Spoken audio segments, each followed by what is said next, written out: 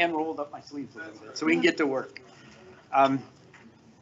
As you know, because of the repealing of Rule 6, we need to revisit the assessment methodologies that we created about 4 years or so ago. And in this time, we are going to work through a collaboration of everybody in putting this together. So everybody knows, and I will go through the schedule near the end of it. We're setting up workshops when we go through individual pieces all the way through December. Yep. So, but the first one is kind of the 30,000 foot level to understand. Yeah, I'm not ready for that one yet, but that's okay. I will get there. Part of the assignment, let me go through those pieces. You all did get that in your agenda package. Yeah, we've got everything. The assignment, the agenda, what we're going to be doing. Remember, it's to create a new operations and maintenance methodology. And as most of you know, the other one was very robust. This one will be robust as well. It's huge. We have 7,500 parcels that we have to analyze when we go through this this exercise. So what I want to do today is talk about what we're going to do, what are the pieces of it. We will have some questions and some questions back and forth that we will need to talk about. But the first part is, in terms of this, I will be reviewing the budget. We have the budgets and we have a bunch of questions on that we will need to talk about because we have General Fund 1, 2, 4, 5, and 6 to talk about. 1 and 2 in particular because 1 was Gateway and 2 was Pelican Preserve.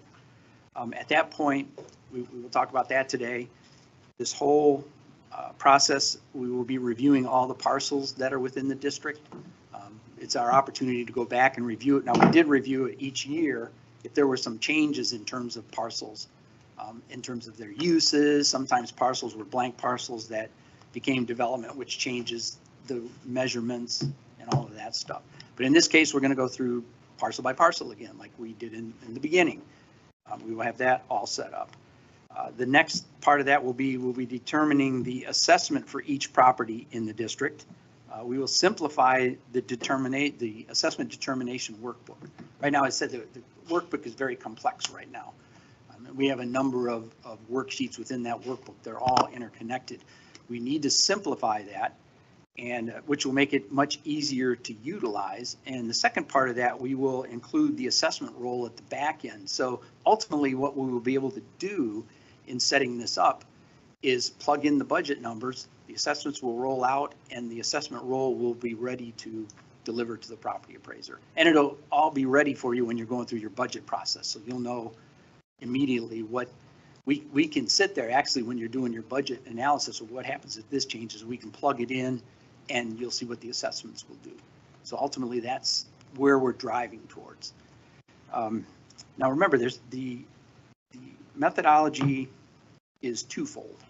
The first part is the budget. We do the budget analysis, and the reason we do the budget analysis, as you know, there's administration, there's roadways, there's water management. We have Parks and Rec, which we're going to look at separately. We determine all of those, and what I call them is budget silos. The reason we do that is because there's different measurements for the different silos. In the past, what we did for administration, it was, everybody received a 1 for that. Everybody spread that benefit was equal among administration. The roadways was based on trip generation. The water management was based on pervious and impervious surfaces. And so we will be reviewing that part. First of all, get the budget into the right silos. And then the second part will be the benefit determination. And that is where we will be discussing as the board. We'll be discussing the measurements that we're using to see if there's any alternatives to do it. I mean, it's pretty solid what we use now with trip generation and the water management stuff. But we will be discussing those. And we have workshops set up going forward. One will talk about water management. Another one we will talk about roadways. Another one we will talk about Parks and Rec and administration. So we will have time to discuss how we're going to do this. Again, it's a collaborative effort. And now then we will do, again, the benefit determination at that point. And this will all go up until January. And again, I will go over the calendar when I get near the end of it. Now, you can put up the budgets. What I wanted to do was go through each of the budgets and show you how we have separated them in the past and put them into the silos. And you all can see this, it's on the screen for you. For instance, in this case, you can go past the revenues. Just start on the cost because we're determining the benefits from the cost. And this is the administrative part, right? Yeah. Where we're at. So you're using 2024, not 2025's data. Correct. It doesn't really matter in terms of data. Difference. It's just, I'm just trying to show what we determined and where we put them into the silos so you get an idea. The only difference is I did take a look and I separated the Parks and Rec this time so we can take a look at that and gives you an idea of what line items go into each of the silos. And that's where we do the budget determination portion of it. Take that budget, for instance, administrative services, supervisor fees, your payroll expenses, all of those fall over onto the administrative side. As you can see, the far right, what I call the far right silo. You keep going down to the next set. Go up a little second. There you go. So that's the operational administrative services, and it's a little harder for me to read. Margin just a hair. That's good. There you go. Yeah, can you get rid of the I can't even with my headers? glasses. I can't get them. so the whole sheet's on the page? So your operational expenses is payroll, salaries, That's better. retirement benefits, health and life insurance. All of that is all administrative costs. So that basically is shared equally among all of the properties within in the district. That's ultimate, or this is under General Fund 1. That was under the Gateway originally. Keep going down. Next one, again, is still a continuation of it. Telephones, cell phones, building utilities, everything that has to do with the operations and administrative part of the district all fall under administrative costs. Keep going down, pretty straightforward. Now landscape services. And what we've done, and I've done this in a lot of my districts, almost all of them actually, the landscaping that is taken care of by the district for the most part is along the roads. So the benefit determination, that gets lumped into the roadway category. And it's based on, again, it's based on trips. So if you're a single family home and that's higher trip generation than a multifamily home, you have more trips on the road, therefore you have the benefit of the landscaping portion of it, the aesthetics of it. So that's the main reason for lumping it in with the roadways. When we get to roadways, we can talk about that in the future one. Again, this is the 30,000 foot level. Wanted you to understand where we were coming from when we did the original one.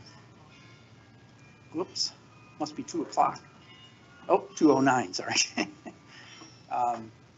So you can see what the landscape services are. It's the payrolls, it's the workers' comp, all of those other things, the irrigation repair, tree trimming, fertilizing, plant replacement, all of those things are involved in landscape services.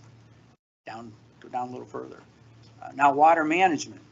This again is another silo. As you can see, it's the second silo in, and this is where we measure based on pervious and impervious surfaces. And most of you, I think we've been through it before, and understanding what a pervious surface is and what an impervious surface is. The impervious surfaces are generally the footprint of the building or whatever is on a site. And then and that would be driveways, that would be parking lots, all of that. That's impervious, and that's flowing into the water management system. And then we have the pervious surfaces, which is the grass areas, which percolates. And in that case, that still has a flow. It's not 100% like the impervious surfaces, but generally it falls around 20% of the vacant pervious surfaces flow into the water management system. And that's been tried and true by I have engineering studies that back all of that up. So that's how we measure all of that. You can see what goes into there. Again, payroll for your water management, that gets allocated based on what you guys figure out in terms of, when I get the budget, that's where the payroll comes from, administrative people, all of that. Workers' comp again, insurance. Here we have lake maintenance is in there, fountain maintenance is in there. We have an biannual lake bank inspection. The conveyance systems, they always need to be cleaned as well. You can keep going down. The wetlands are involved in that. stormwater system repair and maintenance, stormwater, pipes. All of that all needs to be maintained, so that all falls under the water management system. Littoral shelves in the lakes, we have littoral shelves, which are required. So you'll have that maintenance, and you can continue on down with that. Next, I put in the Parks and Rec, and I want people to understand I've created that third silo. I haven't done any measurement, none of that. This is just purely for budget, because I want all of you to understand what not what but what is included in the Parks and Rec budget. So you have payroll and all of those good things, utility services, contractual services for landscaping, maintenance of the soccer complex. You can see, keep going down a little bit. You got the soccer, what's on there? Soccer, what is that called? Signage. Oh, there it is. And the dog park is in there. There's sod replacement. There was some sod installation.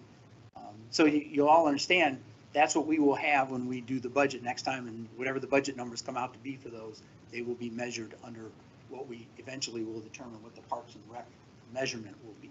Russ, Yes. that Parks and Rec component under the current, what we're operating under, was not a standalone, correct? Correct. It was under administration Okay, originally, thank you. but we are separating that Yes. for particular measurement. Continue on down under the parks. Whoop, went a bit up. That was just the rest of the Parks and Rec stuff. Oh, the rest of the park. Okay, the swimming pool is included in that. All of the costs that are required under the swimming pool and for the Parks and Rec, you can continue to go on down. And then special events was included. Actually, under special events, that it wasn't included in Parks and Rec. I included that in That administration. should be under admin. Is it now? Yes. Okay. Say it again. It's all moved under Parks and Rec for fiscal 25 since Carrie and her team are overseeing all of it. We moved it under Parks and Rec.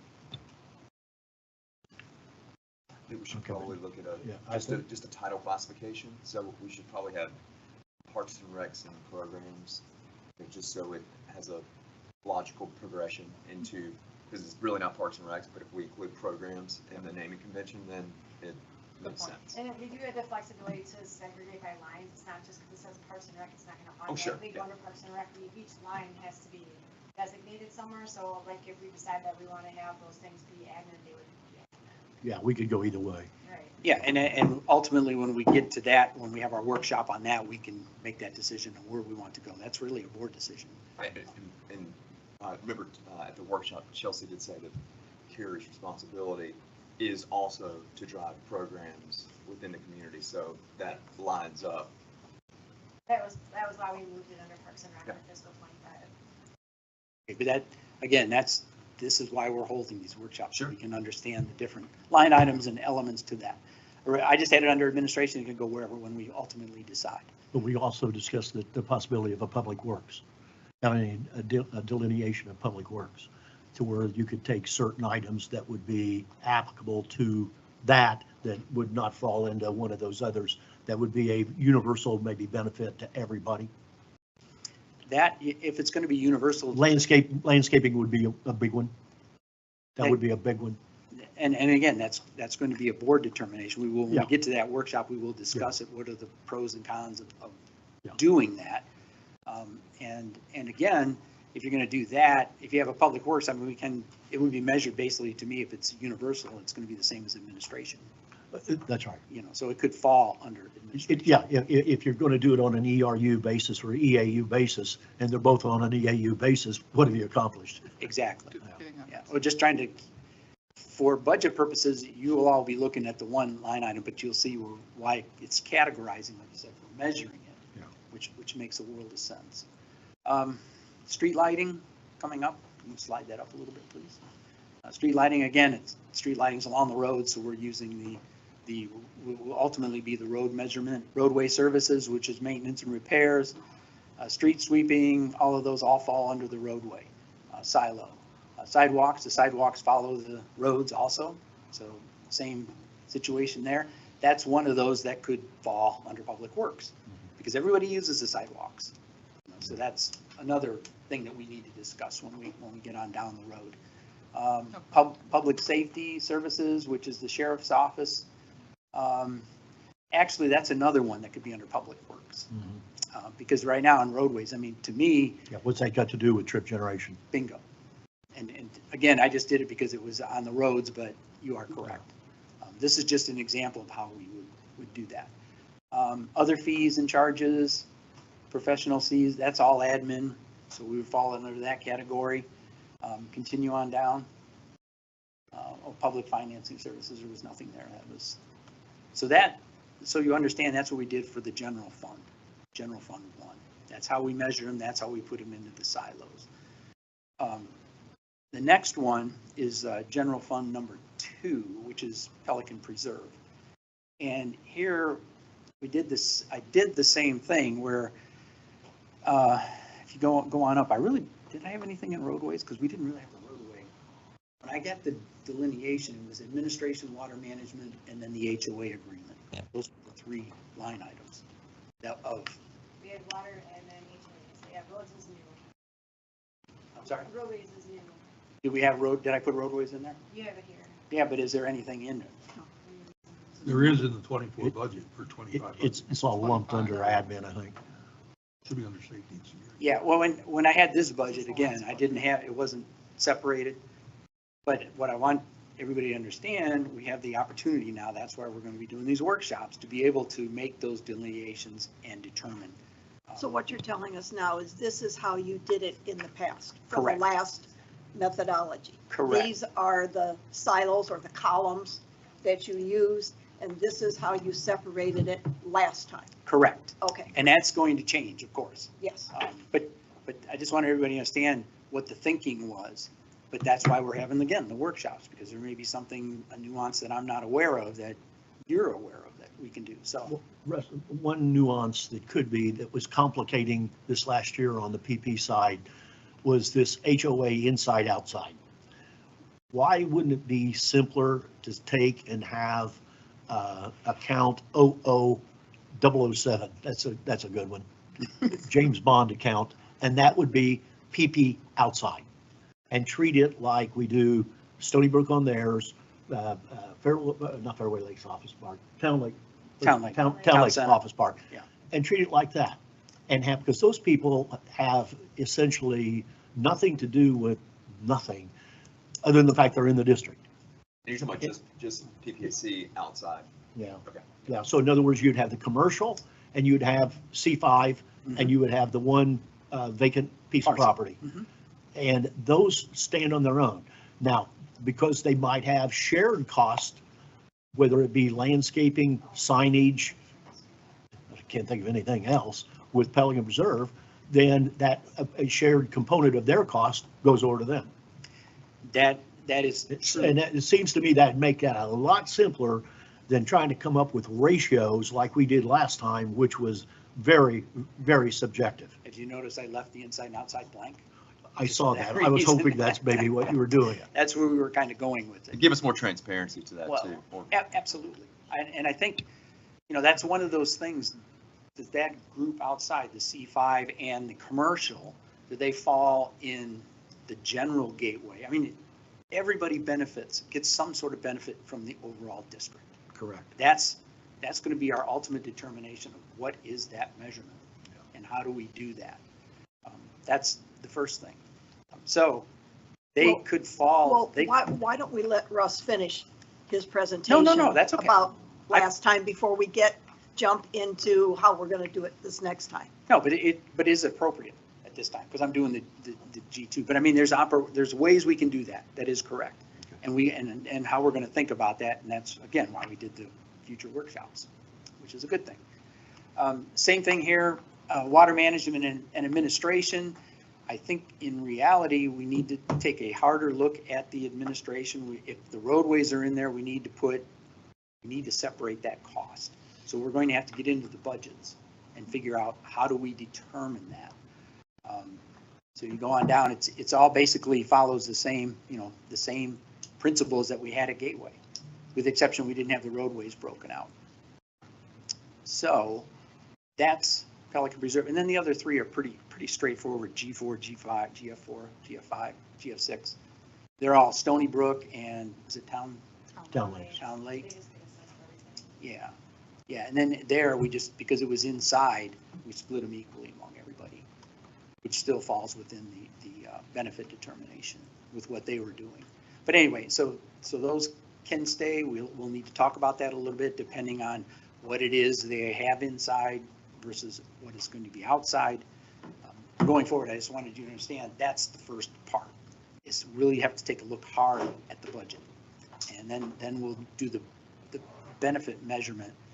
Some of those are pretty straightforward. Roadway is pretty straightforward.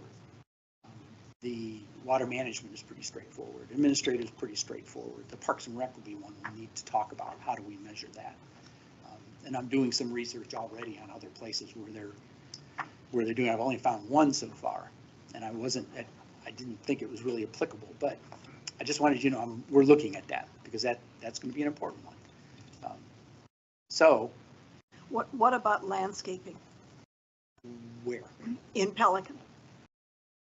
Because you said you determined landscaping for Gateway because the landscaping was basically on the roads. Mm-hmm.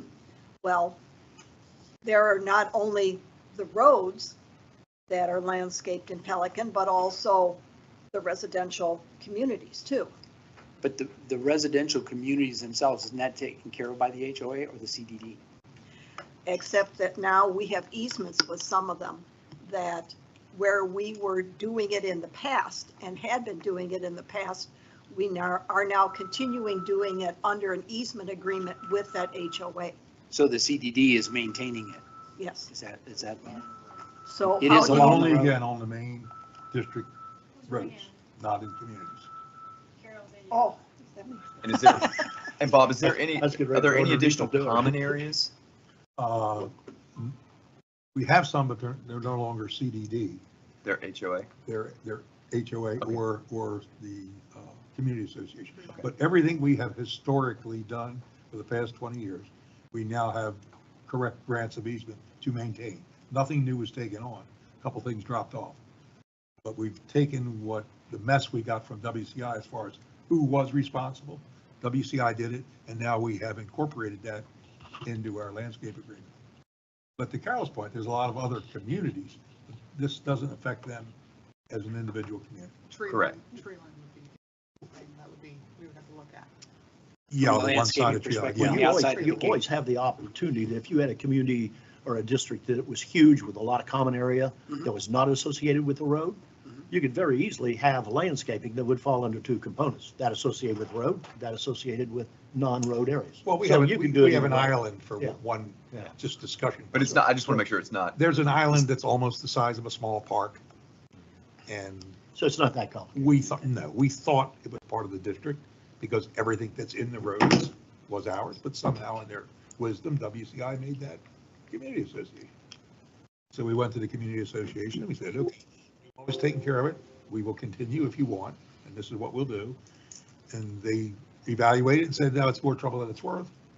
They'll keep it. So we did. Now, in a case like that, Bob, where you were talking about, or Mr. Gepper. Yeah. In the Bob's case, good. okay, I don't know you guys a long time. He won't answer to the other. Died. The, where you have the common area ones that the CDD is taking care of and they're not on the road, then it could fall into a public works type category like Ed was Yeah, talking we don't about. have any of those in Okay, Belfast. but we need to take a hard look at the budget. There are a lot of things that you may have a different measurement on. And you know, like this the landscaping that goes along the roads in Pelican Preserve.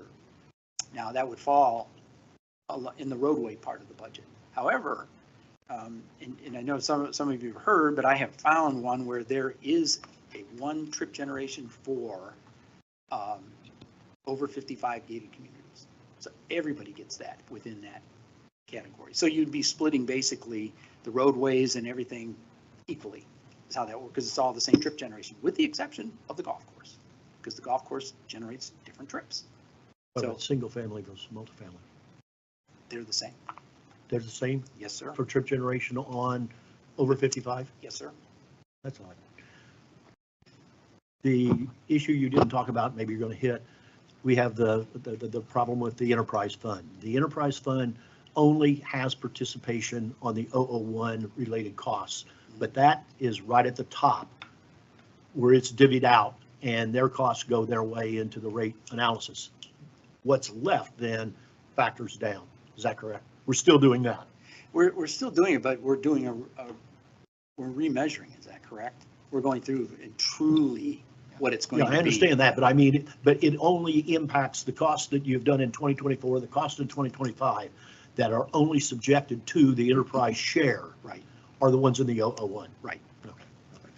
So part of the exercise is one, reviewing the budget, preparing it, but also the verifying the classification of the categories, making sure that they're aligned correctly.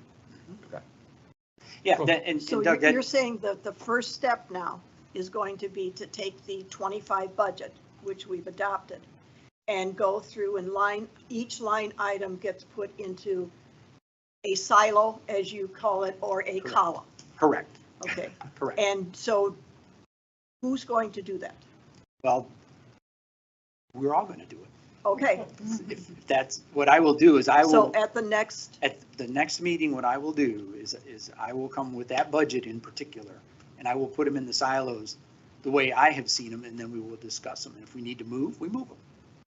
I mean, that's, I'll do the best I can. The one I really need to take a hard look at, gateways is, 01 is pretty easy. 02 is what we need to take a look at. right. Yeah, and by comparative purposes, the landscaping and roadway for Gateway comprises, how many roads? Griffin gave a lot. 3 miles, 4 miles, something?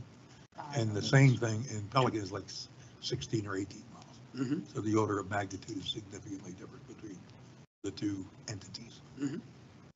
I understand that. Okay. That's what, again, the next step is for me, I just want to let you know where I'm at.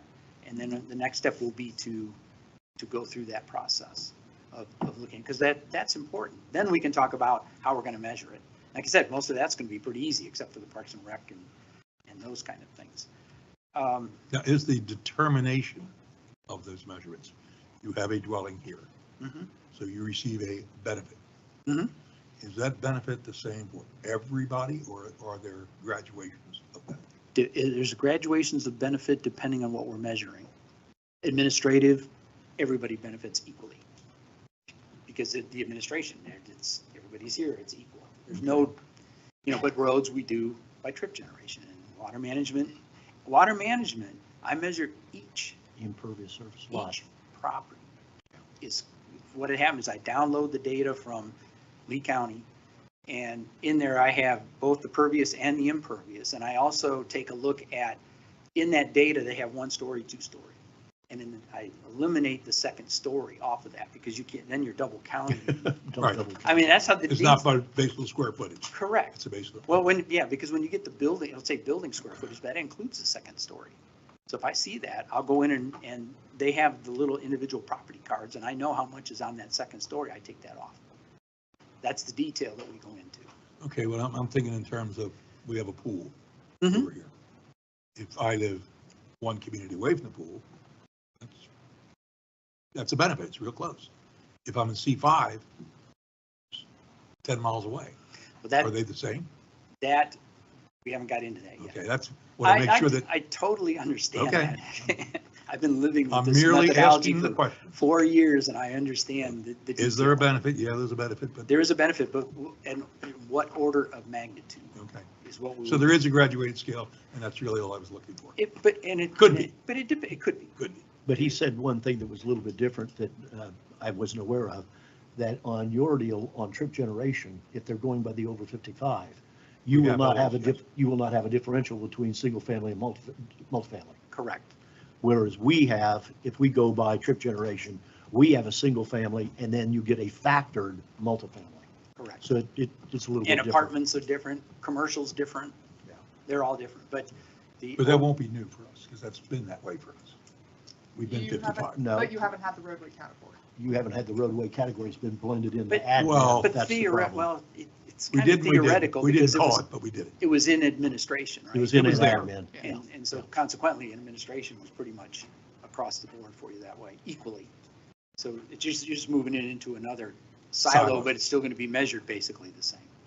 So, so that's The other thing I wanted to talk about today, actually a couple of things, and then I'll open it up for questions or whatever comments. First of all, I was going to go through the current methodology, but really that's kind of an exercise in futility because we just did it basically, because I went through the general fund and how we categorize them. And as you know, we Pelican Reserve, Gateway is pretty straightforward. We had roadways, water management administration, Stony Brook Fund, all of those three funds. Then Pelican Reserve, we had water management administration, and we had the HOA agreement, which was inside the gate, outside the gate. And we're going to be revisiting that. And when we originally did the original methodology, the basis of it was in the general fund one, was that, which is really the basis of most of my methodologies. It's the roadway, the water management, and then when we got to Pelican Reserve, it was a different animal. And what I did was I followed the bonds that were issued in 2002, 2004, somewhere. That methodology, that's where they had inside the gate and outside the gate. That's where that differentiation came, because that's the way the bonds were issued. So it already had proven a benefit in terms of That was the capital methodology. That was the capital methodology, correct. And so we followed that to some degree. I mean, I still had, the water management was different, the way I measured it, all of those things. But the inside the gate, outside the gate was driven by the bond. And that's how we got that determination originally. Now, there are some things over there that we really need to take a look at. And for instance, I'll use the Winn-Dixie parcel on the west side of Tree Line and Colonial, that intersection. From what I've heard, the water management doesn't actually flow backwards. It goes out to Colonial, where on the east side, it flows back into the water management system. That is correct. So I'm going to need to get the engineer to quantify that for us, so I have it as a basis for how we measure that, how we determine that. So there are little nuances that I've learned along the way, as we all have learned along the way, that we're going to incorporate into the new methodology. So just wanted you to be aware of that. Does all of the outside, I believe it does, but does all of Tree Line outside of, so all of Gateway outside of Pelican along Tree Line flow to the north into that Basin 6? No. Does any of that water go south? I didn't think From the it did. town center to Winn-Dixie, it all goes towards Colonial Boulevard. North. From town center. From the town center, Okay, what about? everything. C5. C5 is part of that. That's Basin 6. Everything else is going south. Okay, so is there any billable unit, because the one south of C5 is wetland, that's conservation And area. the So that fire wouldn't have any, department and that all. wouldn't have, yeah, fire department, that doesn't have any impact. So there's really no billing unit outside of Pelican Reserve that would have a cost basis in the stormwater management system other than Basin 6. No. No. We should have. We don't. We should, because Colonial Country Club is contributing to us. And in the northern or the southern portion, we have Botanical Lakes. Yeah, they are contributing, and they pay nothing towards the water that they're giving us. Correct. They're outside of our So district. that is an opportunity. But yeah, I tried that one a couple of years ago. I remember us going through that. I remember getting shot down on Wait, that. can we go east then? Can we go to Timber Creek? Yeah, but my point was the billing units that are outside Pelican Reserve for all practical purposes on stormwater management are purely associated with Basin 6. When we did, Well, they only got one unit, that's C5. when we did the The analysis, commercials. And On the commercials, yes. when we did the analysis on C5, isn't that lake connected back into Pelican? Now it is, Okay, and they are contributing, correct, but the lake wasn't there until they built it. correct. So that, and that's right. But even before that, even though you weren't connected back in, we treated that as a blank piece of land. And You saying know, the lake in C5 comes back across the highway? Yeah. Yeah, So it comes into the Comes basin. into then? us. exactly. It's Okay, always that's been what I part was, of okay, that's what I was asking earlier. It's I part of thought- 6, and it comes Okay. into our pond. So then they do have a portion of outside that does flow into the Well, basin. not only there, but also from Winn-Dixie. I'm not Winn-Dixie. The other side, The other side. yeah, the east side. Oh, we know that. The Goodwill side goes in the pond too, which is part of our basin. and then all of it goes behind Winn-Dixie. Well, and that's why Russ was saying So it's not earlier, as simple as I was going to make it. It's we're not going as to simple. engage Tetra Tech to review plans, as-built, et cetera, to Yeah. help assist Russ. That's just in a that. math calculation. That's not that hard. Yeah. Yeah, no, it's just determining who's benefiting We've never from the bothered to get system. into that down to nitty gritty. Well, we did with C5, remember? I mean, we Well, started that's that. recent. That's the last episode. Prior to that, we didn't. No. There wasn't anything there. No, other than they. Well, it's they- time then. Yeah. It's time we get into it. Yeah, oh, yeah. Well, of course, I mean, we have the opportunity now to do it. Now's the time to really do it. That's why we're doing this. And really, that's all I had from the prior methodology, but in the revised methodology, again, we're going to determine the general benefits for all the properties, roadways, water management, parks and rec, administration, public works, if we determine that we're going to add another category. If we something else as we're doing the analysis and looking at the entire district, we might find even another category. But I try and keep them as minimal amount of categories as possible because it makes it easier for measurement. And what you will see is when you see the workbook, Infomark or whoever's doing your accounting at the time has I have a page there that has the budgets. It's GF01, GF2, and that they all flow into the columns. So when they plug in the budget, it automatically lines them up into the columns that we have, the silos. So it's easier for them when they plug in the budget. Then we have a separate page where we plug in the individual. We know how much is water management, how much is roadways, and that all flows through. So basically, all they will be doing is plugging in the budget, and then plugging in. Once you plug in the budget, and we have the silo categories is the next page, which where you plug in the next worksheet, where you plug in the actual water management roadway, and that will all flow through the workbook and come out on the assessment roll at the back end. And then we can set up a separate page outside of that, so that when you're looking at your budget, you'll be able to remember how you always have these tables that says single family is going to be this, multifamily is going to be that. Those tables will be set up as well, so we don't have to go through and try and recreate them all the time. Okay, when I'm looking at your silos that we're proposing or that we think we're going to follow, I guess this is a question more for Laura. For an administrative cost for whatever the silo is, will there be a head count number for that? We're talking about that, right? As of the current methodology, we do the percentages every year. We talked about internally, the enterprise fund really is, it's fully funded out of enterprise, but then does the rest of the staff all just go into the general fund and everybody pays a proportionate share? Or do we continue every year tracking our time, doing a percentage, changing that every year? So we'll be discussing that as part of the administrative. Now that we've got it down to the level proposed that we're going to do, I got administration for a park, I got administration for landscaping, I got administration. I'd like, do those number of administrators match our roles? Or is this tied into one community pays 7%, another pays 13%, another pays 14%? Well, So trying to get where I can balance this out. when I look at this, when I talk head count, I equate it to hours. Now again, when you've got salary employees, you still base it on 40 hours, Right. knowing that they're probably putting in 60. And then that head count equals X amount of hours. So if I've got X amount of work that needs to be done, you back in the number of hours, and then that gives you your head count. That's really the only way to quantify As it. long as when that's done, it But- totals what we have. But what you should be able to equate is allocated hours versus head count. So if you've got someone at Correct. 50%, they're allocated 20 hours a week, whatever. So it should be interchangeable. So whichever method we do, if it's head count versus hours, we still should be able to back into the hours. Well, That- and that that's what makes I'm hoping to sense. get. So you know how many hours are allocated, so you can, if I'm Pelican and I'm projecting the amount of work that needs to be done, this is how many anticipated estimated hours that need to be, that would equate one head count and a half, or half a head count. And the thing I'm trying to avoid, Doug, is to have another surprise at our first budget meeting, where in this particular case, the Pelican head count hours, in some cases, we're up 200%, some 150, all up 100. From the previous So year, from, Mine stayed the same.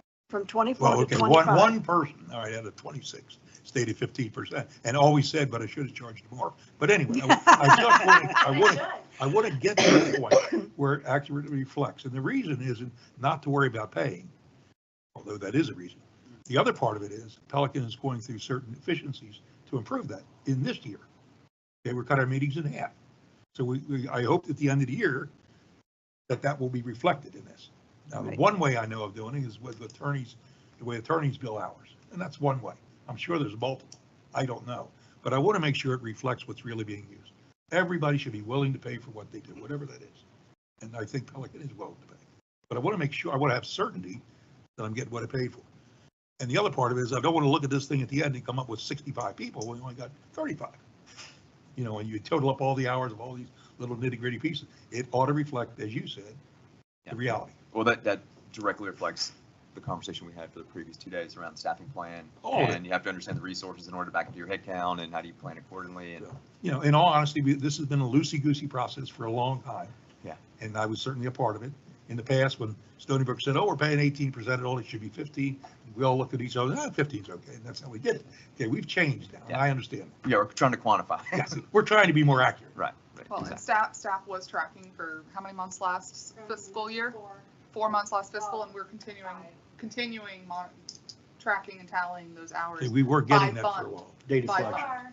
data Every collection. Wednesday. Yes, we're still doing that. I get that every Wednesday? Yes, you do. It goes to your board email. Oh, don't send it there. It's working. It's Anything they don't want me to see, they send there. Okay, It's also on the SharePoint site. that's another mystery. Okay. You're dealing with old people. So Russ, we've got about 18 minutes left. Yeah. Is there anything that you're trying to gather from today's meeting with the board? Not really. I think we'll get into the nitty gritty as we do these workshops. We have, could you put the calendar up on me? One second, just Yeah, go before you ahead. leave this. Can you scroll back up just Go really back up quick? again, I'm sorry. So just to summarize, first thing we do is we determine benefit. Mhm. Second. First, is we that- then determine the budget, And second, we quantify that benefit. correct. And Oh, yeah, third, then we calculate that amount to a percentage that we apply to the assessment. The graduation, is that what you called it earlier? Yeah. So that's what we do. We identify a benefit, quantify it, and then we come up with a percentage that will be applied to the assessment methodology. Yeah, it's not so much a percentage, it's really, to be honest with you, I'm calculating 7,500 assessments. Yeah. Because it's for each parcel. Well, the However, impact, the impact. of The impact, assessment. yeah, so, but in terms of the benefit itself and for simplistic purposes that we have done for staff and trying to administer the whole thing is we moved them into neighborhoods like we did before. And I mean, that's still, you know, what I do is I'll take like all of Mahogany Run has the same water management assessment because I used all of their assessments and determined it at that point. So that's how it will do, because they would have one total, another one have another total. Anyone of Stony Brook would have a total in terms of water management. And then they all come in, then the percentage of that and the water management acres that are determined, then they get the benefit. It's $2 million for water management. So Mahogany Run could be different than Daniels Preserve No, in some way. he's, Well, wait a minute, then He is- why do we do the neighborhoods? he's doing the percentages to get the total to be able to do the other ones that are not single family. Then it gets That all allocated. single family and Right. multifamily are lumped as one. So a house that's got 10,000 square feet versus a house that's got 2,000 square feet, they're the same. Right. They're the same. And We then aren't what getting, in other words, we aren't getting in to 7,500 different Assessments. calculation No, assessments. but I thought within a community, it might be different. No, Mahogany Run might be if it's all condos, I don't know what they are. yeah, no. If it was all. House is a house. Yeah, it's all single family and you have a single Okay, if family. you all have a single multifamily. families are the same, I'm okay with that. That's it. And all multifamily are the same. And then multifamily homes, where there's 24 dwellings in a building versus 4 in the Carriage, they have their own way of, Well, it would be determined on a unit. So if somebody has 24 and somebody has 48 units, so they would get, their allocation would be twice as much as this one, but each unit would be the same. okay, I'll wait. I'll see. And that's the same for duplexes also? Duplexes. How do you do know, duplexes? It's interesting because duplexes, one of the determinations that I have to go through is when I look at the property appraiser and they put DOR codes in there. Sometimes it's a 1, sometimes it's a 4. If it's a 1, then the duplexes would still be 2 single families. If it's a condo where you have that, then and it's a 4, then I have to determine it as a 4. So I rely on the property appraiser data and their determination of their Department of Regulation. classification. Classifications. Okay, so in Pelican Preserve, I live on Avila Circle. Mhm. I'm a single family, not connected residence, Mhm. but we're all titled as condos. How do you do that? It would depend on what the DOR classification is. If it's 1, you're a single family. If it's a 4, you're a condominium. Or multifamily. You're not basing it based upon The product built, It's based upon the use. correct. On And the that's Not the form of ownership, is the use. correct. So And who that's- determines if it's a 1 or a 4? That's the property appraiser. So the county property appraiser. So Correct. your association's either other So 7, if I 18, or look up 720. my address on Property the appraiser's appraiser, website, it'll tell you if put it's my a 1 or PIN a 4. number in, it should have there what I'm appraised at, How you're, yeah. How a you're, 1 or a 4 or whatever. yeah, well, they give you just the classification. You're Okay. appraised based on the value, so. With 13 Yeah. minutes to go, do we want to go around and just ask the rest of the questions? Cheryl, Wait. you want to start? Do you Well, have any questions? Can we Let- go over the timeline real quick? Let me go to the timeline real quick. Oh, I'm sorry. And then we can do that. That's fine. Okay. Just so you Let's know, go to the- what we've scheduled, we've already had a couple of meetings where we have talked, and we have today's workshop. And then, oh, there you go. On November the 7th will be our water management workshop. And at that time, first of all, we'll talk about the budget at that time as well. Because the water management is not going to be hard to talk about. We know basically how we're doing it. I would Tetra just Tech's go ready through- for this. I'm sorry? Tetra Tech's ready for this? For They'll have which- their data? For the water management? Yeah. Oh, you mean in For your- terms of, Calculations on all these break aparts, they'll have all that? you mean in terms of where they're flowing to and that sort Yeah. of thing? That, they probably won't have that for that meeting. Well, maybe they will. I don't know. Okay, I just want to make sure because they're part of this, that they got to calculate that. No, I know. I understand that, but we're not getting into the calculations yet. We just need to determine where are they flowing. When we get into the calculations, then I'll know how to. So that'll determine the number. Correct. Okay. And then on the 21st, we're going to do a roadways workshop, and December the 5th, the Parks and Rec and Administration part we're going to talk about. And then on December the 5th, or December the 12th and 19th, I have reserved those two for backup workshops if we need. Because at that point, I should be out well on my way of running and starting to do the manipulation of the numbers. Crunching. Yeah, start getting the workbook together, if you will. January 16th would be the first draft of the methodology to the board. It's not the final draft, it's the final one. It will be the first draft. February 13th is when we place the public hearing. After we do the first draft, I'll have about another month or so to do the final draft of the methodology. I'll come back with all of the changes that we talk about, if there are any, or whatever the massaging that we need to do. And then on March the 20th, next year, we'll have the public hearing for the assessment methodology. And from that point on, then we can input budget and run with it. So we're trying to get ahead of the. Yeah, and one other date that's not on there is when as we did last time, when you have your budget hearing, because you're changing the assessment methodology approach, you do another round of advertising with the tables and the charts and the individual notice like we did back in 2020. So you have two sets of public hearings basically on the assessment methodology. Yeah, and I didn't have I have April and May and even June, but they're blank at the moment. Yeah, in so- August, in July and August. In July and Last time, August too, yes. Yeah. Yes, But but to it- to that point, this is in pencil right now. This is what we'd like to achieve. Correct. But if the process dictates longer, then this slide's still over the process. Is not Yeah, but, that everyone is but it's comfortable. really my goal to make sure that doesn't Okay, happen. and We mine want to too. make sure that we But if it hit the- isn't done for the 26th fiscal year, it's not done. In Yeah, other for words, for next year's. Yeah, this might end up in 27. Well, that's why we have April as an open. Totally understand. Well, that- These are not hard. It fixed really makes dates. it complicated if we're not done because of the termination of Rule 6. That calculation really gets complicated with the system that we currently have. You're back in the, yeah, you're You back. got a in the- very different than this complicated system. No different than this year. Yeah, big difference. You didn't have it this year. Well, we're not changing anything until we change it. So we're continuing to That's- operate under the Rule 6. that- No, Rule 6 is out.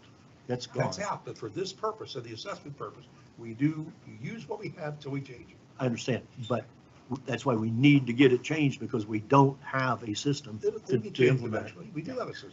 We Well, got what we So got. have 10 We- minutes. we- Well, Russ, my Yeah. concern about the schedule here is I don't see any what ifs built in here. In other words, if we get to step 4 or 5 or whatever, and then we say, well, what if this was moved over here and this was moved over here? How does that change over here? Mhm. Because this time we want all the answers, Oh, I understand. even the what if answers, even the things that, because maybe landscape doesn't go with the streets, it goes with the ponds, because that's where we get the water from to, water the landscape and all that sort of stuff. I don't know, but my only concern with this, and I don't mind this as a starting point, we got to have a goal, so fine. And I'm willing to put in any extra hours and workshops that you want to put in here. But I also want the leeway. I don't want somebody to say, well, you should have mentioned that back in November 21st when we talked about X, Y, and Z. Well, sometimes things don't come to you when they're supposed to. Our minds aren't that orderly. So I want to explore all options that could possibly be out there and make sure we're making the best decision possible. And this is my only concern about the schedule you've put forward. I don't see what if time in there. What if this happened? What if you categorize this like this? What if you did this? Mhm. And I want to be able to ask those questions, and I want to be able to get answers. Totally understand what you're saying. We Okay. did build in, we have December, we have a couple backup workshops set there if we need them in December. January 16th is when I will come with the preliminary part. Then we have a month to make the adjustments. And what about this? What about that? What about this? And hopefully at that same time, you're taking that month and thinking about these different things. So when we come back in February, we can make those adjustments. Now, once I get the book formed, the master workbook formed, and we decide and we look at the budget, we say, well, maybe what happens if it goes over here? Well, here's what happens. We can show it at that point. So that's, we can play the what if at that point. Okay. And part of this, Carol, so we paired these with your typical meetings. If you choose to have a special meeting, we can always advertise and do that as a one-off. But for Okay. now, we just tried to partner these with the existing meetings that are already on the docket. Yeah, and I treat this like what we do for budgeting. We go through each GL, we go through each. Except we have area. hard stops for that, but yes, I Yeah, agree with yeah. you. So we're baking in opportunity and getting in the weeds. Yeah. Right. So the what ifs will come organically.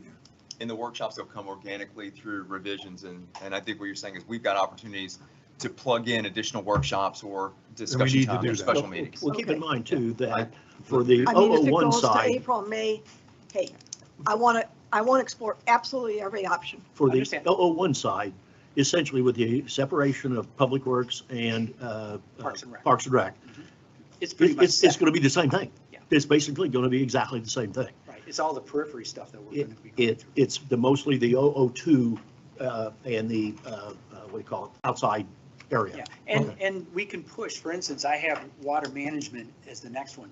That may go entirely on the budget. If that's the case, we can move some of those because I have a full, like the roadways and the water management is pretty much determined on how we're going to do that. Okay. So there's some room in there if we go for a full hour on the budget, which we probably will, we can move the water management to the next one Yeah. and push them on down the road. Okay. And I still have a little bit of built-in time because this last one I finished at the end of March.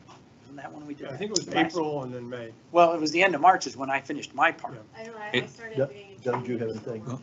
No, it looks like from our 7th, 21st, 5th, we're basically on utilities, public works, administration. Bob, you got any questions for? Well, yeah, because when we did it in the past, what you gave us is what we worked with. Mhm. And we'll be doing basically that this time. However, there is going to be an independent one done, or separate independent. And I hope they're both in lockstep and there's no variations of opinion or different opportunities to go different ways. And we may even have a third one by an interested outside party.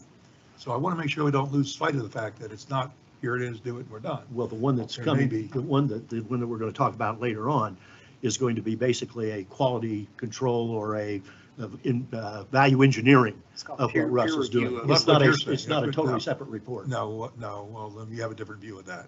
Yeah. What it's going to be are the methodologies and the fundamentals of those methodologies both on the same track? Or are there differing approaches to hit? It's not, did he count one and one and get two? No, I'm saying is that it's going to be a value engineering of the one he puts You use together. whatever word you It's- want. It's not It'll a, be an independent it's and not a separate- totally different assessment methodology. It may be, I don't know. No, we're not paying for that. Well, We're not excuse paying me, for I thought that. we already voted we did, No. but I But forgot. Anyway, I forgot. It's anyway, what you want. it's. Anyway, we're going to have a separate look. I And understand just- that, I yeah. understand. And- It's not a and- challenge to you in any way, shape or form, but there may even be a third look. But So- they- and I understand that, Bob, and what the situation is, it's always good to have another set of eyes on it, because that helps you review it, but that's what the peer review does. Yeah. I do peer reviews on other methodologies. Yeah. It's part of. That's what I was trying to it's get part to. of the Peer review is a situation. better word. Sure. Yeah. They're gonna look at it and say, well, did you think about this? Did you think about that? Or this is right, and maybe you need to think about that. That's- So to Carol's point, those things may enter things we can't see right now And that's fine. and we haven't seen. And we can That's all. still make that adjustment. There's Yeah. still a little bit of time built in there to make those adjustments. Very good. I just want to make sure everybody's in tune with it. Anything else? At the moment. Okay, Flavia, anything? You lose her. No, she's, Here. oh, Okay, well then we'll plan on seeing you the 7th. I will be here.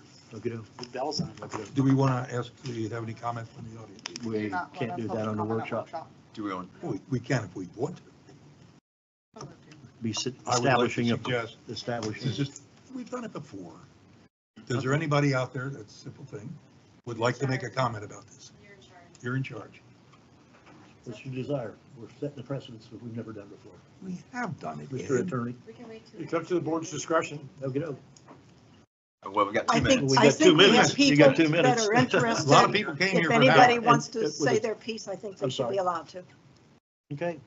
They took their And time. then we'll delay the opening of the No, regular no, we have meeting 2 then. minutes. We're not gonna, We're not gonna open the, we're not gonna delay the meeting then? we have 2 minutes. Why don't Nobody- we just nobody wants to ask? Just Okay, ask. does anybody have a comment? Rod? Yeah, Really get a minute and a half. Rod, you can take 2 minutes. Thank you. Thanks very much. 2 minutes, Rod, Senior, Gateway Greens.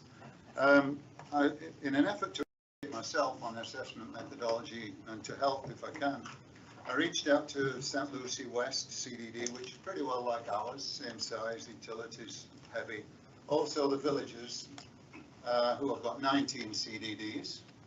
And your colleague Kevin Pointzer at BFM said hello. I got a 4-inch assessment methodology report from PFM that applies to all of the villages. Just out of interest, their golf courses, of which there are many, are all billed out monthly as an amenity fee through their HOAs. Trip generation is a big deal there that you've talked about because they've got a ton of roads. Landscaping and Parks and Rec are all bundled into one as a HOA, EAU single divider, because it's regarded as a general beautification and benefit for all.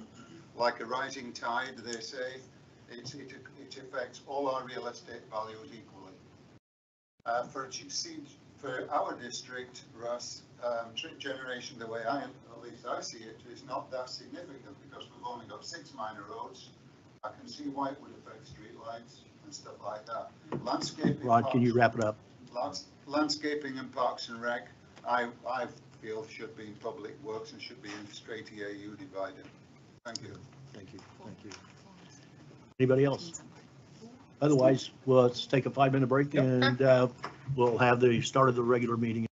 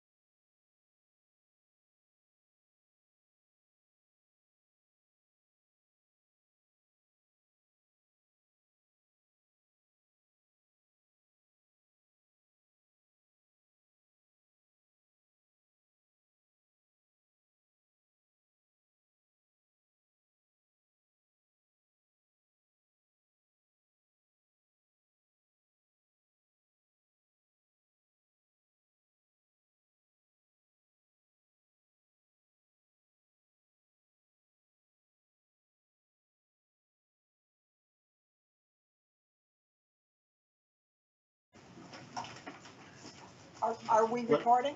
Yes, I pledge allegiance To the flag of the United States of America and to the republic for which it stands, one nation, under God, indivisible, with liberty and justice for all. Again, let the record show that the board is all here except for Flavia, and Flavia's on by Zoom. So I'll make a motion to the extenuating extraordinary circumstances to be allowed, yada, yada, yada. I'll say. Whatever you Tony says. got that very good. Is there a second? Second. All in favor, say aye. Aye. Thank Well, you. Flavia. Okay. We have anybody? I'll move to speak? approve the final Oh, I've agenda. got approved. Thank you. Yeah, with all this agenda, is there anything that staff wants to add or change? Not that I'm aware of, no, I think we're good. Okay, Sorry, I was we have a muted. motion Yeah, to approve the agenda as presented. I'll Is there a second. second? All in Second. favor, say aye. Aye. Aye. Anybody opposed? 5-0. All right. Okay, no. Well, I guess we got to start here with some local achievements. I guess we're going to do Yes. that first. So I'll, Yes, we are. Laura, I'll let you, All right, thank you. All right, it's the beginning of our fiscal year, which starts on October 1st. We look back and give recognition to employees based on how many years they've been here as of the end of the previous fiscal year. So as of September 30th, we have Julie Fitz, who's been here 10 years, Austin Manoli, 5 years, Bill Shaw, 5 years, and then we have honorable mentions. Mary Miller has been here 19 years, L, 17, Vicky, 8, Leslie, 8, and Isaac, 7. I guess I'm first, huh? Yep. you wanna go first? All Well, right, I think these are pretty big achievements. I'd love to Yes, start yeah. to get a round of applause. Julie's first? Julie's here. All right. So Chelsea put me on the spot while I was doing 12 other things to write up something quick about Julie. Julie she's taught me a lot about Gateway in the 4 years that I've been here. Most of you know when you call in, she's the lady who answers the phone. So she's the smiling face that you speak to. She lives in Gateway, so she's very familiar with Gateway. She's the one we all go to when we have questions about things going on in the community. And she's our first line of defense when people call in. So people are crabby, they get her. Or people are happy, they get her. So she's the one who's always there. She makes sure that all of your bills get paid, that they get routed to the right places for approval. I have thrown more things at her in the 4 years that I've been here, and she rolls with every one of them. Whether or not she likes it, I don't know, but she does roll with them. So we've had a lot of change, and she's always there, and she's always supportive, and she's always willing to learn, and she's always willing to pitch in and lend a hand wherever we need her. So I truly enjoy working with her. And when we did our annual reviews this year, she gave me a piece of paper that made me really sad, and she has decided to retire in June. So we are treasuring our last 8 months with Julie, and we're going to get all that knowledge out of her brain before she leaves us in June. But congratulations on 10 years with the district.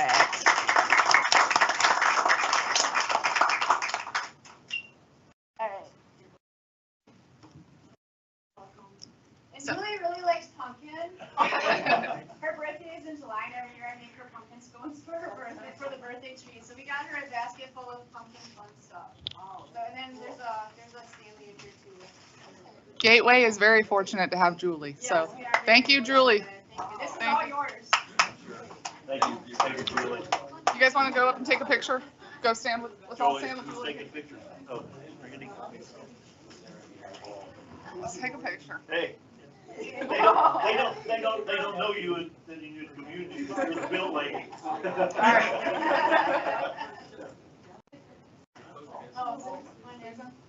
Come on, Ed, suck it in.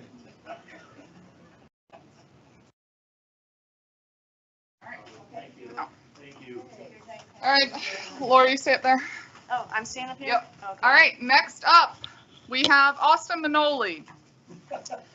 Austin started as a, give me 1 second. Austin started as a GIS intern here at Gateway Services 5 years ago within our utilities department. With an attention to detail, he clearly showed a drive and passion for public utilities and all of its challenges. With those qualities, Austin was quickly promoted to our assistant utilities manager. We are fortunate to have Austin as part of our team and look forward to his continued growth within the districts. Thank you, Austin. Congratulations. All right, thank you all.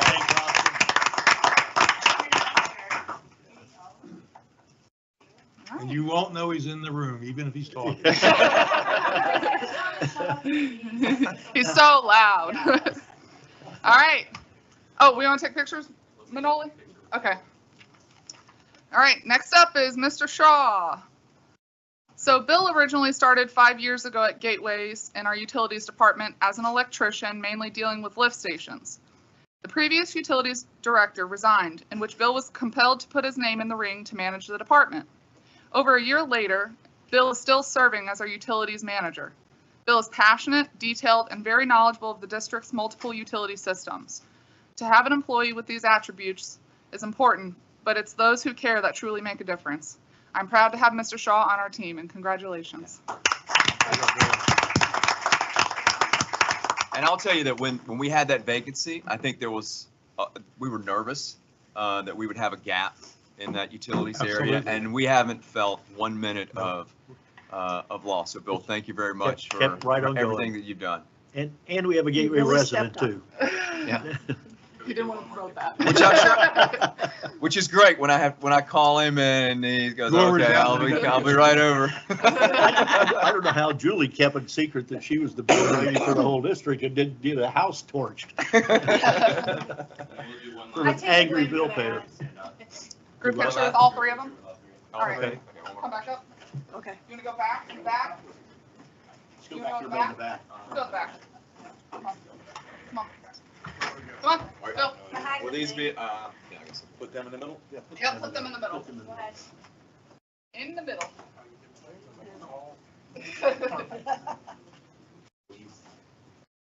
Turn sideways. Turn side. Turn side. There, right turn.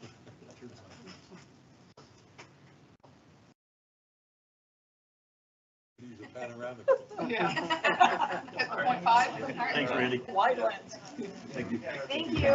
Thank you, guys. Thank you. Thanks for knowledge. It's true. All right. Thank you, staff. Public comment. How many do we have? I only have one Could you agenda turn yours item in, one. Yeah, turn it up here. Yeah, thank you, thank you. Now we have two. Hold on, who are you calling first?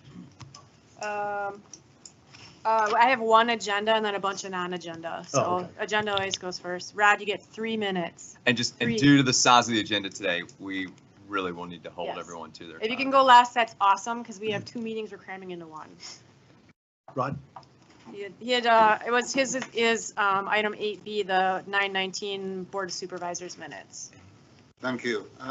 Rod, Senior Gateway Greens. September 19th, your board meeting, extended to the public hearing for the repeal of Chapter 6. I assume that was an extension of the board meeting, the way I understand it.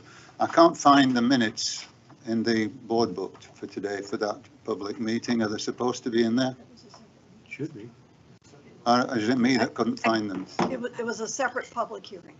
I believe they'll be in the next one. I thought it was an extension to your board meeting at 3 o'clock. No, it was a separate meeting. Okay, No, All we right. adjourned that meeting and Okay. then we all went over to the public. my comments anyway are still valid. I want to get to it because of my time limitation. Further to the repeal, there were 2 more motions made. Doug, you were the first one to make a motion. And that was a transparent effort to try and give some direction going forward that we adhere to Maggie Mooney's recommendation that we try and stick with 170 as our reference point. However, I would ask you, I know it was done at the spur of the moment and I understand why you did it. I would ask you at some point to amend that motion if you would like to include 170 and 190 and any other applicable statutes, because I wouldn't want us to be restricted on that. Yeah, and I think my motion inherently would include those areas. But it didn't. Yeah, okay, It just said 170. okay. And the second motion, where you made it, Bob, it was to consider further assessment methodologists.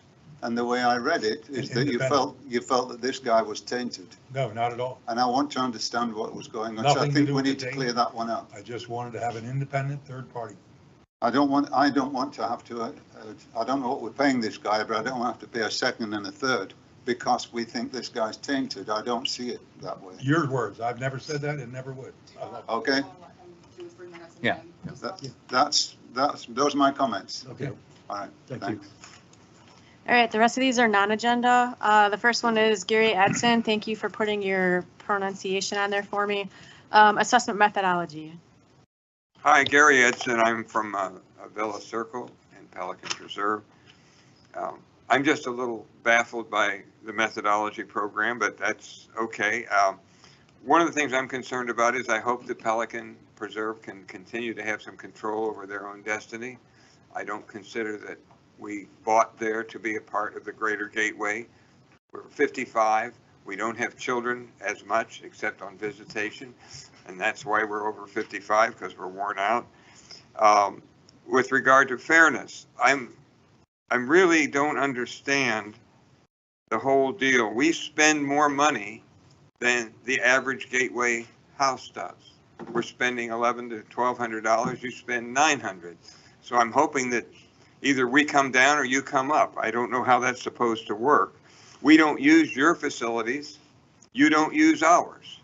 The only thing we do is to drive on a road that for the most part is Lee County. And the right and the sides of it are beautiful, and we all do what we have to do. So I just hope that through this whole process, we don't get lost in a power struggle, but rather think of the group as what we bought for as individuals and what we want to wind up with. And if we wind up with something that isn't what we signed up for, then I think there's going to be some issues that will really be deleterious to all of us. So I hope that fairness and control are kept in their proper perspective. And thank you for your time and your effort representing us. Thank you. All right, these next ones appear all to be related to lake bank and pond maintenance, separate areas. Bob, is it Rustler, regarding palm trees from Timber Ridge? I'm a board member of Timber. Yeah, state your name. My name is Bob Raisler. I'm a board member of Timber Ridge. By accident, I found out that you all individually voted to take out 50 palm trees around a pond in Timber Ridge. I'm outraged about that, and I'm here to talk about it. It's my understanding that you're going to go in and you're going to cut down the trees and get them gone. Is that correct? What are we talking about, LMEs? For Yes. lake rest or bank restoration. There's going to be some further discussion of that later today. That issue. We Really? need to revisit that issue as we're going to hear from people in Gateway Greens on a very similar issue. Okay, let me just say this. 50 palm trees around a lake that was there from the original design, and to cut them out and remove them is outrageous. And if you're going to talk about it some more, do I get some additional time to at least chime in on that? But we won't, because it's not on the agenda. I'm going to bring it up as a discussion. But the issue is that the decision was made. I think we made it prematurely, but we made a decision to clear cut everything inside the LME. Okay, Everything in the LME. I think it is a major mistake, and we need to rediscuss it. I do have a comment with regard to that. It's with regard to an alternative approach, and that is these palm trees can all be transplanted. And the way you transplant them is you pull them out like they do all over the place, pull them out of the ground, you wrap the root ball, put the root ball in another lake pond, which is right across the street from where this lake is being restored, put them into the ground, and there'll be 50 of them all along the bank there. When they're done doing the lake bank, come back in and put them right in behind the lake bank. And this time, put them in so that when they do the lake bank again, we don't have that issue again. How far, a couple of questions, how far are they off the lake bank, off the control elevation? In some Guys, cases, can we just allow the 3 minutes and then we can hold the questions because we didn't allow with Rod, so let's just stay consistent. Allow him his 3 minutes. Okay. But I was able to find out what was being done because I got a hold of from the county, the plan as far as what was going on and all the things were being torn out. And I Are just, these in common areas or on private property? they're going to be on that. Okay, it's a mixed bag. Okay, so you got the 20 foot, and some of them are inside the 20 foot. But then the homeowner that lives on that property on the lake maintains the property and the I palm trees. understand that. I'm and- just trying to determine, are these on individual property owners or are they on a common area? Like I said, it's a mixed bag, and it's a mixed bag because the homeowner maintains all the way to the pond. Gotcha. And so you got the 20-foot lake bank issue, then you got a little bit of common area, and then you've got the property that belongs to the homeowner. Okay, And these are all put in by the residents? I'm sorry. These are all put in by the residents or developers? I don't know who put them in. All right, we're done. Who put the palm trees in? The residents or the developer? It was put in under the initial development order. Thank you. So they were there before there was a house. Problematic. Okay, So I will stick around and listen okay, to your thank you. next comment. All right, Okay. next up, I have John, is it Roop? He's from Timber Ridge as well regarding the Lake Bank project. Just as a reminder, board, can we just keep the comments to 3 minutes to the resident and not engage in questions? Hear what she said. She said don't engage the residents, just let them talk. Well, okay, that kind of is hard when there's a question involved. So, once again, for the bank nourishment. So we've been in Timber Ridge since 2004. I've got trees and I've got pictures to go with this. You've got a lake restoration that was by Brown Academy. Part of that lake does butt up against Timber Ridge. We're being told there's a 20-foot easement. 2 trees there, 13, 15 feet. Same day, go measure, right when I measured those, my trees are 15 and 18 feet. They're 8 feet off the lanai. They're in the flower beds from the original purchase of the home. They weren't planted by me. So it seems that that's a little egregious to be coming that far up into someone's property on something that was developed, as Bob said. These were not planted by us after the fact. These were when the home was purchased. So I don't understand how, and I understand the easement portion, but when I see trees that are there at 15 and 13 feet from the water level right then, and then I measure mine at the same time and they're 18 and 15, why are mine got to come out when those stayed? And those were actually in the flower beds 8 feet off the lanai from the original building of the home. So that's a question, but I mean, obviously don't want to answer, it's a statement, but it doesn't make sense. It needs to be equal. If that's how it's going to be, I understand that, but then there's got to be, if it's 18 feet, it's 18 feet. It's kind of like the speed limit. You're doing 56, you're still over the speed limit. So it's got to be even. Thank you so much. All right, and our last one is Tom Thatcher regarding the Pond 109 pond maintenance. I realize you guys are going to discuss this further, but my name's Tom Thatcher. I'm a resident of Mahogany Run South. Today I stand before you to address a critical issue affecting our community, which is the proposed changes to the maintenance methods of our neighborhood ponds. These changes imposed on our neighborhood and apparently others represent a significant departure from the established practices of our community. We're being required to take drastic measures that no other neighborhood has faced. These measures include removal of all trees, including protected species, and destruction of ornamental gardens within 20 feet of our property lines. This is not only environmentally harmful, but also financially burdensome. Despite our concerns detailed in an email sent to the board and the district manager on September 26th, we've yet to receive a response of communication, which is deeply troubling and suggests a disregard for our input. We understand the desire to economize, but there are established precedents for working around obstacles and from a barge. These methods have been successfully employed in other neighborhoods without destructive measures proposed for ours. This inconsistency raises questions about fairness and equality. While all residents have contributed to the $4,000 assessment, proposed changes will disproportionately impact those living near a pond. The destruction of our backyards, which enhance the aesthetic appeals of our neighborhood, will significantly diminish our property values. The removal of trees will have a detrimental effect on the lake's ecosystem. Trees provide shade, prevent erosion, absorb nutrients, and help to maintain water quality. Replacing them with sod will disrupt this delicate balance. The easement governing our neighborhoods was established for lake maintenance, not for destruction of our properties. The proposed changes directly conflict with the purpose of the easement. CDD will certainly be violating the passage that requires the property to be returned to as good or better condition. We urge the board and district manager to reconsider this project. Potential benefits do not justify the significant negative impacts to our neighborhood, including financial hardship, environmental damage, and a diminished sense of community. Let us work together to find a solution that preserves the beauty and integrity of our neighborhood while also ensuring the health of our pond. Thank you. Thanks, Tom. Right, I don't have any more public comments. Anybody else want to speak that didn't fill out a form? Okay, thank you.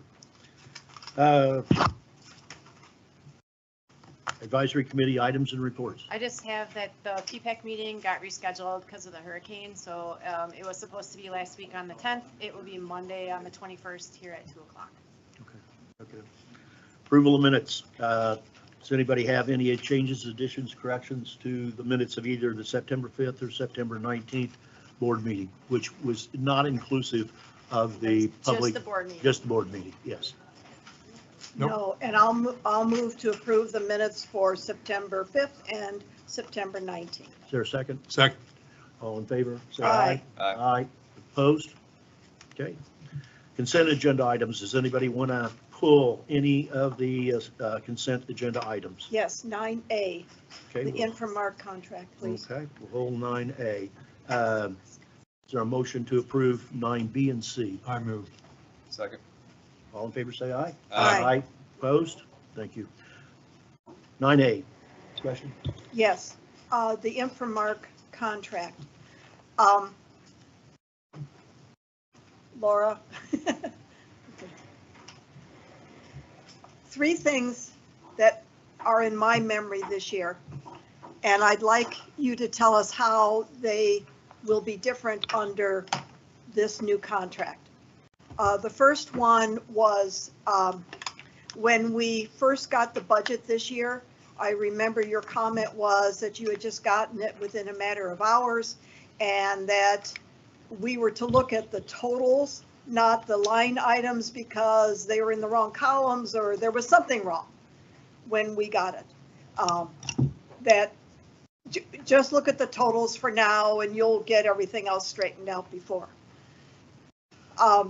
Is this going to change under the new contract? Yes. And how is it going to change? We What is have- your understanding with that? We set specific deadlines for everything in the there are dates in the contract that this will be delivered by this date, this will be delivered by this date. So we have everything in there. And then as part of our assessment methodology, we've also included those as milestones for that process.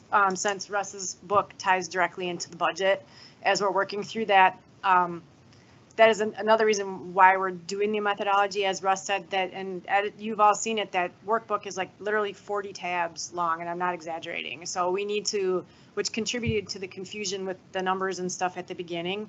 So with the updated workbook and the timelines that we've worked into the contract, both for Infomark and for the auditor, that will not happen this year.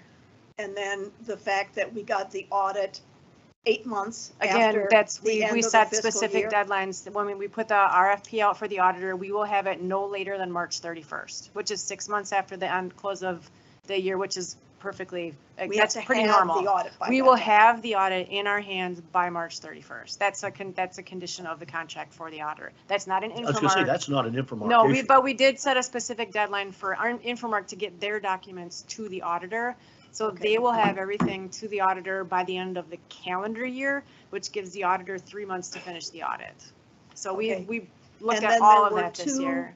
snafu type things, I Yes, guess. again, there were issues during with the the- workbook. So as we go through and redo that workbook with the assessment methodology, that won't happen.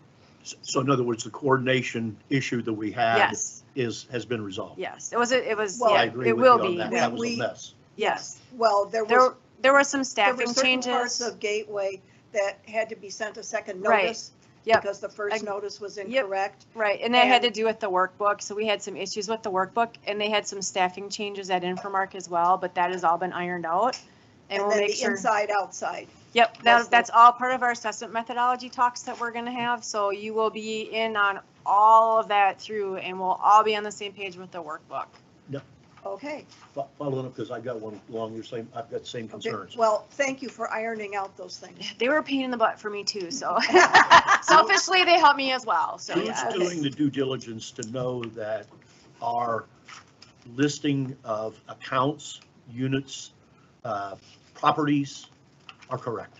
That is part of the review that we'll be doing in January when we pull the information from Lee County. Okay, because we got some busts, they're, you know, Yep. nothing major, but we got Yep. some busts. Yep. That where we left customers out. Yep, we'll be looking at that as part of our review when we pull the list from the property appraiser in And I didn't know if January. that, is that a Infomark a task or is It that a is, joint task? it's a Russ task. Okay. So it'll be joint, but we'll make sure that, but that's one of the, every year as we do this and we refine it, I get more touch points and checkpoints for things that need to be worked on. So if I I'll can just, move to approve the Infomark contract. I'll second Thank you. All in favor, say aye. Aye. Opposed? Thank you. District engineer. Good Steve? afternoon, everyone. Hi, Good afternoon, everyone. Hi, guys. Did you Stephen fare, Gappy. did you fare okay, Stephen, with the storm? Did your house survive? We survived. We had a lot of water. We had about 3 to 4 feet throughout the neighborhood. And Wyatt, which a lot of the staff knows is our inspector, he had water in his house. So I spent much of late last week gutting his home. But you know, it's what it is. So he's all right. We're moving forward. Thanks for asking. Give us a project update, please. Yes, sir. So this list has got a couple extra things on it. Like I said, I was kind of busy last week, so I had Eric push it out the door for me. So a couple items on here are old projects that just reemerged here. So just bear with me. The second line is irrigation pump station generator. That project, we are still waiting to get a little closer to delivery date for the generator, which is in early 2025. So no new updates there. Irrigation and force main improvements. We're preparing the bid docs and construction plans. We're still waiting for funding from HMGP on that project. Laura Hawthorne Well, we have a progress meeting tomorrow to discuss steps forward. The project's been on hold since the site has been so flooded. None of the underground contractors or even the well drillers been able to get out there and do any work. So hopefully we'll start drying out here pretty soon and they can get that project wrapped up. Gateway Utility Storage Building, the contractor has had some setbacks with permitting with the building department. I think they've resolved that issue today. They've been working with the building manufacturer to make some corrections to the design plans by the building manufacturer. They will resubmit those to the building department for review, and we should have a permit within the next 30 days, maybe 40 days. They're a little slow right now. Eric is he should be there, so he can give an update on his items, but I'll just go through mine real quick. Phase 2, Year 2 Lake Bank Restoration, Lake 127 and 130. We have a tentative meeting scheduled with Met Tower for November. They are thinking they'll be able to start in late November. So that's next month. So we should be seeing some progress here, fortunately. Same thing for FY24 lakes. We've got MRI doing the last 4 of that batch, which are 59, 105, 125, and 128. Likewise, we're planning to have them start in November. FY25 Lake Bank design, there's been some discussion already about this project. It's out to bid right now. The bid got extended due to the hurricane impacts. The bids are now due on November 6th. Ed, you and I had some conversations before the storm regarding locations of the LMEs, the tree locations, and the possibility that some of the dry ground had been eroded along with the lake bank and what should be done about that. So You talking about 209 or 109? Yeah, Lake 109, and I did some research and looked at Lake 94, which some other people were, speaking of earlier. That's in Timber Ridge. So it looks like 109 and Lake 94 have had some, more than just a little bit of the shoreline, like the slope has eroded. And you had asked if we were going to consider constructing the lakes to the design position, which is where the property corners fall at the control elevation. So historically, all of the lake bank projects have been designed to just reestablish a slope to match the permitted slope of 4-to-1 or 6-to-1. And we haven't built out or cut back the lake bank to match that the property line falls on the control elevation. So just wanted clarification on how the board wanted to proceed on that. I know it's kind of it's a broad topic and might be outside of the scope of the time that we have here, but at least wanted to bring that up. And then also the trees, we're pretty confident where our lake maintenance easements are shown on our plans. I know you guys are still considering clear cutting the 20-foot LME. The contractor would go out and survey that LME before anything gets removed. So if something that was on our plans is right on the line, that decision could be made at that time whether or not to remove it. But it may make sense to just give a grace of at least 5 feet houseward of the LME and let those trees exist as they are. So those are two things that I wanted to just bring up to the board for discussion. I have a question. So Ed, are you? Yeah, there's some issues here. We got to have a Historically, coming to head here. I mean, one of the drivers for lake bank restoration is erosion and deterioration of the return of the property to right. And I don't think we, as far as I know, when we've done lake bank restoration, sometimes we've been in fill and whatever, but we're not looking at original design and trying to get back to that, correct? Well, the only thing that we have to go by is the design standards that we have. And they make it perfectly clear that the dirt, the slope of the property goes out to the LME, and the LME is defined as the control elevation.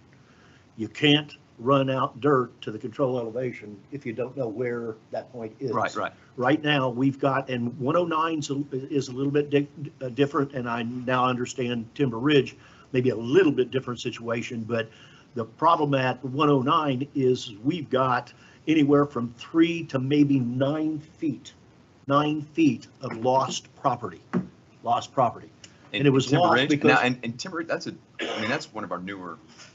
I don't know what, newer development. I'm not familiar with what they're talking about at Timber Ridge on the trees. I want to go look at that. But that's a separate issue, but it does fall in the issue of the clear cut decision. My thing is at 109, we've got to find out where that control elevation is, the property line. Because right now we show on the plans, if you look at them, there is a line and the contractor starts there and then goes out. Well, some of those properties have 3 and 4 or 5 feet that are out there. And the telltale is when you look down in the water and you see somebody's irrigation system 3 feet in the water. I mean, I don't think, they weren't real bright at WCI, but I never saw them put an irrigation system under the lake. It was dirt. And what has happened is over the time, we haven't done our job. We know this. We haven't done pond maintenance, and these people have lost that shore. So my argument was, we should be telling the contractor, here's the property line. You put in dirt to get that out there, fill to get out there, and then you take it off at the 4-to-1, which is in our permit control manual. It's on all of our design plans. We need to get that constructed. If you show it the way you've got it right now, just imagine, let's say 4 feet. 4 feet is missing, and that's 2 feet deep. That's 8 square feet or 8 cubic feet of dirt per foot. You go 1,300 feet around the lake, and I'm talking about a lot of semis of dirt that he isn't going to bid because he don't know about it. And does that, just for sake of argument, if we did that, would that put these trees still within the LME? That's my Yes. question. Right now, So it wouldn't matter? it would be nice to see the pins, because you draw a line between the pins and then you go 20 feet off that you look at, okay? That tells you, is a tree inside the 20 or not inside the 20? Right now, it's very difficult to tell because you can't see the control elevation. In other words, the property pins. You can't see them. They aren't there.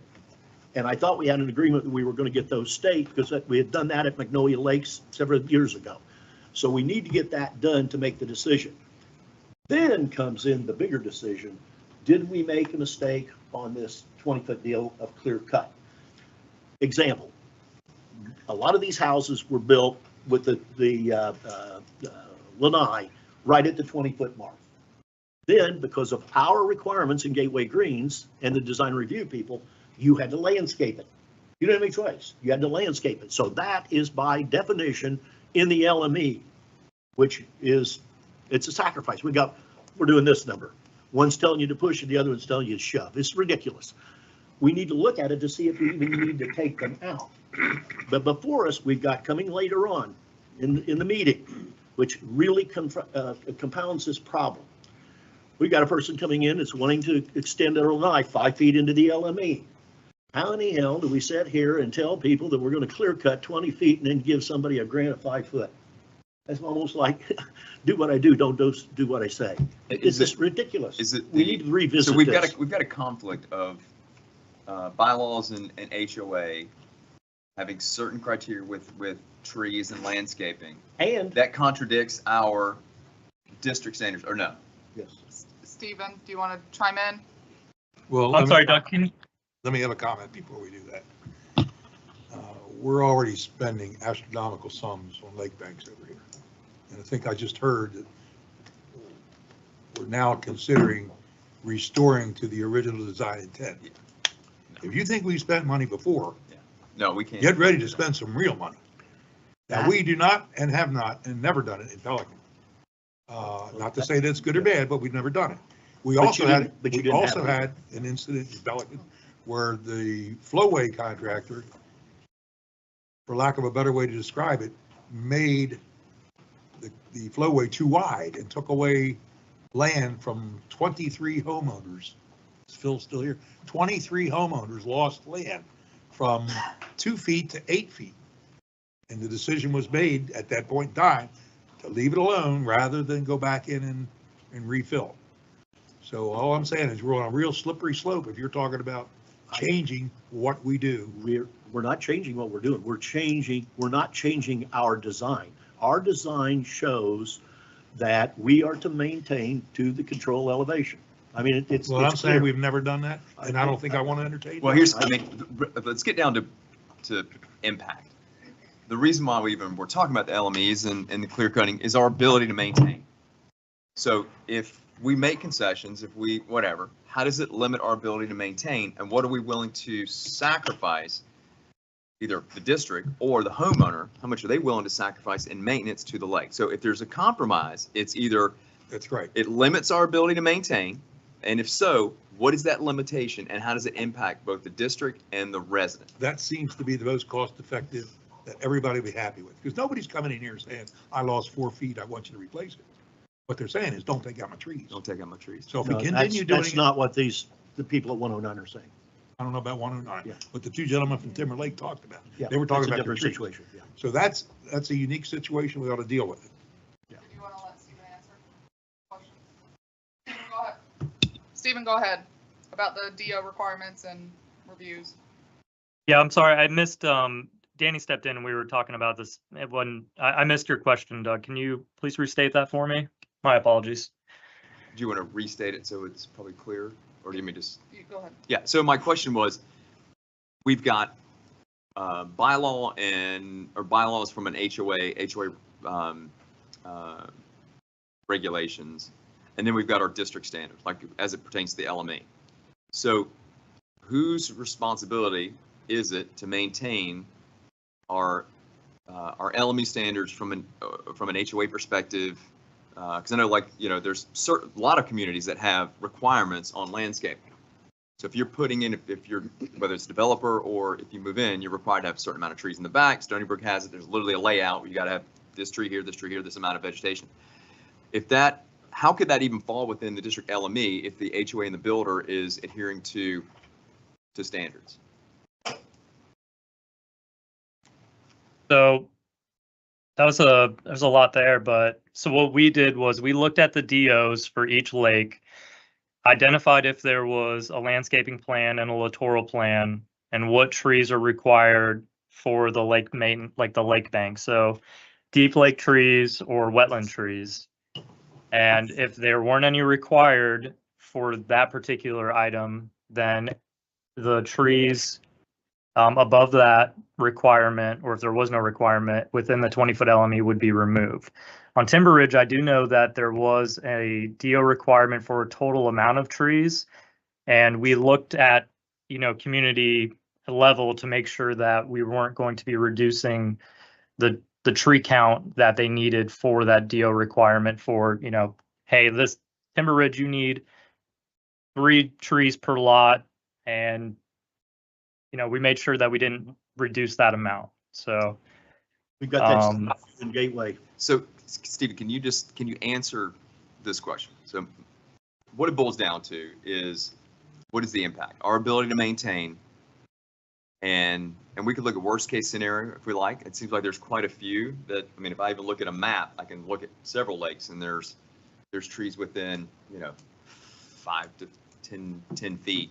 How does it hinder our ability to maintain? And what is the impact to the resident or the impact to the district? But both. So in 2 things. One, not only in maintenance, but also in the lake bank, in the restoration project itself, being able to navigate around with equipment to do what we need to do for lake bank restoration. So one is the actual restoration. 2 is maintenance ongoing. So for the actual maintenance project, they need, I would say, at least 10 feet from the water's edge to get around the lake with their equipment, which is probably pretty true for maintenance activities. But there are still tree requirements that, where we have to have a cypress tree or an oak tree for deep lake, tree requirements. And those trees fall right along the edge of the lake bank, and those can't be removed. So you still have those problems. So you don't want to compound it by having a tree. Because I want to make sure. So one issue in restoration is being able to navigate equipment around the bank to do the restoration. Yes, correct. One problem in the restoration. Okay, sorry, keep going. So what I was saying is, it's kind of going off on a trail here, but there are trees that are required to be on the lake bank. We can't get around that, like cypress trees, some other varieties, but we don't want to compound that hindrance or obstacle by, having other trees in the LME where we can't even drive around those cypress trees that are required. So, in some cases, the maintenance cut area may be greater than 10 feet from the edge of the water for maintenance vehicles to be able to drive around those cypress trees and access, the other side of those trees and get to the rest of the lake. And if Elle or Daniel are there, they can probably speak to it, but I think typically for maintenance purposes, they have like a buggy drive around to spray and treat the littorals or nuisance weeds. One thing that I want us to think about is cypress trees, when they have the leaves, when the water level is really high, and that's when we're gonna see a problem. So the water level goes high and they grow like little leaves so they can breed. And that's going to impede that 10 feet that you need, a minimal. It's going to take at least 3 or 4, because around a mature cypress trees, you probably have 10 feet of knees on both sides, 5 down to the pond and then 5 up. So it's not a clear cut answer for this. When you come to the lake embankment trees like cypress, like the maple trees, which are required, they're not going to have a problem, but the cypress will, because each tree may grow an excessive amount of knee and may not, and usually it only happens during the wet season.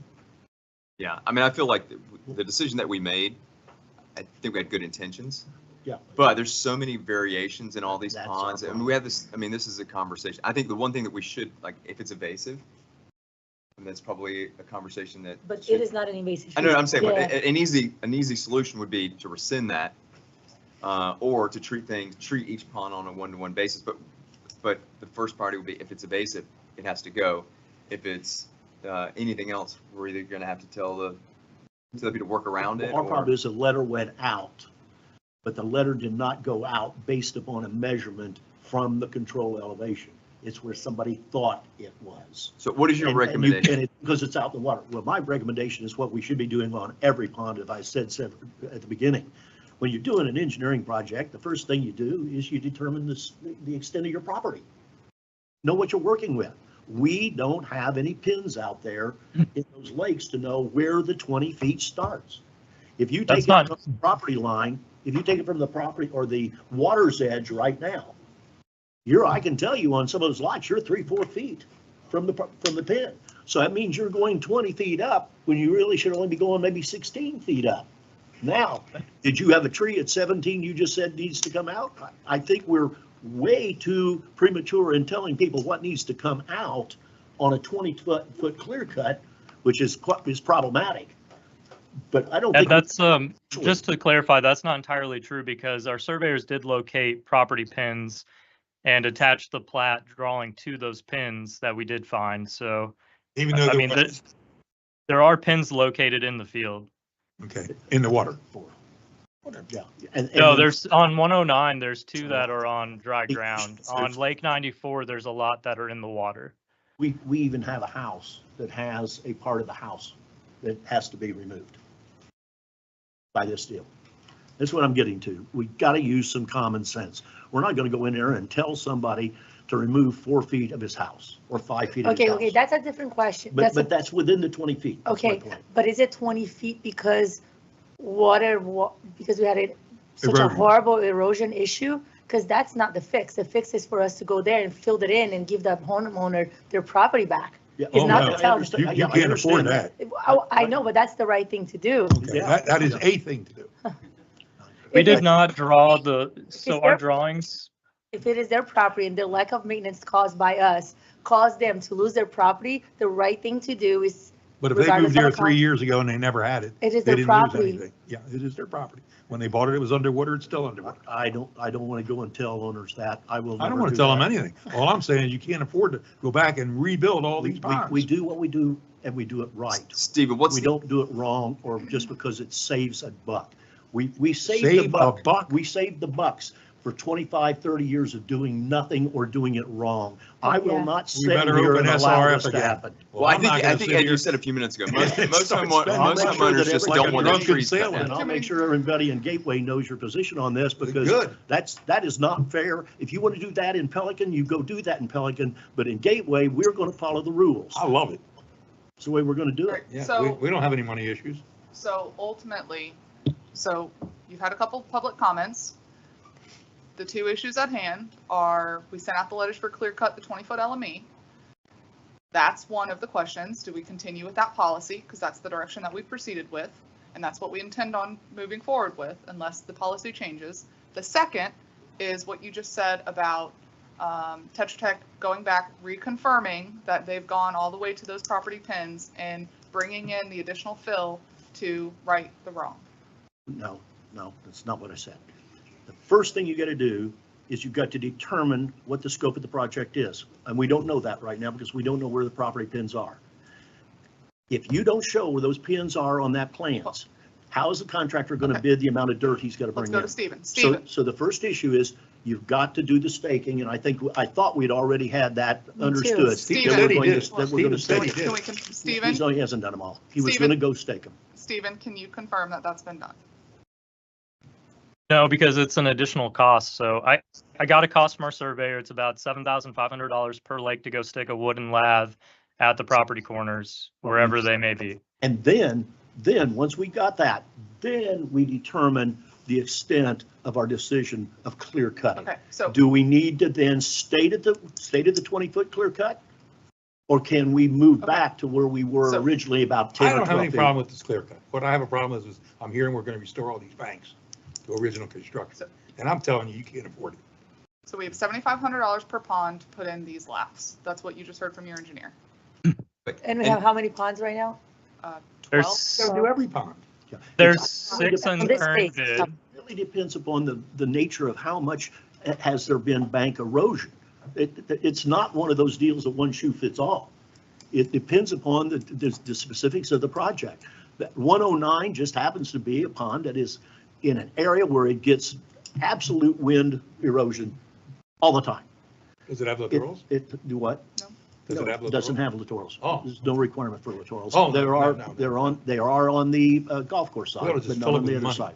But the issue is, we've never maintained them. So the thing is, we need to do right now is do it right. We need to return those back. If you don't, how are you going, I don't even know how you would do it otherwise. Okay, so you, Can I ask you a question?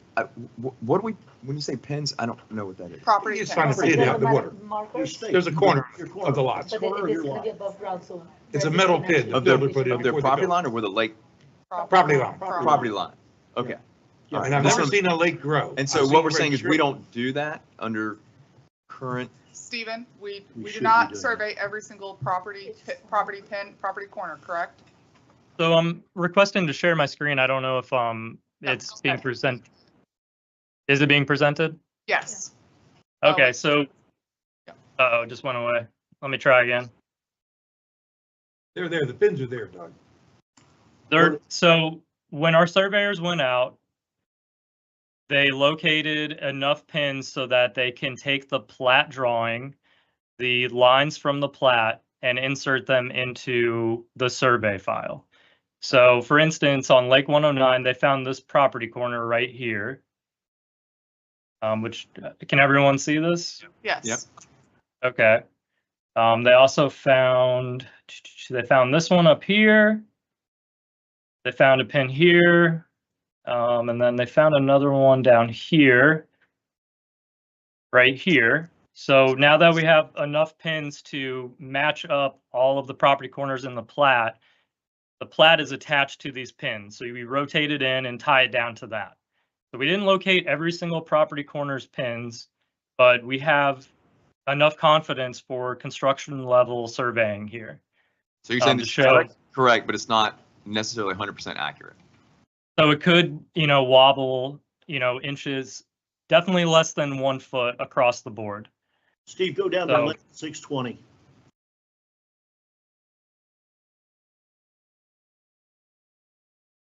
Okay. So here we're showing this corner on land, not located. We're showing this one in water, not located. We're showing this one on the edge, not located. And this one is showing on land.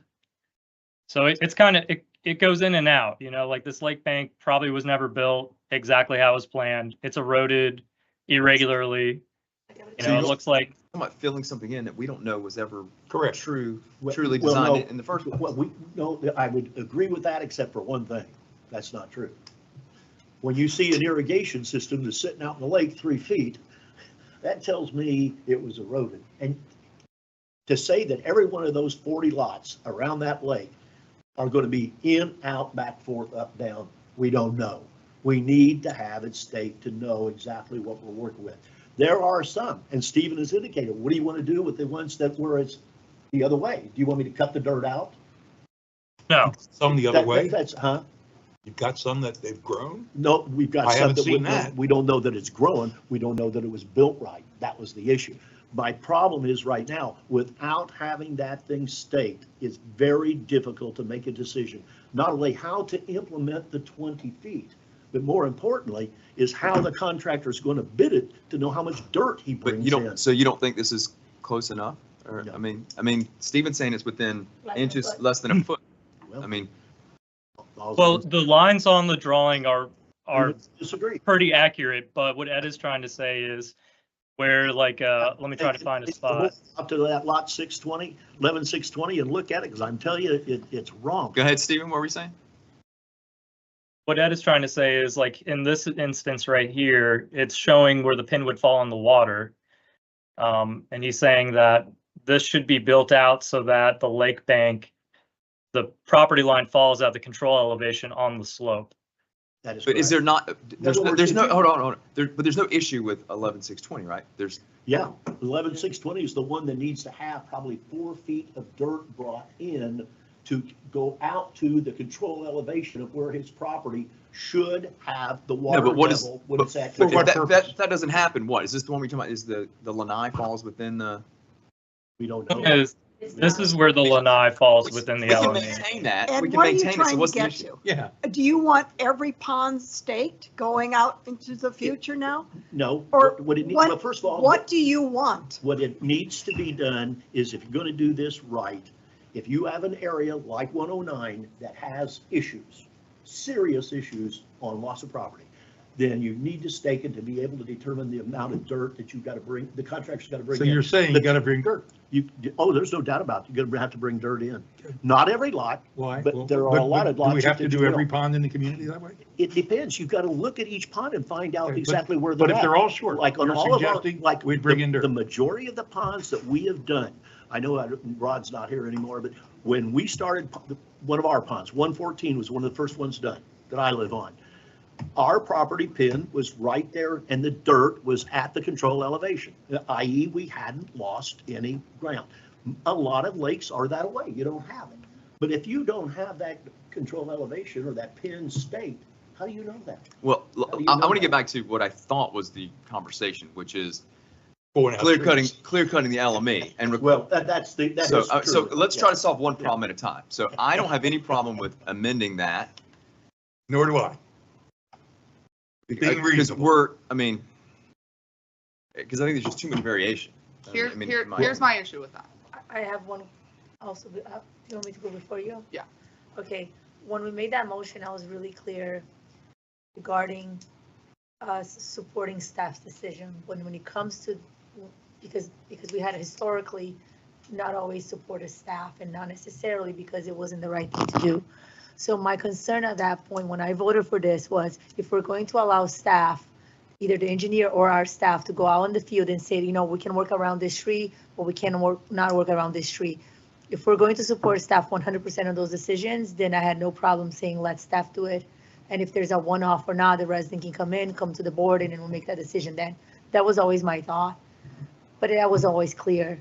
And it is going to bring us back to the same issue that we had a gentleman speaking before when I wasn't in attendance, that the understanding of that, you know, Joe was able to keep his tree, but I wasn't able to keep. So we have to think of that. And while this is really loud right now, it was very loud then when we had to suddenly start making the decisions and we didn't have necessarily a criteria that we could use and say, this is the guideline. I'm willing to be flexible, but I'm also willing to remind you all where we were before. When staff went out on the field and said, this tree has to go, this can stay, we did not support the staff. And I'm talking about the engineer and I'm talking in-house. Yeah, So but I think. but if part of that's the issue case, is, but we here, need to revisit that. I understand that, and I think we were all operating under the information that was given, which is there is a problem we can't maintain because there are trees within the LME. Yes, sounds directionally, I understand that. But what we didn't understand was there's pond erosion that could play. We don't know if the trees were placed by the resident, by the developer. And there's just so many different variables now that we're finding out after the fact that we didn't know during that vote. And you know, I just have a hard time telling people to take palm trees out or trees that have been there forever, because now we're creating, you know, creating a rule or standard, or we're going to adhere to it. Now, what I was trying to get to originally was, what is the impact? And the impact is, if we're doing restoration, there's going to be an issue with getting equipment. Okay, so if we make a decision that we're not going to remove all trees, then it's going to either increase cost or it's going to diminish the type of restoration that we can do on these ponds. So if we've got a whole side of a pond that has palm trees like Timber Ridge, and if you look at the Google Map images, there's large portions where there's palm trees along the edge. So it's not an so we issue may that not be they're- able to have the same solution in these areas if those residents say, I want to keep my palm tree, which could hinder our ability to do restoration at the same quality level that we've done other ponds. So there has to be some give and take. We can't say we're going to let you keep your palm trees and we're going to deliver at the same level of effort, because it's either going to cost more or we just can't do it. We can't bring a barge into every pond, you know, so there has to be some give and take. And I don't know if the people of Timber Ridge would say, look, I would much rather keep my palm trees and you figure out another solution, or, you know, or maintenance might be limited or constrained. I mean, there has to be some give and take. This is the home that we're talking about, 11620. 11620. Yeah, that one has, Yeah. that has no issue. So that's the thing, that's in 2007. That's what I want to bring up to you, to Ed's point. 2007, no issue, so erosion and washout did happen on this pond. And I'm not saying we don't need backfill, but to Bob's point, if we're now, after we're on our last 20-some. third of or last quarter of all the ponds, and we're talking about now going back and restoring all the ponds to their original design, which we can't even guarantee that they were designed, Well, I accurately know in the in first place. Pelican they And if weren't we're not built sure about that, let's, that's a confidence we have in WCI or Lennar. And see, that's why my point is that unless and until we see where those pins are staked, it's very difficult to sit here and project what you want to do. If we go and say 12 feet is necessary for a clear cut, then 12 feet be a number. But 20 feet right now, in light of the fact that we're in a few minutes going to have a person coming in asking for a 5-foot exclusion, what are we going to do? Tell them put in the 5, and as soon as we come do your pond, we're going to tear out your 5 foot?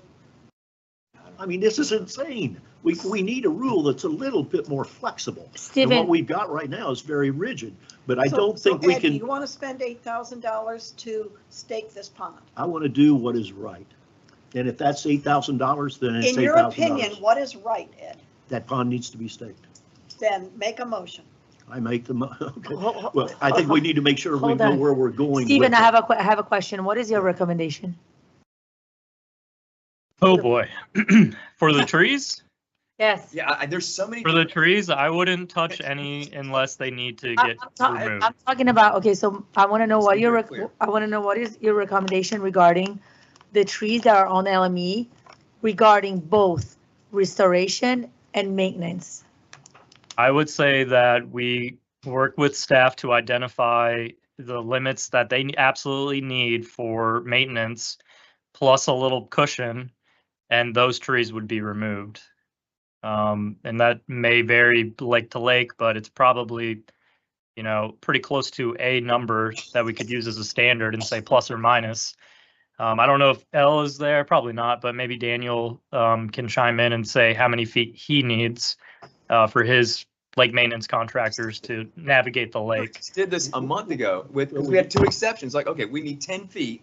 10, 12 feet. I think it was 10 feet that we agreed that staff could get around it, and I think we had, I can't remember who was here that was actually doing that pond, and we were saying how much, and they said 10 feet. Yeah. I think it was 10 or 12 feet. So let's just figure out what we need, the absolute minimum that we need, and just reset it to that, and have no more discussion. Like, it's gonna be 10 feet, I would agree with period, and there's no exceptions. But this is the same thing I we said thought that's months. what we- I That's thought what we that's said what we originally. were. That's what we said originally, but I mean, we I understand. I'm And we're, sympathetic. we're sympathetic, for sure. We've already determined the number based on those 78 and 82. We said it was the 10 to 12 feet from that mean high or Control control elevation. elevation. That's the only thing And that that's- is measurable. The That's only fair. thing. And how I'm many, fair. in Timber Ridge, how many palm trees A fall within lot. 10 feet? A lot, because they have clusters of trees right along every pond bank. Stephen has it. Yeah, pulled up. I'm sharing my screen now. So like this cluster is, Almost every tree. So the right point- on the line. Now, is there 10 feet of erosion there? No. Okay. There is some erosion there for sure. I believe that this one is worse than like 109 for whatever reason, but looking back at the historical Google Earth imagery, it does look like they've lost some land for sure. You have to keep in mind, if there are these clusters of trees, Usually the it's maintenance DO, maintenance right? contractor is going to have to go around them and potentially up into people's yard beyond our lake maintenance easement, which is inappropriate. We're But that's not, what they're doing now, right? to my knowledge, yes. Okay. So, That but that doesn't doesn't mean make it's it, that doesn't mean it's I right. don't say it's but- right, but that's what they're doing now. So ultimately, Flavia, you took the words out of my mouth earlier.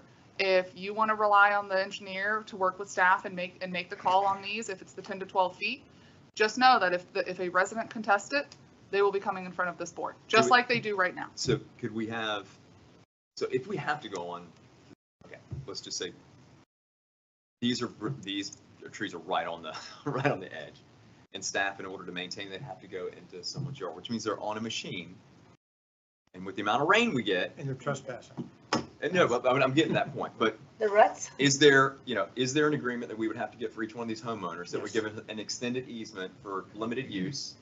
Or a license agreement, yes, in order to go. And into that the language would property. also, if there is rain, and if you're having a machinery, you're gonna have divots and, Doug, so I think it's a different issue though. I'm afraid, and I hate to be the one to say it, but at Timber Ridge, I don't think it's a maintenance issue. It's a construction issue. They can't construct it. But Those No, trees. I see that. That's the Yeah, I see problem. that. But if we got to Doug's position and we went to the homeowner and said, will you sign this easement or license agreement? So we go in your, and they sign it, no problem. For If- maintenance. If they, for maintenance. Good. And if they say no, okay, here's the We offset. cut it. Then the trees come out. But That the gives Well, you them- have to have issue- 100%, the issue, Bob, is Because there's that no way you can, we you can't can't do the- have, You can't do the construction with the tree there. That's the problem. It's You were- not yeah, a two different maintenance issues. issue, it's a construction issue. And Stephen, Bigger- those trees, bigger those trees issue. are not required by development order, just because they're in cluster, I'm inclined to, the developer planted them. Absolutely. Somebody's I agree, and I tried to find a requirement in there to, prevent full removal of them, but I could not find one, so. I think that they needed to mitigate and add those. The happy medium is what one of the gentlemen suggested, is we do what we can to mitigate the issue by relocating the trees. Well, That's all we the can do. The point of the letter was to give the property owners the opportunity to relocate the trees at That their was, expense. that was always an option, that was Yes. always a thing. if Otherwise, they they're wanted being it. cut out. at their Yeah. expense. Yes. To relocate prior to our contractor going in. That's pavers, that's, Grandma Malusi's So statute you're out saying there. we can't fix the bank unless we dig them out? I think that's For correct. this particular pond, yeah. So They're so the- close. every property owner who sent this letter has the opportunity to remove their items prior to our contractor coming in. When our contractor comes in, they're cutting it down. Or we don't do anything. Board policy, yes. I mean, Or. I the mean, other is that an option? Or I mean, the if option the- is that we move them. or, We and just I'm just include saying, that as a if- part of the project. If the Just don't community, make it- if the residents, let's say 100% that live on the lake, say, look, I don't want to relocate these palms, I don't want to, address the maintenance, then we would just, We're the ones who hold the permit with South Yeah, Florida we Water don't have a Management problem, we District. don't have an issue there. And as long We as can't do that. as we're within our permit requirements, well, I'm saying, is there another solution other than the same solution we've used for all these other We ponds? include in the cost of the project to Don't do it. relocate the Don't touch tree the pond. That's what I'm saying. somewhere else on the LME. Or, That's the only or, option. But Or I we hear don't you, do and I would be okay with that, but I don't think that's what the residents want. No, I think that was what he was recommending. So they that we want- could do I heard him before say you that, but- cut it out. 54 palm trees transplanted.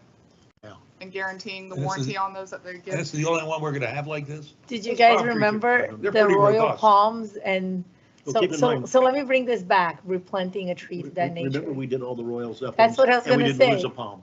So We did, we lost two, but that was, those are mature Mine. wells. those are Yeah. different too, and sable, and They're kind of like treated it. weeds. If you put them in right, they'll grow. Yeah, sables, yeah, most likely. But my point is that if we Sable even, go- palms, yes.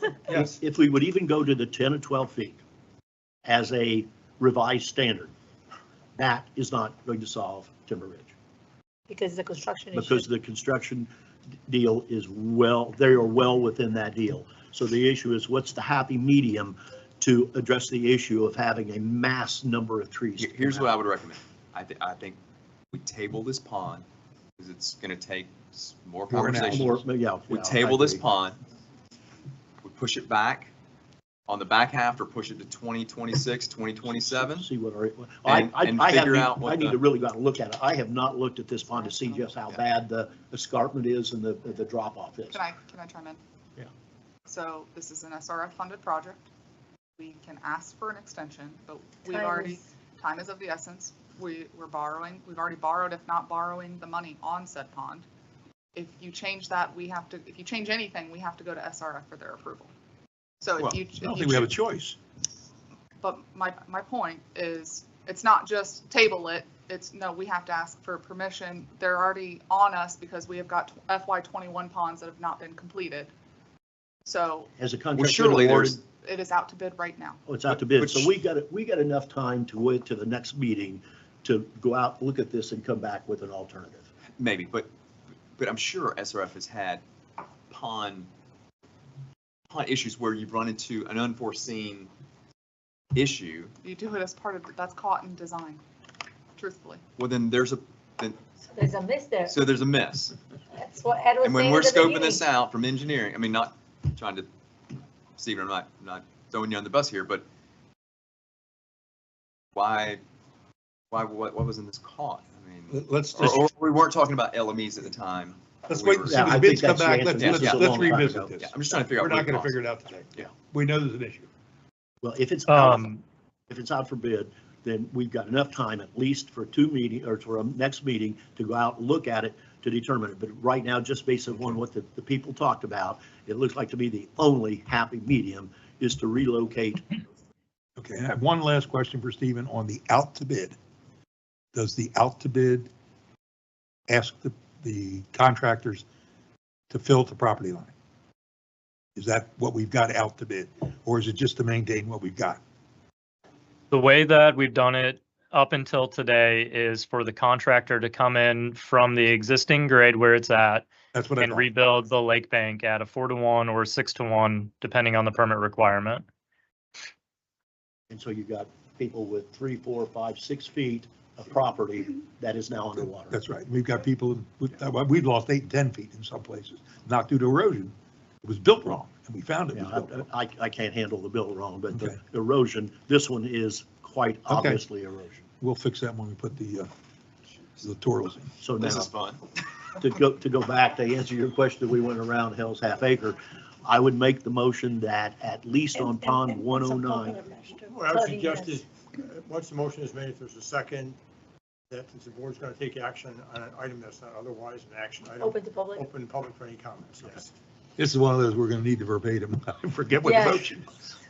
I would make the motion that on pond 109 to be able to determine both the issue of the erosion, to do the work correctly, and to determine the 20-foot LME limitation. And then if we go to 12 feet, we can take it 12 feet off of a known correct point. And then if there's a tree or a bush or a whatever inside that, then it is what it is. It's a It's long gone. motion. It's a long motion. I was gonna That's all say, one motion. So. But was the would tell- action, you so didn't- the you didn't- action is to go and Survey. have the, yes, ma'am. That's it. Yes. That's it. Period. so, Period. so would the motion Period. be to go to 109 and survey every property on 109? Yes. Just the lake pins. We don't need their front door. Yes. Okay. We need the back of their So- lot. so- So Say it again, restate say it your again. motion shorter, please.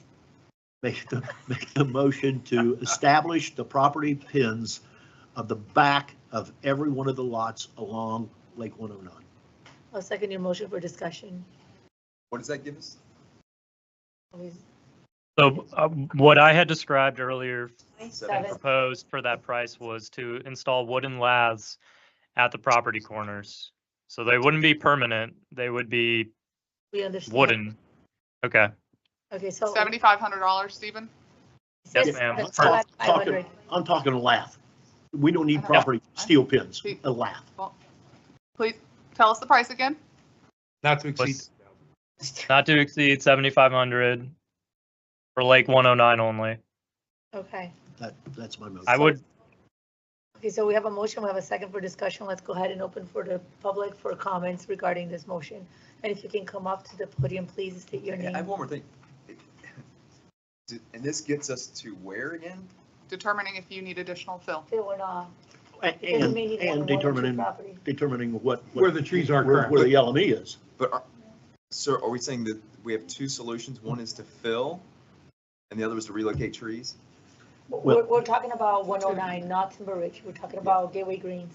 We're just on 109 now. So 109 is not the one It'll give that us, has the issue with construction, that the trees do need to remove for construction. This is a totally separate issue. What's the issue with 109? 109 is the homeowner is not willing to, well, does not agree with removing the trees that are on the FME for maintenance. What does the pins have to do with that? Because Because you're there's, gonna take 20 feet off that number. because that particular property, they may or may not be a loss.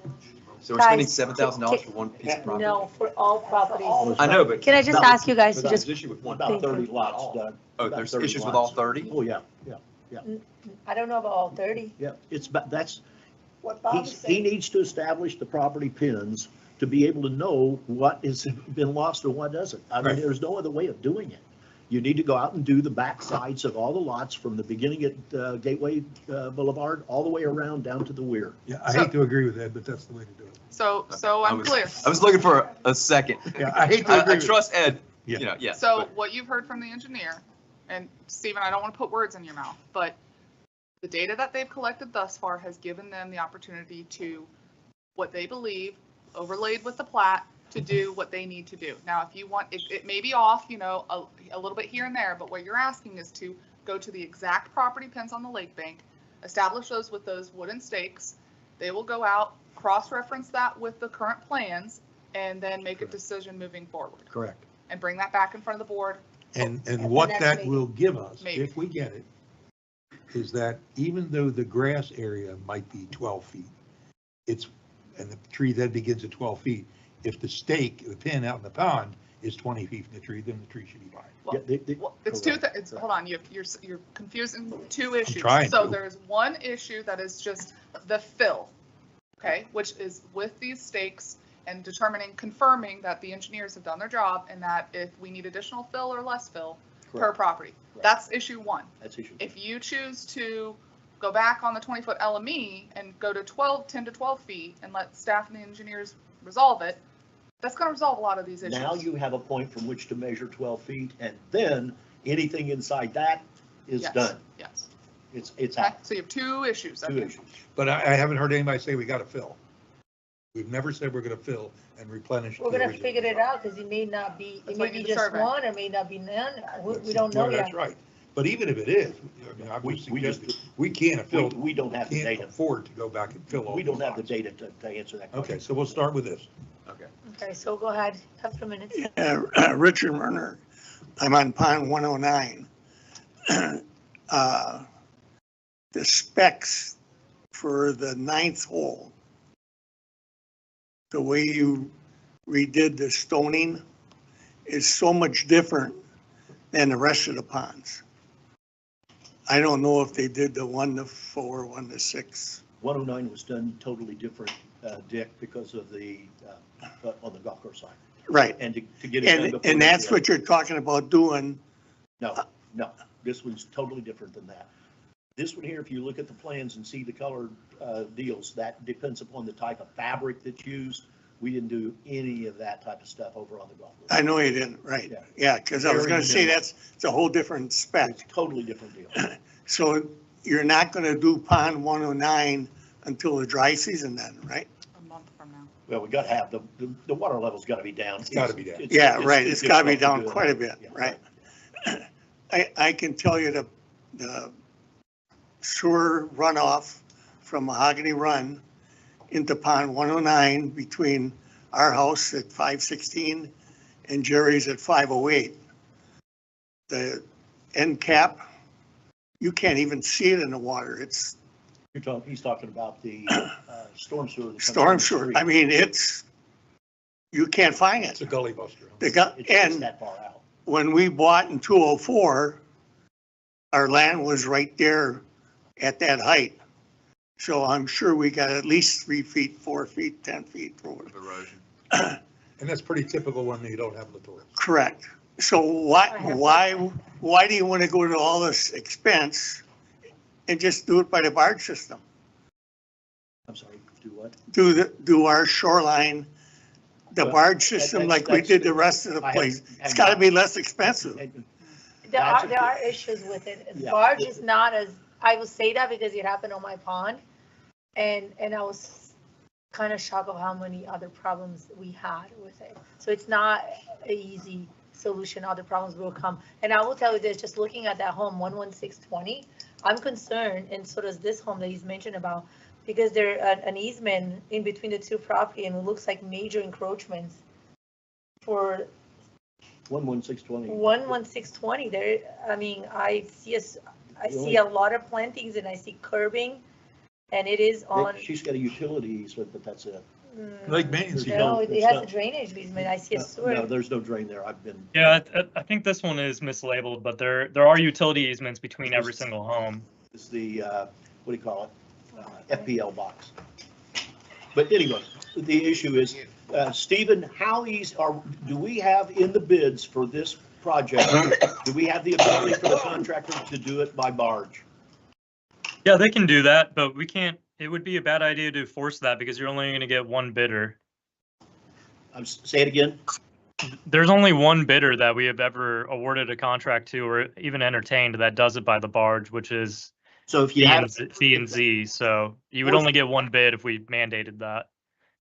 so my question is if you have a forceful bid for using the barge, we lose all the bidders except one? That would be correct, yeah, and they have their fair share at, it But- wouldn't be a competitive bid. But the bidders are not prevented from using the barge, is that correct? Correct. We don't That tell, is correct. We don't tell them means and method. Correct. Correct. Steve, did you say that And Extreme doesn't have a barge? they do not do the restoration from the barge. They use the whacker dumpers and they travel. So, I mean, even if they did it by the barge and never had to touch anything, you still run into the problem with maintaining the lake bank in perpetuity.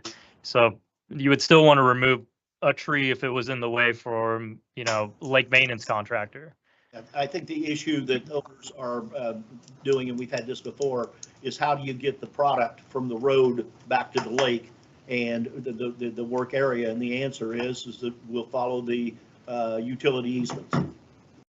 Is that correct? Yep, it's up to the contractor to determine that, but they need to use an easement. It needs to be, hopefully at least impactful to the community. There's options on the north and south side to access the lake, which should limit the impact to residents between their homes. But we haven't determined what easement the contractor who gets selected is going to use yet. Did you call for a motion for the? No. Are you finished with your 3 Yeah, minutes? yeah. Thank you. Anybody Like else? if you're gonna relocate palm trees on 94, you could do the same on 109, right? No, I was waiting for that to come.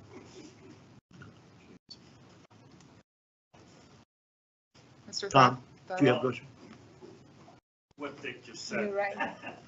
Please consider, You're right. Tom Thatcher, please consider, if you're considering relocating palm trees on 94, please consider relocating palm trees on 109. I just want to clarify this. That is always an option, but it is on the homeowner's dime. So you guys can relocate the palm trees as much as 83, 85. It's always an option. If you receive the letter that you have an encroachment, you always have the right to remove that palm tree and plant it somewhere else.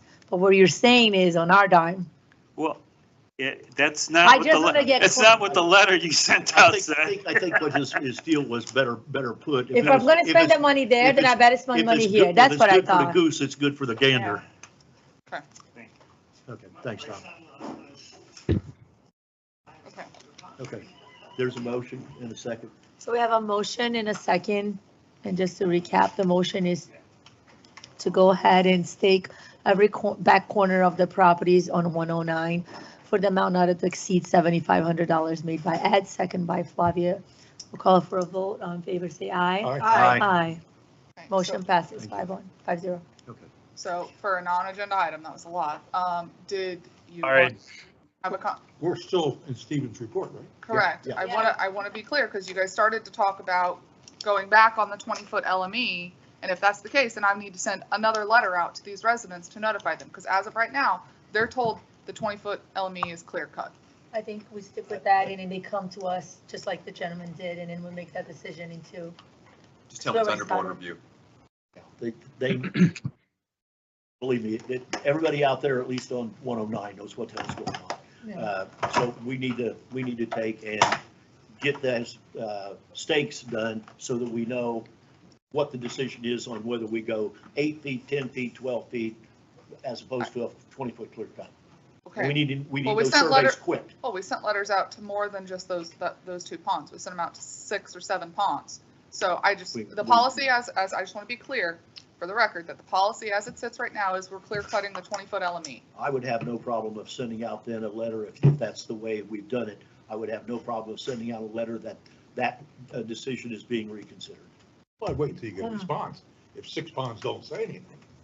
I mean, Well, let's be I fair. don't know. I don't know either. I don't know who's. You already received the letter, right? Yes. How many did it reach to us? We've had probably a dozen reach out, which most of them have participated in today's meeting. Because it sounds like. So Timber Ridge has the problem. Sounds like there aren't many that have. If it's no other problem in the other So community. then we let's keep continue. it, and then we keep it as it is, and then they can come to us and we'll make that decision. Okay, No, don't put out another letter, just wait. okay. Was that clear? Yes, thank you for that. All right, next item. Steve- I'll let you run because I'm. Steven, Moving right yes. along, Stephen. Stephen. All right, I'm gonna Please. skip along real quick if that's good with everyone. Go ahead. Okay, so Pelican Pond 36, that one's wrapped up. Skipping down, FGUA is planning FGUA is planning to do their open cut of Essex Square up by Hampton Greens on Griffin next week. And we'll have inspectors out there to inspect that. Lake 109 is wrapping up on the golf course side. The CCTV, sewer and storm, kind of in the initial phases right now, data collection, working on the GIS on our end. Pelican Preserve Boardwalk, Passarell and Associates is working on environmental documents, and we're waiting for task authorization so we can proceed with some simple details and a figure for the permit revision for the golf carts accessing the boardwalk. Development updates, we have 2 agenda items on 2 of these developments, so I'll just leave it at that, and that's it for me. Hey, Stephen, really quick, I meant to ask you this earlier, but you kept going, I didn't want to interrupt.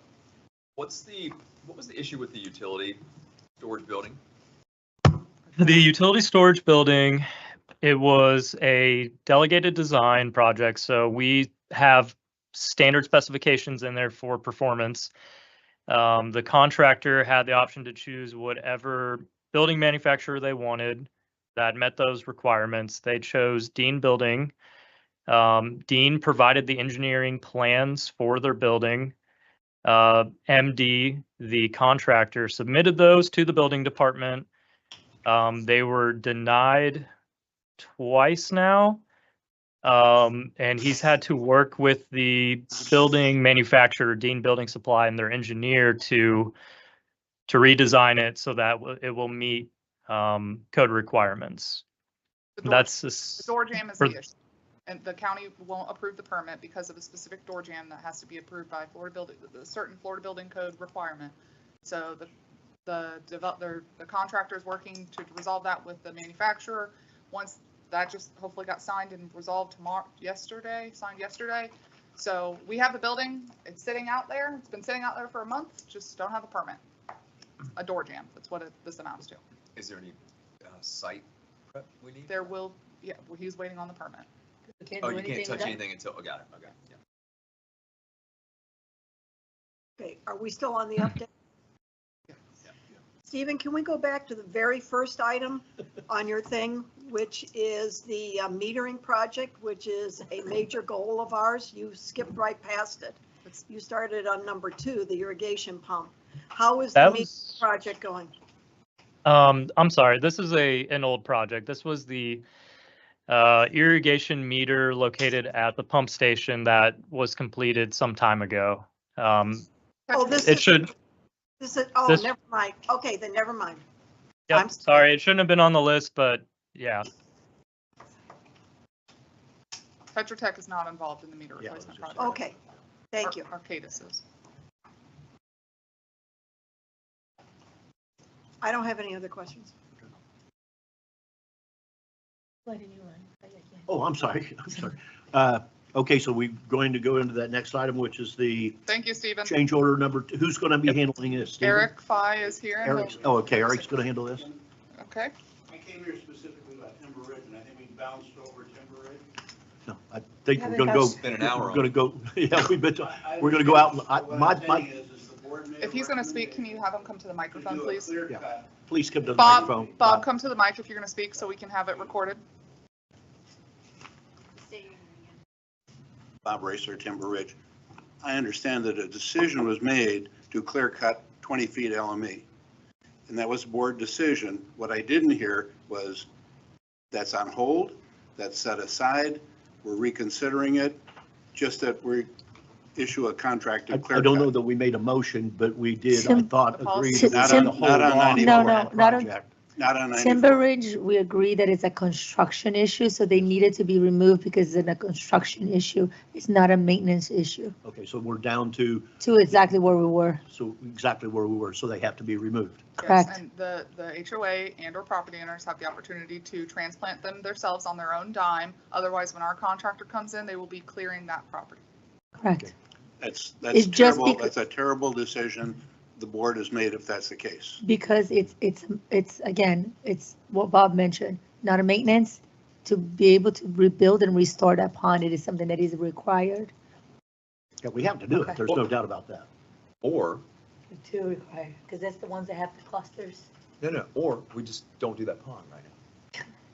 And that's- Seriously, no, I mean. But all that does is kick the can down the road. Well, that's fine. I mean, until we can maybe in 2 or 3 years, we have another solution. I can go for that. I mean, I won't go for that. I wouldn't, the amount of I don't residents think- that, I don't it's not the think- I right thing to do. I don't think that's. well, I wouldn't do it just because it's 2 residents, but if there's, you know. I did with Harvey This, Woods. this is, there are 55 palm trees that are going to be clear cut. That's what I'd like to go down. I'd at least like to go out and see it before I make a decision on what to do. Well, it's out to bid, so in the upcoming meetings in the How- next month when- or so, When's it come out? I have to look at the schedule. But you'll be able to either award the contract or not award that at a future meeting, but we did pair two ponds with each contract, so there's 3 bids that will be coming So, in front of you. but the plans as written Clear. indicate that to the contractor, that if you get out there and start the work and the tree's not gone, you cut it out. Then they can just move it up. Yes. So the owner does not have to incur any cost except if they want How much to does it cost? relocate it. 35 Yes. palm trees? But I'm very comfortable with Doug's suggestion that we can do, depending on what comes back with the contract, that we defer that pond. Okay, here would be my suggestion with that. If the board wanted to defer that pond, obviously we have to go back to SRF. But what I would suggest, strongly encourage you to do, I mean, this pond was on our priority list for a reason. There's obviously erosion, is to have Tetra Tech quantify what that erosion is. And if we don't do a full pond replacement, then you need to do at least the repairs to get us back in compliance with the Point repairs development. or something. Yeah. With the development. Yeah, and I'm not saying that that's what I would do. I'm saying there are options. That's all. And we need to just figure out, you know. Explore all the options. Yeah. And I would suggest canceling the bid to clear cut. Well, we need to, Until- we need, until we you need to. know where we need you're to at. bid. Well, I think the problem is, it's not like you're, 18 feet or 16 feet.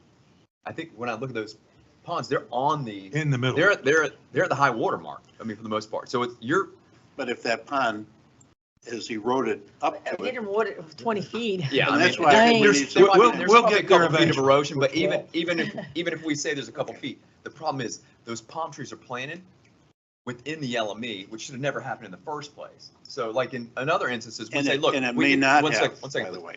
In other instances, we have said, okay, we need 10 to 12 feet. So as long as we're within 10 to 12 feet, we're fine. Timber Ridge is not 10 to 12 feet. So it's not, the- Okay, Our now, we options are did, and we limited. don't know that, and that's why I say No, no, this you can needs look at to it and be tell. deferred and moved That's out what I want to find and out. studied. So can I Thank make- you, can I- Bob. Can I make a suggestion? We've got Bob's contact information. I believe he's emailed all of you, is set up one-on-one meetings with him and go and visit the pond with him prior to your next meeting. I don't have There's any problem additional with due that. diligence that's taking place. I don't have any problem doing that. I'd like to do it. I'd be glad to be involved. Yeah, All right. sure. Thank you, Bob. Okay, thank you. All right, now, Okay. Eric. Now, so are we going to address, I am so confused by reading these 2 change orders. It looks like we put something in one and then we took it out of the other. Okay, so before I turn it over to Eric to dive deep into this change order. The room, right? Just let it talk. So ultimately, as you all may recall, we took Grady Minor out of the picture and Holmontes or Bowman has become the successor engineer for the admin building and the park components. So that's why one is a deduct and one is an added. I will turn it over to Eric to go into the specifics of that. Yes, good evening, board members. For the record, Eric Fye, Senior Project Manager with Tetra Tech. Thank you for the opportunity to come before you on a very busy meeting agenda. The summary that Chelsea just gave is spot on. The final admin building development project is essentially complete. Once we remove the construction phase services from that task authorization and put them into the Gateway Commons project. You'll see there's an increase in the construction phase services because it's obviously a much larger project now with the park improvements included. Our original task authorization for Gateway Commons did not include construction phase services. So that's the reason for that increase. And obviously bid phase services has increased dramatically. We obviously did kind of an unconventional bid with the first round, combining the park improvements with the admin building and kind of designing it on the fly while we were bidding it. That turned into a 140-day bid period with 8 addendums and 102 bidder questions. So, you know, you give bidders that much time to ask questions and get it updated. So we had a lot of effort, unanticipated effort incurred during that bid process, and now we're doing it again, although in a much shorter time frame. So thus far, we have issued 3 addendums. We'll have a 4th on the new bid, which the questions for that bid are due this Friday. Our responses are due next Thursday, just to give you a quick update, because I didn't do that during your engineer's update earlier. And then bid opening will be the following Tuesday, and so November is going to be a big month for this project. And so this is kind of late in the game to come with you a change order, but we didn't have an opportunity to do so until now. And I apologize if we couldn't get here sooner. We were going to come to your last meeting and it got postponed, so we're here today. But any questions on what I've stated thus far? But these 2 changes are 2 separate change orders to 2 different contracts. Correct. That's So- why the numbers, because it's 1 and 2, and you'd think, Yes. why are we doing it this way? 2 separate deals totally. Correct. Okay. It's the second change order to the admin building task authorization, the first change order to the Gateway Commons. So the first item on your agenda is change order 2, which is the reduction of the construction administration for Grady Minor out of that TA because they were a sub to Tetra Tech. So that would remove, it would be a deduct of almost $64,000. So I'm looking for your approval on that. Okay, I'd make the motion to approve change order number 2 in the amount of a deduct of $63,983. I'll second your motion. Go ahead, call for a vote. Oh, Question. Sorry, fell asleep. Uh, Question? Understanding this one, what is the add for change order 1? I would like, is it more than 64? These 2 are. I know they're separate, Yeah. but they are related. Yep. So the So- next agenda item is $184,000 $84,000 add. Yeah. 184? Yes. That's for all the stuff that's associated with the Okay, building okay, I and think all the I modifications. think- Okay. Okay, and we're not going to know what the new bids are until November what? 29th? No, not November. October. Sorry, October 28th. Yeah. It's Monday. October 28th. Well, let me verify that. Oh, hold on. Somewhere around. Steve, or Well, here's where I'm coming from. Monday's the 28th. I want it to be 63 plus, 63 minus. Well, I was hoping. It's the You know, 29th is when we have the bids are due on the 29th, opened on the 29th, and coming to you on November 7th for consideration. Okay. Okay, but this doesn't have There- anything to do with the bids. There, well, Ed, wait a minute. There is a remote possibility that the bids are going to come in again so high that we kill the project. Okay, so this is my puny little brain. I don't want to commit any more money until I know I'm going to build a building. But If the building comes in at 2.5 to 3.5 million, like we thought when we first went into it, I'm all in. If it's going to come in the realm of 7.5, 8 million, I'm not no longer interested. I think we talk about 5.5. This is Well, work that's already if it- done. That's the issue. Well, the It's 184 due. isn't. It's due and payable. The 184, Why? is They that can't- extra they work can't or is pay that, until we do it. is that truing up the contract? It's both. Some of it has already been incurred under bid phase services, Okay, but the construction phase services obviously haven't. so what we can do is make the motion that when we get to this one, that we approve it for the 184,000, but we do not authorize any work beyond bidding of the project. You mean they're working without authorization? They have a contractor doing the design and we're in the bidding phase. I am taking that some of this work is either design related to basically true up the contract. In other words, we were doing work that was asked for by staff or by county or whatever, and we're now catching up and. But if we ran out of the bucket of money to pay for it, and now they're coming to us to replenish the bucket, I'm not willing to commit any more money until I know if I'm going to build a building. That's Well, but me, you won't know until you. until November 7th. Right. No, you won't know until you But commit you're not to it, going to 'cause some of the renege on stuff your- they already, But some you're of not the going to renege items. on the contract. though. Exactly, some of the stuff, services are already rendered to us. I have question. You go I on want to Renee keep on the it, I want to contract. keep it separate, like Yeah, I do keep it too. this second motion. Yeah. And then when it comes to Yeah. that, I want to really go over the 184. Well, I'm okay with eliminating the 65. No Okay, so problem. then, so let's finish that I'll motion. vote- We have a I'll- motion, we have I'll a vote second no. on the floor. We'll go call for vote. Aye. Aye. Aye. Thank you. I Okay. do have a question. Now, going back, change order number 1. Again, is this a design and construction phase contract services so that it's inclusive of services that, let's say, go beyond the bidding Yes. in that 184? So it'd be very easy to approve this change order for the full amount, but we do not authorize any incurring of cost beyond the bidding. If we're authorizing 184,000, that sounds like we're writing the check. No. You Then do, why are we we do doing that, it? you do that all the time with the engineer's contract, whatever. You're issuing a change order to the contract, basically to get it approved, because you certainly can't do any work with it, not without I having don't it. want them to work on it until it's approved. But there's stuff here that has already been done. Shouldn't have been done without approval. We were making changes on the fly to meet a timeline. Well, I thought That when we was a- made that those, was a that we said, decision. we want to make this change and here's what it's going to cost, and everybody says yes. But you're saying Yeah. they go and make the change and then show up with the bill. Oh, yeah, that's what we told them to. They provided us This- what we wanted it. We changed our mind, or we added what we wanted it. There's a cost to that. And that's what they're coming here now for. That's They're a giving part of us a it. total part of it, not the whole entire Can 184. I help? Yeah, please, because I'm hearing that we've already spent it. So if you look up on the screen, so you have the original amount of That's what I was compensation. You see 128,000 of it So that's hasn't been approved. spent. That- 375.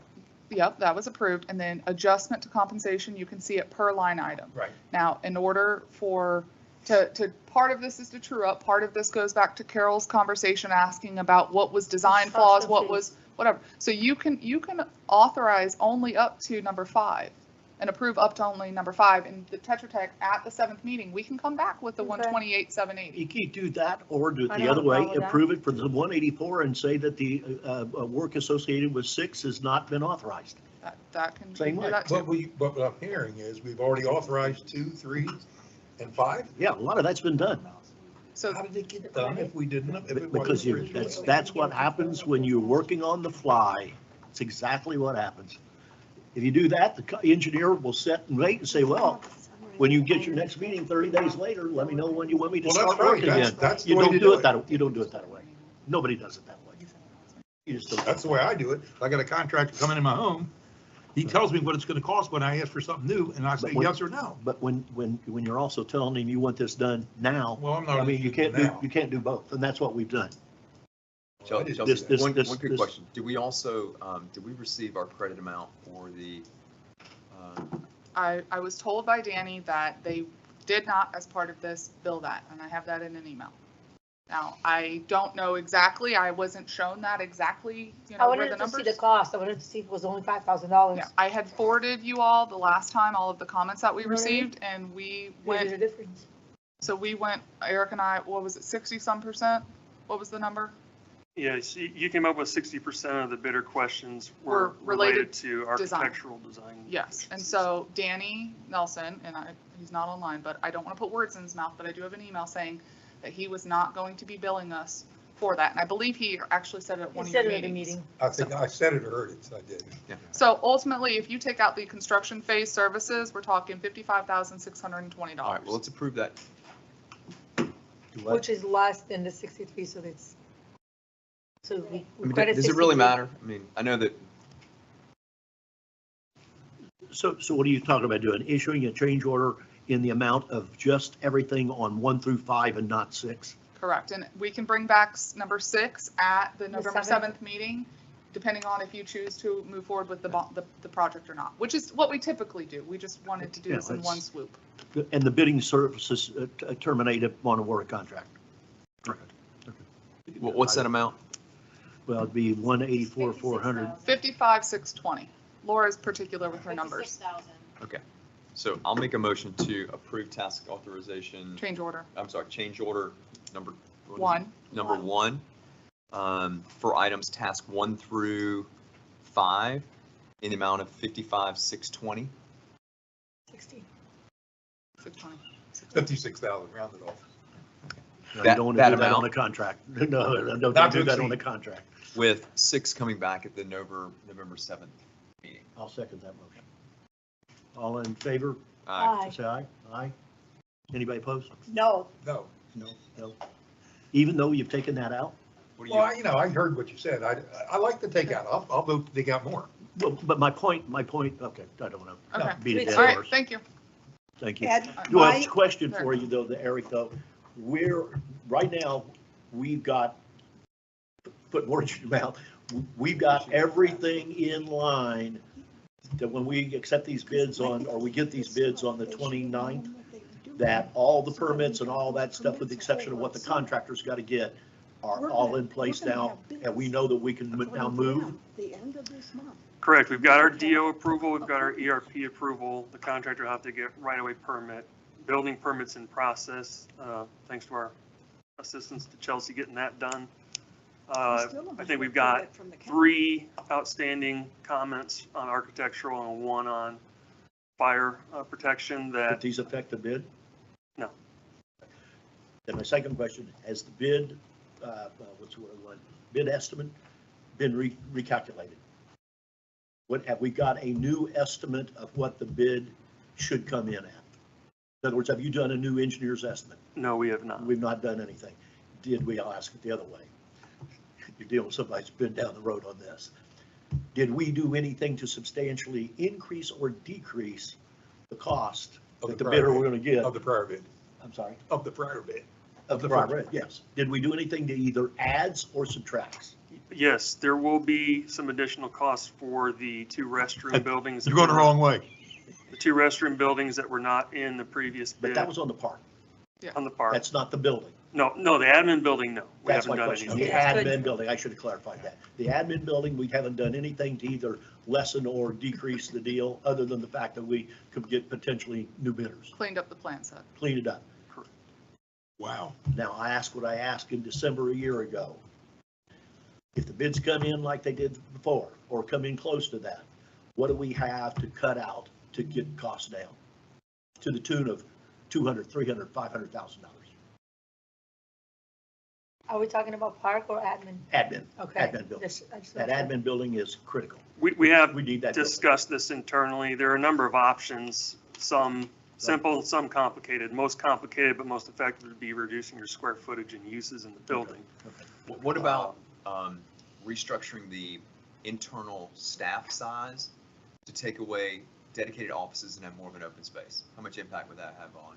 Is that just like walls, not minimal? It's really not a big Yeah, cost. okay. One of the, so just two things.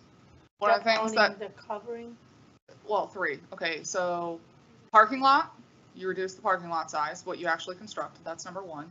Number 2, we had the awnings, those are nice to haves, not necessarily needs. And then one of the other things we talked about was a generator. Just the awnings are required. Oh, for the architectural? No, I think she's talking about parking. No, the parking Okay. awnings. Okay, the The covered parking, no, you're right. That's nice to have. Yeah. The generator is another big ticket item, but again, understand that that's intended to be our emergency operations center. Just like we have a Our deal generator. is we've got to. Well, that's not $100,000, is it? Yeah, the issue It's is, $100,000 Oh, for it the could be for generator? the generator. Oh, yeah. Holy shit. A building that Oh. size. Chelsea, For the record. at this moment in time, right Light a now, candle. do we have a permit from the county? We have a development order, yes, we do, Do we have the permit? we do not have the building permit. And we will not have We don't that get that. until you select a vendor, because we cannot pick up the general contractor who has to put their license on the line and bond it. So until you pick somebody, we won't have the permit. But we are damn near at the point where they are You can close get to it. just go pick it up. You can go do it. We're that close. So, From the Well, last we're bid, not there yet, correct. from the And we last, won't be from the until- last bid that we had, still. and we were estimating, proceeding on the basis of 5.5 million, as I recall. How close are we to that we need to be thinking between now and November 7th of what our alternative is and what our options are to make this thing go? Are we looking at still this thing coming in 6.1, 6.2, 6.3? Given how close the bids were last time, I'm confident that if we get more bids, you might find one a little lower. I don't think it's going to be substantially lower, but So that's just a in your prediction. best estimate, what do you think it's What going is to a be? little lower to you? Yeah, well, what's that number? Well, it would be somewhere around high fives, low six. High five, low sixes. But that's for the whole. And I'm, That's again, if I'm we were not talking bidding the about the same thing park. again. I'm talking just the building. right Just now, the building. Other than reducing the square footage of the roof. Ed's asking just your estimation on just the admin building itself. Yeah, I don't have that in my head, so Okay. I can give you a guess. My best guess is, as I recall, was somewhere around 3.8. 3.8. Okay, well, let's not put you on the spot. No, I'm sorry. No, I don't want to do that either. A crystal ball. It was somewhere around $1 million for the park improvements, so no, it was more like high fives for the building. Yeah. Okay. So we're close. I mean, Yeah, we're gonna be close. 3.5 to 5.5. I like that number better, but. Well, when you Yeah, go me from too. I didn't 4,500 wanna, like, 4,800 just square be feet sad to when I 9,000. All right. Well, Let's- one then of, we one gotta of go the, back to I where will we say, are. one of the other It things was that we only did, 3.6 million in their bonds. I will say one of the other things that we did change on this bidding is we made it a lump sum. And that is more enticing to contractors, It's the only way to do it. so. Okay, okay. All right. Thank you so much We'll for wait that. to be surprised on the 7th. All right, thanks, Eric. Thank you so much. Okay. Have a good See day. you November 7th. Thank you. Okay, Guys, oh my God. on to administrative agenda items. Quarterly financial summary report. Stephen Bloom is standing by. I just let him know that he'd be up. Stephen, Good evening. Stephen Bloom, Infomark. What you have in front of you is your September 30th year-end preliminary, obviously unaudited set of financials. One thing that I did want to note before I kind of go through the revenue and expenses, at the bottom of that page, we have included your preliminary carry forward balances. You can see really, most of it is in the general fund and the Pelican Preserve, but that is something we talked about earlier in the year, making sure that right off the bat, we have those numbers. And what we'll do is, moving forward, up until you get your audit report each quarter, we will update these numbers because obviously there will be things that occur, invoices that come in, projects and stuff that, will occur. But we'll keep that table there at the bottom for you so that we'll have that number updated each quarter. And then to the left of that, I still have your investment earnings for each fund, which you can see there's a nice number there at about 1.4 million. So again, just wanted to kind of change the format a little bit around there to provide some more information for you.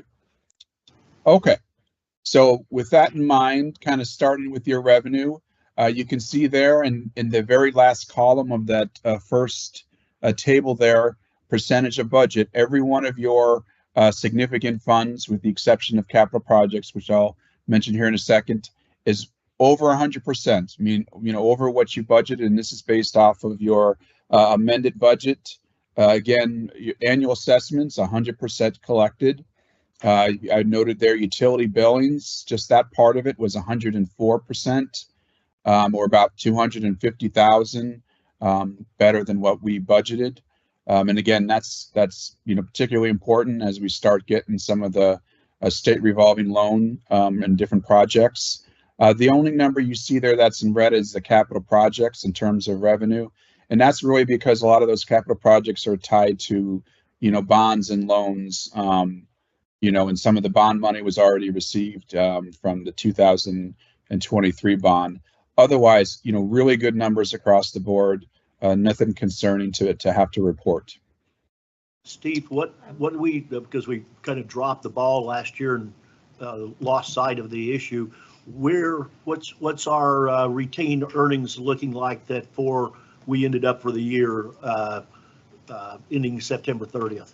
Yep, and that's that bottom chart that I mentioned there per fund. So the general fund, again, very preliminary, but about 1.56 million is in the general fund as the carry forward. Pelican Preserve is about 250,000, and then you can see Stony Brook did not have anything, and then you can see the other amounts from there. But that's what I mean, Ed. That's that chart that we will continue to update each quarter, so you'll have good numbers up until the point when you get your final numbers with the audit. Okay. Stephen, I have a question. Is the interest revenue restricted to anything? So It's a great question. So for example, debt service, it's stays with debt service. So yes, the answer is yes. Those interest numbers you have there are going to stay with the fund. And then the debt service in particular will stay with each bond. Same thing with the capital projects. Now, good point to note in the capital projects interest, and again, that's mainly your 2023 bonds. That's where you'll start to have some leeway in terms of, okay, this money is earned interest. If a project within that bond is maybe a little bit short, then you could use some of that interest to cover it. That's why it's great to have this interest income, because it gives you an additional contingency for your capital projects. But the rest of them, the general fund, it has to stay within the general fund, and so forth and so on. Okay. Anybody else? Okay. Yeah. The only other thing, Ed, I just wanted to mention spending, really nice. If you go down a little bit there, again, it shows you per fund, just giving you overall, when you exclude debt service and capital projects that were budgeted, the total spending as of right now is 77% of your budget. So well under what was budgeted. And again, that obviously plays into the carry forward numbers at the bottom. So at the end of the fiscal year, unaudited, of course, and all that sort of stuff, are we in good shape? I think you've got a lot more flexibility coming into fiscal year. So the short answer is yes. The general fund now here, you've got this $1.5 million.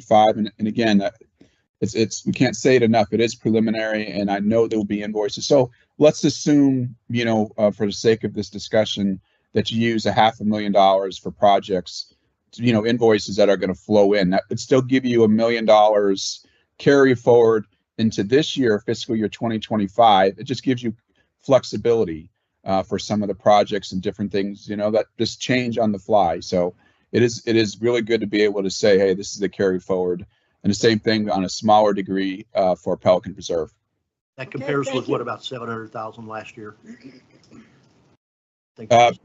Yes, that's where it wound up around there. Mm-hmm. Awesome. Other questions for Steve? Nope. Thanks, Steve. Yep, thank you. Do you have anything else for him? Nothing for him. That's your quarter, but we do those quarterly, just as a reminder, so your next one will be after first April. Okay, no. No, in January. And we will need to look at, so it's great to have that amount of carry forward, but it also means we didn't allocate, we didn't do certain things. Overtaxed. So, yeah. So at some point we just need to determine, and I think we're doing that with the budgeting process, but we need to say, hey, these are the things we didn't do.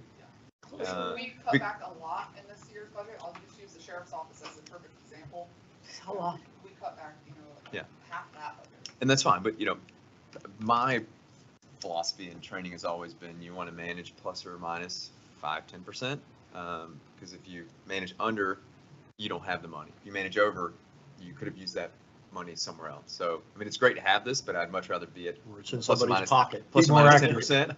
The variance. You just don't want to be on the red side. Yeah, it's not good. Laura's still paying invoices. I'm still spending it, so. Yeah.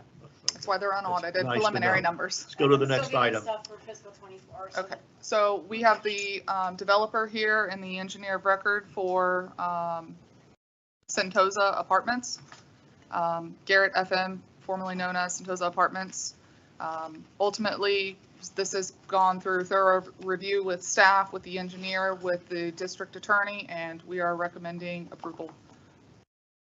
So if you want to pull up the picture that. Make any presentation whatsoever. If you guys want to come up and speak, it's totally up to you. It was in the 17th This is packet. the Alta building? Yeah. Yep, they did provide a rendering, which we're going to pull up here that's what I want to see. in a second. The last meeting that was canceled. This is the one that's going just north of the school. Yeah, this is the old Alta. That's an office building? Yeah. It is now, but it's it's the going old, to. it's the original Gartner building, if I'm not mistaken. No, Alta. So, Alta, Alta, yeah. Which was the original going to And be. it's going to be taken Way down and Demoed to- 5 new buildings. Yes, 5 new apartment Oh, buildings. so with that's what I was gonna clubhouse. ask, if you are gonna demo that. Yes. So you're tearing it down and rebuilding.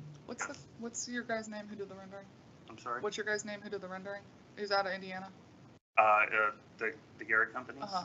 I don't know who did the rendering. All right. But, Because that's what I was looking for. Let me find. I'll see if I can find it. Zach and Charles might be on. Is this the guy from Greenwood? Yeah. Oh, I must have Didn't even know him. He didn't know you? No. So the Gartner I've been gone building's a gonna long be time. destroyed? No. No, they- No, we're gonna build a. The Alta building. The Alta building, right What is north it? of the school. I didn't know we Is had that an on Alta October building. 3rd? Right behind the Gateway Did Charter we, School. are we getting the picture here? I'm working on it. Maybe we should move the office. It's pretty nice, design layout. We thought about Yes. it, but it was like 20,000 square foot. I think we didn't need it. Hang on. Here it is. Here we go. Oh, wow. Nice and pretty. That's what we're gonna build. That's what they're building. We're in building We're not nothing. building. Commerce Lakes to the round. Yeah, so Gateway Boulevard. So. Here, that's the. If we got about 3 or 4 pictures there. No, just the one. That's So the only that's, one? that's the, Okay, Doug's got the site plan. Yeah. Okay. So that's, If you have the site plan, I think I would suggest that board members separate it. it's not the site plan, it's just LIPA. Okay. that's $40 million. Okay, so Thank you. ultimately, we're recommending approval. This has gone through the rigmarole. They've gone through the county's permitting process as well. County permits, Florida Water Management District, currently working on FDEP. Yep. So, Thank you. I'm just curious, what are the size of these units? Per- There's 256 units. They're between 1 and 2.5. I mean, are these two bedroom, 3 bedroom? 2 bedroom mostly. I believe. Mostly 2 bedroom? 2 bedroom, 2 bath. I'm unsure of the bath. Did they have an elevator? I'm sorry. Will they have elevators? I see it's believe 4-story high. Yeah, because we had to do with the airport. We had to make sure that crane placements around the property. Yes, And are these all rented or leased? they units? will be rented. Okay, so they're not, To my knowledge, they're not selling the individual units. Any other questions? Not, somebody want to make a motion to go in and approve the plan saying So moved. thank you. I'll second that motion. You making it or want me to make it? Oh, you made it? I made it. She made it. She made it. You I seconded second. it. Any other discussion? If so not, one of the contingent, if you please just read the motion when you make it, because it's contingent upon receipt of the performance bond per the PCN. do that. Make. I did. No, You did. read the motion. It's all right. She said it. Do what, Dale? She said it. Okay. Motion been made and seconded. All in favor, say aye. Aye. Can you Anybody send out opposed? the Thank rendering you. to Yes. everyone? Yep, we'll email the rendering out.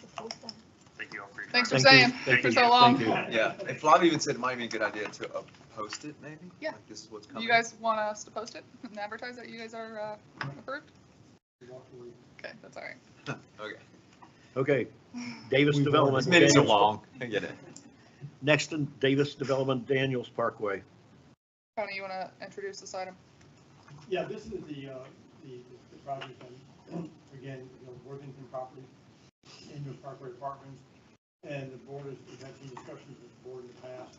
The staff, engineering staff, and myself have reviewed the development plans for it. And one of the aspects that, of the development plan that is probably the largest item, there are a number of other items. I think most have been resolved. The item was the desire for the developer to use wells on site for irrigation with regards to not utilizing the district's irrigation services. That was their desire? To use the wells, because their position is, and we disagree with their position, as to irrigation not being available to the site from the district's facilities. We discussed, and I think there were letters and correspondence all in the meeting book with regards to the alternatives that were discussed. One alternative was for, and we requested that the developer approach the Daniels Preserve Association. Daniels Preserve is a master meter, irrigation meter. The district has public utility easements and utility easements down the roadways and on either 10 feet either side of the roadways in Daniels Preserve. And there is an irrigation line that runs after the master meter through Daniels Preserve, and it comes out sort of near, I'll call it like the northeast corner, but it does not extend any further into the Worthington parcel, which is adjacent to this. And so my understanding is, and the developers can explain what conversations they may have had with the Daniels Preserve Association about there being an additional line, like a sub-meter at the point where the properties touch, and that the water would run through the master meter, the Danish Reserve lines, and go over to this property. I don't know the details of those conversations as to what was discussed or offered, tendered, proffered, but Danish Reserve said no. Turned it down. Yeah. Said no. The other approach was with regards to the FPL easement was one approach, and various routes through the FPL easement. And we gave them the contact information to discuss a consent of use agreement with FPL.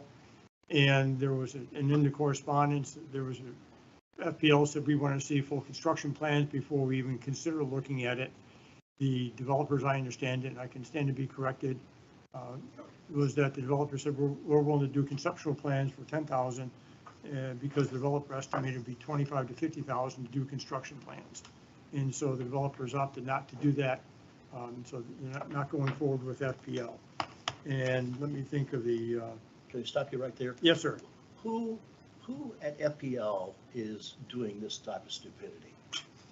I mean, this is ridiculous. Well, we have had good conversations in the past with two personnel at FPL. And FPL is very rigid. I think we've all learned that in the past with their criteria and requirements. The district was successful in getting, for example, the irrigation, the line on FPL easement on the other side of Gateway Boulevard. It took some time and effort, but we're close. I think, what, Chelsea, we have, what, 2 more terms to figure out? No, I'm waiting for them to send the document. My point on this one is that if we go up the south side of that easement from Griffin Drive and tie into the 20-inch, that is so common sense designed to go down that south deal 15 feet off of the right of way. It's not hurting anything. I can't understand them not accepting a conceptual plan. I could see them after that coming back and maybe asking for follow-up, but to say no without even looking at anything, that's anal. Just ridiculous. Well, that's just like the county. The county won't do a preliminary review of a permit application until you formally submit. It's the exact same concept. That's government though. FPL's got to deal in the real world. That's just. So we are. Yeah, also it also is outlined in the letter from Jennifer Klinsky, and Jennifer's here. I can't remember the gentleman's last name again. Lance Turner. I know Lance from the developer, and Dave Underhill in the back, engineer. They approached Timberwood Preserve. We also suggested contacting Timberwood, requesting easement to tap into their private irrigation line, and they were denied by the board also.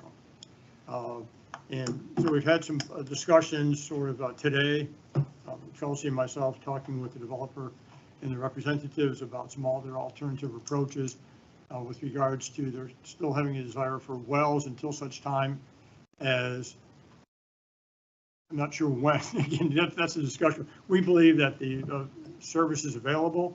It may not be in the proximity of where they want it, but we believe it's available. So we had discussions about how to maybe have a temporary interim approach with regards to the use of irrigation wells. Are you talking about tying on to Commerce Lakes and going down across the easement to their property? Okay. I would say that's a pretty good hike. Well, I think the one estimate, I think it was $500,000 for that, if I'm not mistaken. That's going that route. I could be wrong. Again, they can correct me if I'm wrong. That's my recollection. So it's like a 3,000-foot run. So what is staff's recommendation? So in discussing with the engineers, we've got a couple options laid out here in front of you. We did have a brief conversation earlier, and one of the options on here is to allow the developer to install wells and meter those and bill them based off of their usage, based on our tiered rate structure. And I will, and discussing that with the engineer, our demand is higher than our supply back here at the tank with our irrigation. And so ultimately, It would have benefited us. it would benefit us. Do you have a ballpark? But do you want them ultimately to tie into our irrigation system or not? Well, they wouldn't need to if they do wells. We'll just build them for it. Correct. For one wells, we'll build them on our rate. And then one of the questions also came up, Lance mentioned and requested that to be a credit for any connection fee, if they pay connection fees based upon the connection fee charge for the master meter, that if at some point in time they were to connect to the district's system. That would be deferred or that is included? Nope. The connection fee would be paid, It will be paid but it would be a credit against connection fees. if in the future. Correct. That's my recollection. So Was I mistaken on that? Well, hold on, before we just go back, they are here, if you would like to call them up and let them give a spiel, which I would strongly recommend, not that spiel, presentation, sorry, I apologize. But they've spent 3 hours here, I would strongly recommend you let them come up and speak to you. Flip a coin. I thought they got a pretty good understanding of government business in the last 3 hours. Yeah, I usually am on the receiving end representing districts, so it's a pleasure to be here. And I know you all have had a long meeting, and I know we had a lot of information in the agenda package, so I assume that you all have generally reviewed that. But like staff has said, oh yeah, sorry, Jennifer Kalinsky from Kalinsky Van Wyck, and I'm here for DD Daniels Parkway. So the summary is absolutely accurate in terms of the conversations that we've had with the district the last almost 2 years now, exploring all the options to meet the criteria about connecting to the district's irrigation system. Our position is that the rule, which I think you have in your agenda package, explicitly provides that a meter and irrigation line will be provided to each developable parcel, and having to connect down the road 3,000 feet or spend $200,000, $300,000, $400,000, $500,000 to do that is not what's contemplated by the rules that were adopted. So we've asked for consideration to do wells on the property until such time as the district can deliver irrigation. I think last time that Mr. Underhill was here giving a presentation to the board, he had shown sort of where that irrigation phase 2 project was taken out of the district's capital plan, which is probably why we're here before you today. One of the considerations we asked for was the ability to do wells, have no problem with the master metering and paying the district's utility rates. The only consideration we were asking for is an offset for the costs that are going to be incurred, which will probably still be $100,000 or more in putting the wells in, that would otherwise not have had happened if the irrigation was there, that there be some credit against either connection fees or the master meter fees over time. That could be worked out in the future with staff. Really tonight, what we're here to focus on is the district's authorization for us to use wells. We're happy to defer the consideration about how that gets paid and work with staff offline and come back to the board with a recommendation about that. There are a handful of remaining items that have to be resolved and reviewed by the engineer prior to the approval, like you just did with Garrett FM. So looking for your direction, because the irrigation component is a large part of those handful of items that are outstanding. Need your direction moving forward so they can go back, finalize their plans, get it back, resubmit it to us, and then hopefully come in front of you all for an approval in the near future. So what you're looking for is, there's a board consensus that Well, wells are acceptable. Yeah, that was going to be my question to our attorney. With the is- condition that we'll still build them, we'll meter those wells and we'll build them on the same rate that we bill with current customers, because there'll still be a benefit for us because the demand is higher than what we have. Do we, Tony, do we need any statements or exceptions or whatever from our permit criteria manual that this is not really in agreement with? The permit criteria manual has a provision that says if GSCDD service, again, my only concern is our position is service is available. And that's our dispute. And there's language in the permit criteria manual that says if service is not available to the property, it doesn't say at the property, it says to the property, the GSCDD may permit septic tanks and or wells on a temporary basis and at the developer's expense. Okay. However, once GSCDD facilities and service are available to the property, the developer shall be obliged to connect within 60 days. So we have an option. I'm sorry? So we have an option. Yeah, and in the rule, the utility rule says it's a policy of the district and section 4, policy of the district and the requirements of this rule that there is not permitted the individual installation and use of any private wells or septic tanks without the express written consent of the district. And so the district can provide that. We have the ability to do that. So again, I take issue with the one assertion with regards to the district's obligation with regards, as she mentioned, about the meter, but we do have, the board has the ability, and I think we need to say that while the service is available, the district would allow this to be on a temporary basis, and we have to work out the terms of that. So one of the other contingencies as part of this is if you did permit them to move forward with the wells, that they be fully responsible for the permitting and the monitoring reporting. and reporting of the wells to the proper Okay, agencies. are you talking about one master meter, multiple master meters? There's four How are wells, we doing this? there's 4 wells, as I recall, proposed on the site plan. Is that correct? So One meter? Okay. No, I think each one have a meter. each one of them would have each to have would a have- meter. So my question is regarding temporary basis. Yeah, and again, we would come Because back that's to not the what you're looking district. for, right? Yeah, temporary until such time as the irrigation service is provided. And again, I understand that your attorney disagrees with our contention. My look at your history on why you've adopted this rule is that when service isn't provided to the actual parcel, there's this exception that the board can potentially consent to, and that's what we're asking for your consent. Understand as soon as service becomes available, your rules right now say the developer shall connect the irrigation service. They have every intention of doing that when it's available. And then the developer expense, second question, so you wouldn't be receiving a credit, because if you were receiving a credit, then it wouldn't be developer's expense. The installation of the well is a developer's expense until such time as the irrigation service comes in. Our only contention is that once that irrigation service comes in, there'll be some credit against the capital costs that would otherwise have been provided.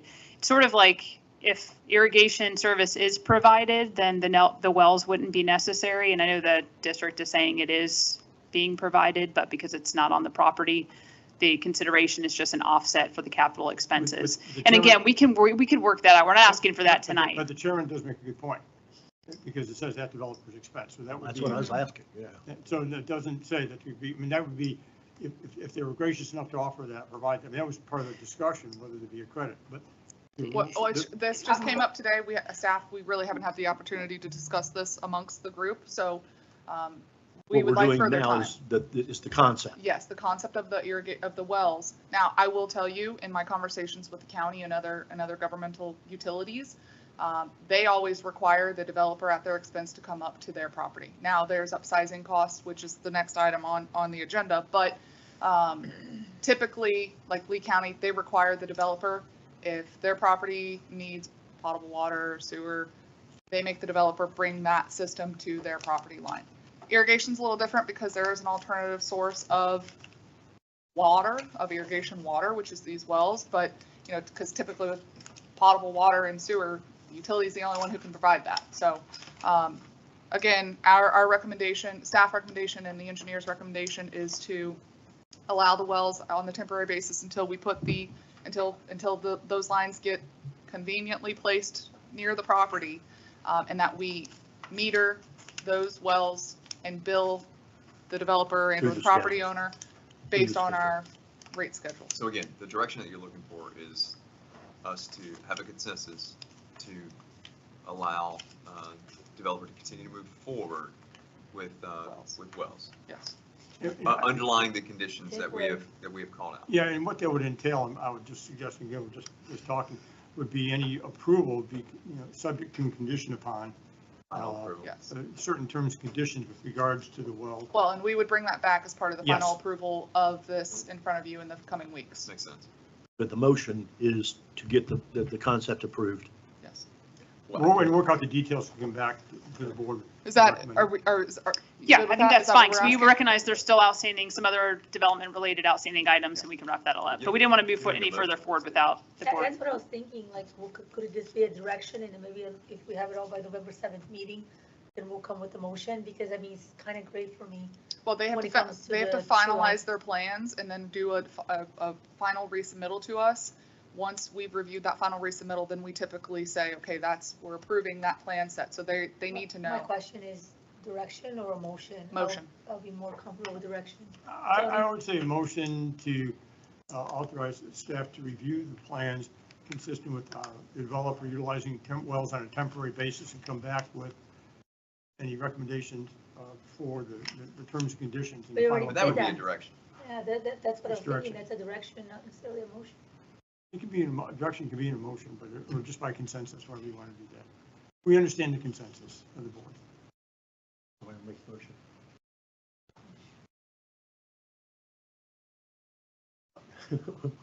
we're not getting anywhere fast.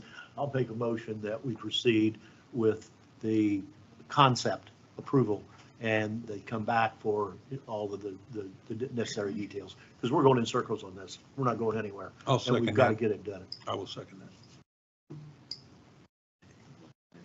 Any discussion? No. Call the vote. All in favor, say aye. Aye. Was there a second? Opposed? Was there Yeah, a I second? seconded Okay. it. Thank you. Thank you. Appreciate your time. All right, we'll be in touch. Thanks for staying. Thank you. Thanks for the travel from Tallahassee and from Georgia. I would suggest you stay for the And I second think, item. I think Lance came from Atlanta. Okay, so this next, this next item, yeah, He was happy. yeah, okay, It's the old adage, when you get what you want. Not that you- easy. yeah. Just the Daniels Parkway, Yes, so this next item is, so as part of the review of the developer's plans, they determine that they only need a certain size potable service. They are tying in, it's gonna be a looped system, they're gonna tie into the backside of Worthington, or Daniels Preserve. And then they're also going to be tying into Daniels Parkway as our third interconnect to the county system.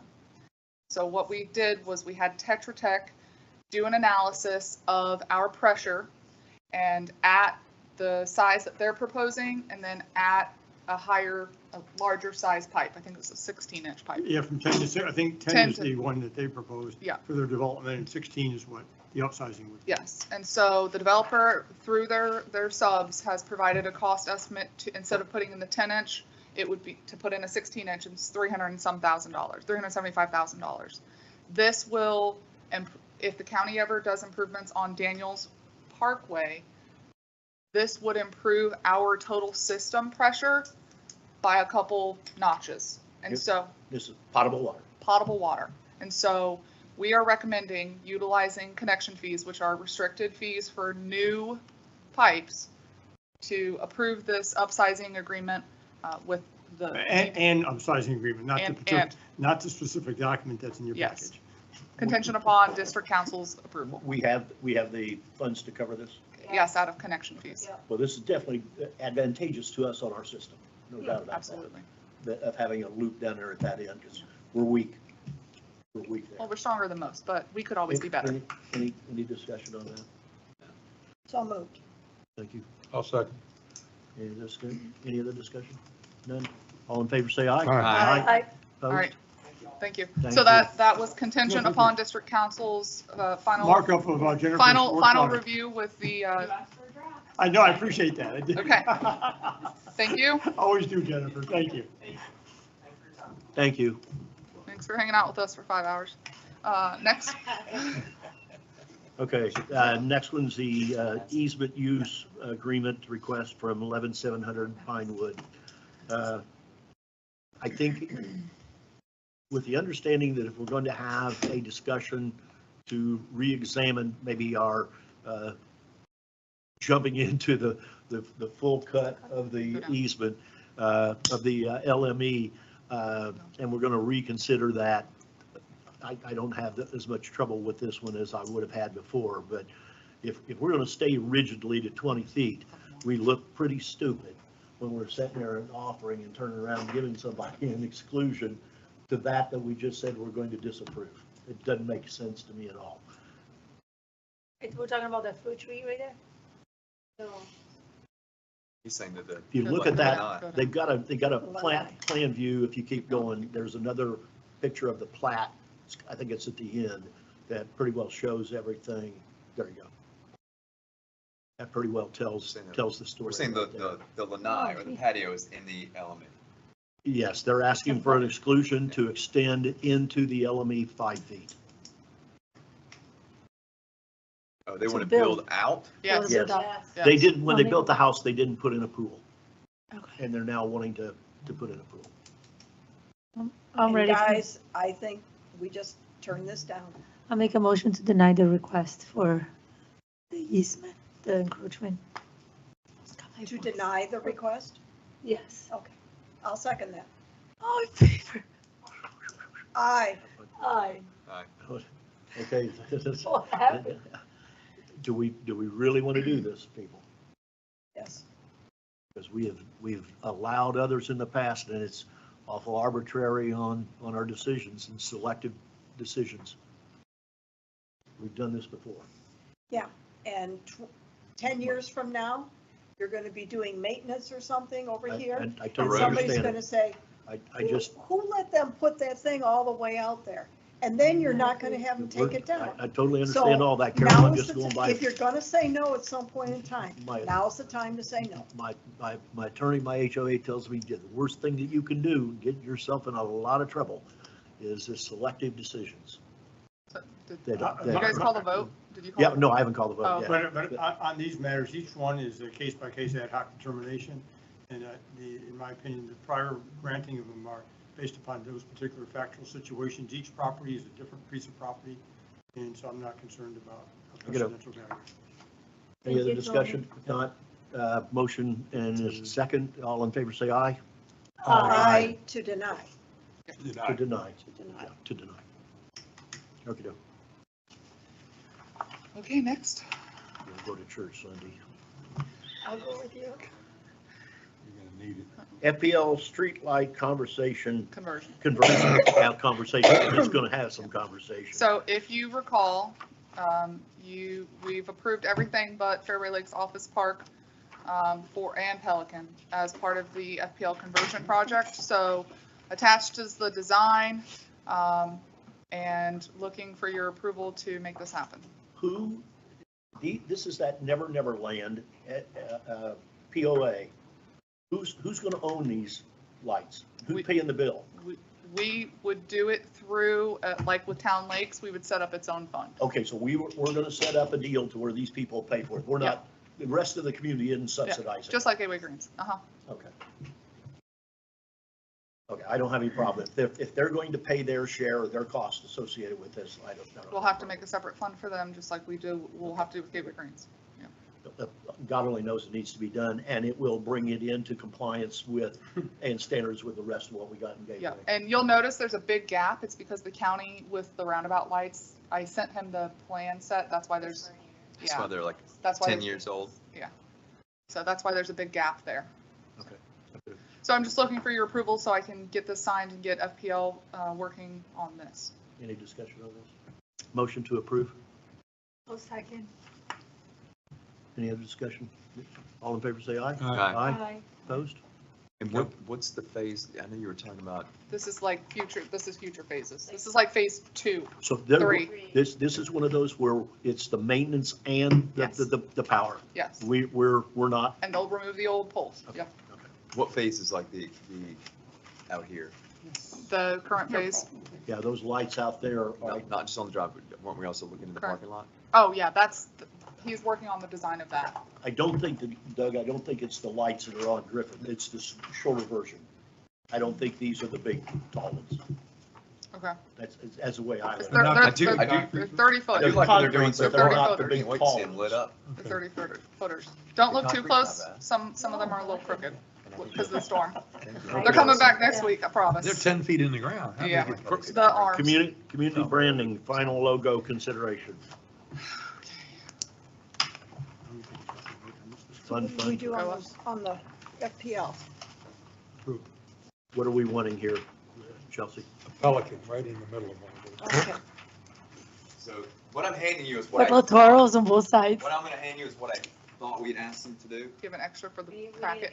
Oh, I like that. I like that. I like that You can too. just take I like that. I like that too. See, we're gonna paid him. I'm sorry? We're gonna paid him. Hell, yes. Okay, Bob is gonna make the motion not to pay them. If you just put a pelican in the middle of those trees, that'd be good. That'd be all inclusive. They're up there. Or one gateway, Bob. Visible. That's what I'm saying. Bob, we gotta walk down the All road right, and put the find pelican in the yourself. tree. We'll put it with Yeah, put feathers the flying pelican all in out of the it. trees. Thank you. Oh, God. Is this what you want to proceed with? I like that. Yeah. I think that looks nice. Go ahead, Doug. Say your 2 cents. What instead of because you wanted to bring the blue in from This actually is the my fountain? this is my second favorite design.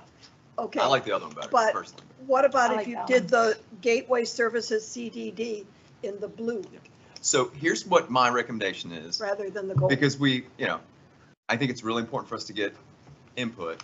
So I would have this design, because I thought what we had asked them to do is actually create a canopy, and they put the trees behind it, which I like. I do too. But I think we should take these two designs, and the first one would be, what I showed you with closing the canopy, and the other design, and push it out there and let's just see what the vote of public opinion is. Can we put to Carol's point, can we do the gray instead of the gold? I'm trying to get away from the gold. Yeah, I'm thinking, I don't care what we can decide on the color or whatever, but I'm just saying, we got two logos. We could get vote of public opinion if we wanted it. One would be the top design with the canopy, and if you want to go, whatever, you want to change the gateway to a different color, that's fine. And then the bottom, because again, you can change out the colors, but it's just two logos. How many are you going to put out? Two. This one, and like if they want to go blue here, whatever. And one of these. And then, because even those colors are interchangeable. It's really the logo itself. Yeah, that's the deal. I agree. You guys want to do a survey and we can push it out for a month or so? Send it to the CAMs, send it to the Pelican so they can put their Pelican in it. Yep. Since they're part of Gateway, we Maybe gotta make do sure a we pond get it. down here. Okay, well, lots of ponds. Conservation. So we need a motion? Maybe a noose around the pelican. Well, in the tree with feathers flying out of it. You guys are getting delirious after 5:30, Treble hook goodness. with fishing line. That's Okay. all. Treble hook with fishing I line, like Carol's idea. Which one on the And bottom? bottom of the tree with a shotgun. I think the one on the top is the one that Doug. Doug's, yes. Doug's, and then which one on the bottom out of the bottom two? The second one on the bottom. The I right agree. one? The right one? Yes. Okay, we'll send a survey out. Okay. Do we need a motion on that? No, we're Okay, good. Do you need this? Yeah, I'll give No, we got one. You got it. I got it for the. I Did need you the- draw that yourself? We need the. Yeah, I just took my son's I need the digital copy, please. I'll send it to you. I like that. There's a fee for that. Get the consultant sign off. on Okay. Exactly, there's a fee for that. Bill me. Just tell him that Logan. Is that the kid who's is a working kid at back. the pool? Yeah. Okay. Yeah. Doug, and then instead of the gold, do you want to do I your don't care. blue? Whatever you got. Yeah, what are the blue? I think that's what Chelsea said. They like the Or blue. the gray or something. Or Moving gray. right along. Just not gold. No, yes. Instead of the gateway and Yeah. stuff Yeah. in gold, Yeah. do a blue or I'll a send you the one. blue gray or something Moving like right that. along. That didn't Item work. H, contract RFQ 2411 AD. I have to text her. Is Nicole on? She's listening. Oh, can What do we got here, Chelsea?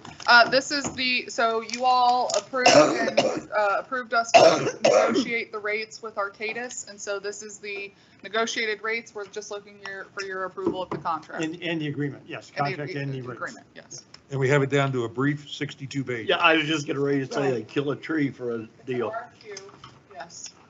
Is there a motion to approve? So I'll make moved. the motion. We're gonna do that thing. So moved. I don't have any changes. Second, 2 seconds, thank you. All in favor, say aye. Aye. Thank you. Opposed? Next item. Again, you approved us to go Utility negotiate the contract with Arcadis, so this is for engineering utility services.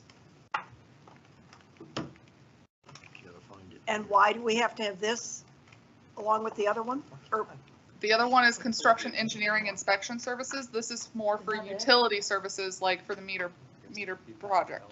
Yeah, Tony gets to write another the 62 agenda on the pages. website, It's already- once we refresh it, it's already gone.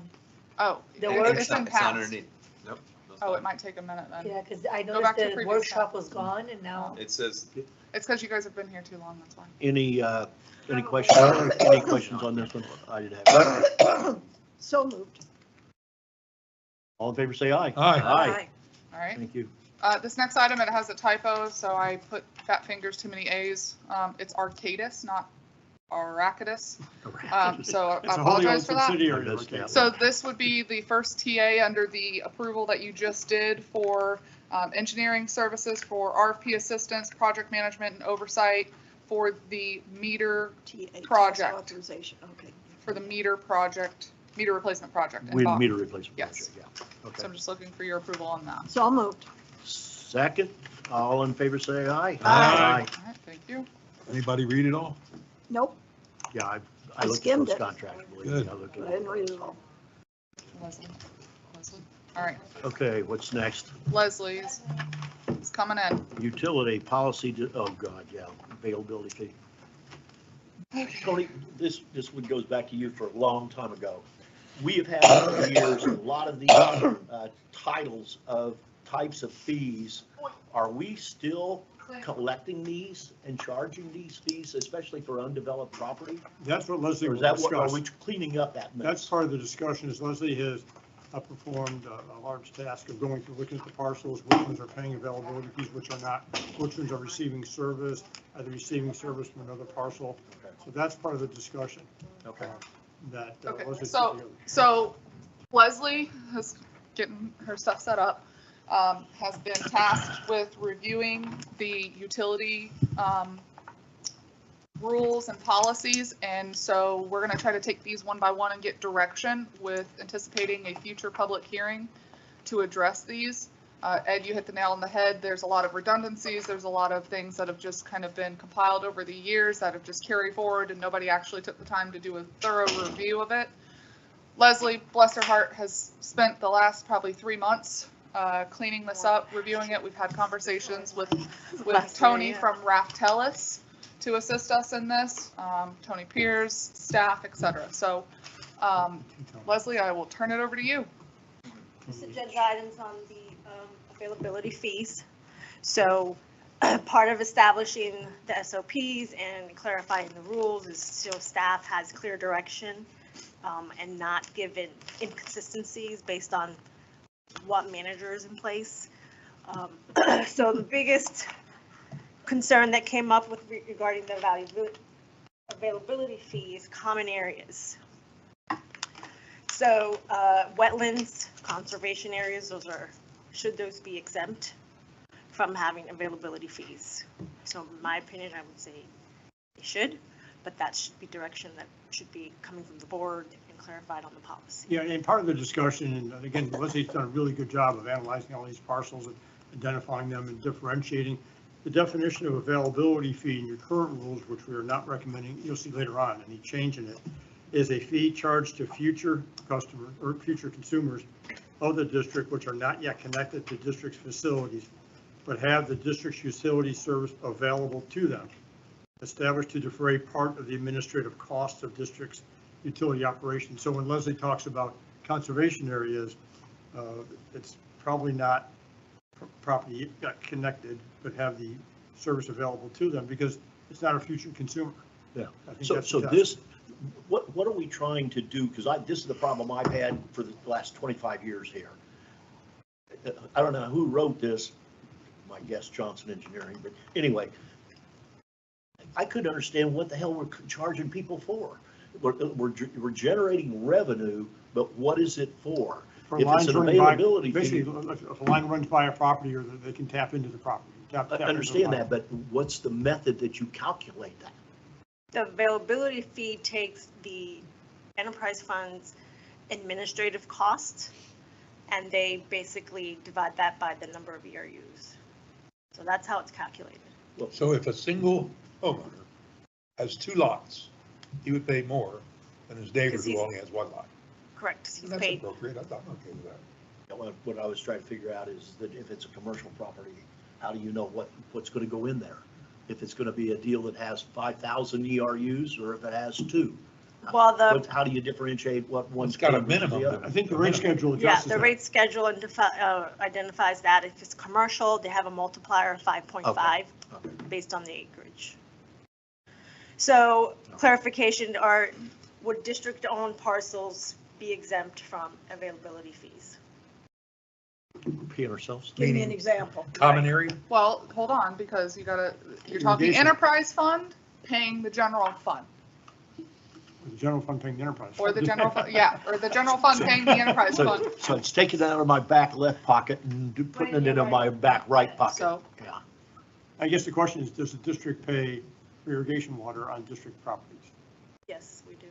So that's sort of the We do analogy. now. We should. We do. Yeah, well, we should. Yeah, we should. Okay. Okay. So move forward with district availability. So in other fees. words, if there's an administrative building, the administrative side would have, or the construction side would have to pay the utility side for access to water and sewer. Yeah. Like it is now. Yeah, so we do. with our admin building, the project would be billed from the enterprise fund for those services. For the vacant property until such time it's developed. Correct. Just keeping it all separated. Yes. Next is, there are some circumstances where a common area in a community is serviced by one master meter. So. Flavia? I like to hear this, let me full attention. So, one example would be West Haven, another Prado. So they have one master meter for the irrigation, but they have common areas that are parcels and are being fed irrigation from that master meter. But they're not paying, the 76 units pay, but the common area or the master association doesn't. Is what you're Right. saying? They don't pay, they're So how not do- how do you- paying how an do you get around availability that? fee. A different meter? Hmm? An added meter? Mm, Well, wait, no, If they're it's- paying as a because- bulk, right? Right, they're paying as Yeah. a bulk. If they're paying them as a bulk, then aren't they covered? I would say arguably, I mean, part of that is yes, because again, the definition, a fee charged to future consumers of the district, which are not yet connected to district's facilities, but have the utility service available to them. I just took two. So what, if it's future, what's West Haven got to do with it?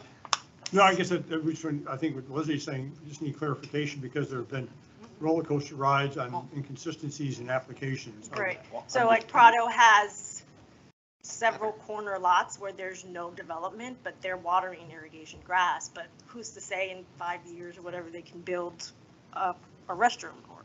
And what are you doing to solve that? What's your solution? For the irrigation on the master meter, that's the question I need direction on.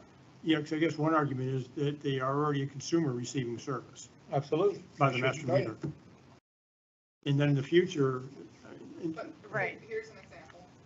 Here's an example. In Prado, correct me if I'm wrong, at the intersection right there at the last roundabout. Right. Cypress Grove, Yep. and Prado. Yep. Those vacant lots on those corners are owned by the master association, not by the Prado owners. Correct. And the Prado owners are the ones paying the bill Well, then for the that's, irrigation. well, then they ought to be billed, that irrigation usage should be billed to the master association. But there's no meter to That's what I dictate was that. asking, adding a There's meter. no meter. No, so I guess. What's the big deal putting in a meter? No, I guess in that instance, then the master would pay the availability fee because they are But not they a don't own the consumer. property. They don't own the property. The master, yes, you're correct. The master HOA owns the properties, but the. Prado used to own it and pay for it, and Prado got the community association to take over it. So the watering and all those. Why don't we just put in We don't, meters? that's what I'm saying, put a meter in and charge them. You put in a meter and charge it. So they would have to pay connection fees Whatever, for I the mean, meter. Yeah. Okay, If you're using, otherwise, those- if we let them alone, I'd like to get in that program, because they would have to cut off Well, the you're gonna slip your irrigation yard off in? the master run a hose. and run the No, I irrigation, so think that's gonna that's the be. easiest way of doing it. But they're a master meter, so it's that's more. Prado's a master meter. That's Right. more difficult. It's not- We don't, I hear I you, don't I hear know you. how, So ultimately, the underlying is, do you want to charge an availability fee for these common parcels that may be getting water now through a different. Which If are it's a these ones master that you've meter, how much located are on we these talking maps? about? Is this worth the effort? We need. the availability Quite a fee few, Bob. is, the availability fee would be $6 a month, well, whatever the acreage is. Okay, It's whatever the acreage times 5.5, and then I- that would be it- six, it could per be- $6. Significant number. well, there's about Yeah. 3 or 4 areas that come to mind that fall in this category. Over in Pelican. Well, in the map that is attached, it has all these Has shaded samples. areas. Those are the ones we're examples. talking about. Yeah. You know, there's quite a few there. Yeah. Uh, So we're looking for policy decisions. Yeah, That's but why- these are that's in why we're other talking areas. this. I'm using black and white. Who didn't put it in color? But I never get in are you color. saying- I never get it. I got my holes. He gets them in black and white unless he has to. Did you give that He got instruction? single-sided. No, I'm happy with black and white. I'm glad to get them. So is there anything wrong with just doing it with the meter? That seems to me to Well, make more well, if it's sense. a master meter, that's going to be more complicated. Because the you're varying each irrigation, parcel. So then why would they not take then, let's say they've got a master meter and they got 50 parcels, add 4. Bill them for 4 more. on the master meter, Yep. There's only one photo of We Pelican just sub in there, it? the rest are No, other areas. because But then No, what they is would your only average? pay, they would pay the base charges per month. I don't know any, if you don't do it that way, the only other choice we is a charge them the meter. availability fee. You charge them the availability You've fee. already, that's it. And then that's the it's- $6 a month or something? Or whatever Whatever the it's, acreage Okay. divided by. That's you know. reasonable. so the master meter yes, where, is what That's I'm- it, that's your alternative. Because they are not a consumer, they're a future consumer. Yes, they are potentially a future consumer that could tie into our irrigation system. They're never going to put anything there. There's never going to be anything built there. It is what it is. For irrigation, they're never going to irrigate anything there? They're irrigating it now. They irrigate it now, right. but there's never going to be any other construction. It's grass. It's and the it's same always thing gonna with be West grass. Haven. They have the same, they have a parcel behind the building. It's gonna be the same Common area. circumstances, the common area. It wasn't big enough to put a house on. Well, So the they thing, left the it. thing is, that where I'm having the problem is if it's a common area and it's being watered through the master meter, then we're getting the revenue for it. Yeah, that's what I was, I don't understand what, because there's a difference. it's in never Well, gonna be, that- it's that- never gonna be Well, built. that one let's just use that one as an example. Okay, that one, we know it's getting irrigated, so yeah, we're probably, so. And the owner is the owner is the consumer of the district, as opposed to the situation where you have Prado has the master meter, PPCA owns the property, correct? Well, at West Prado Haven, the- transferred the property to PPCA. Right, so PPCA owns the property, they are not the consumer from the district. But Prado is the consumer. but at West Haven, the common area is the association who is being billed for the master meter. Irrigation. So, That's different. yeah, it's different. In my What is your recommendation? Let's go back to that. She wants direction, she doesn't direction. recommend. Yeah, The recommendation is to get direction. We're currently And that- using water. Am I saying this correctly? And I'm talking specifically of Prado, we're not familiar. Currently have a common area, lack of a better term. And we're currently irrigating it. We're currently being paid. right. For the master meter that waters it. Whatever, we're getting paid.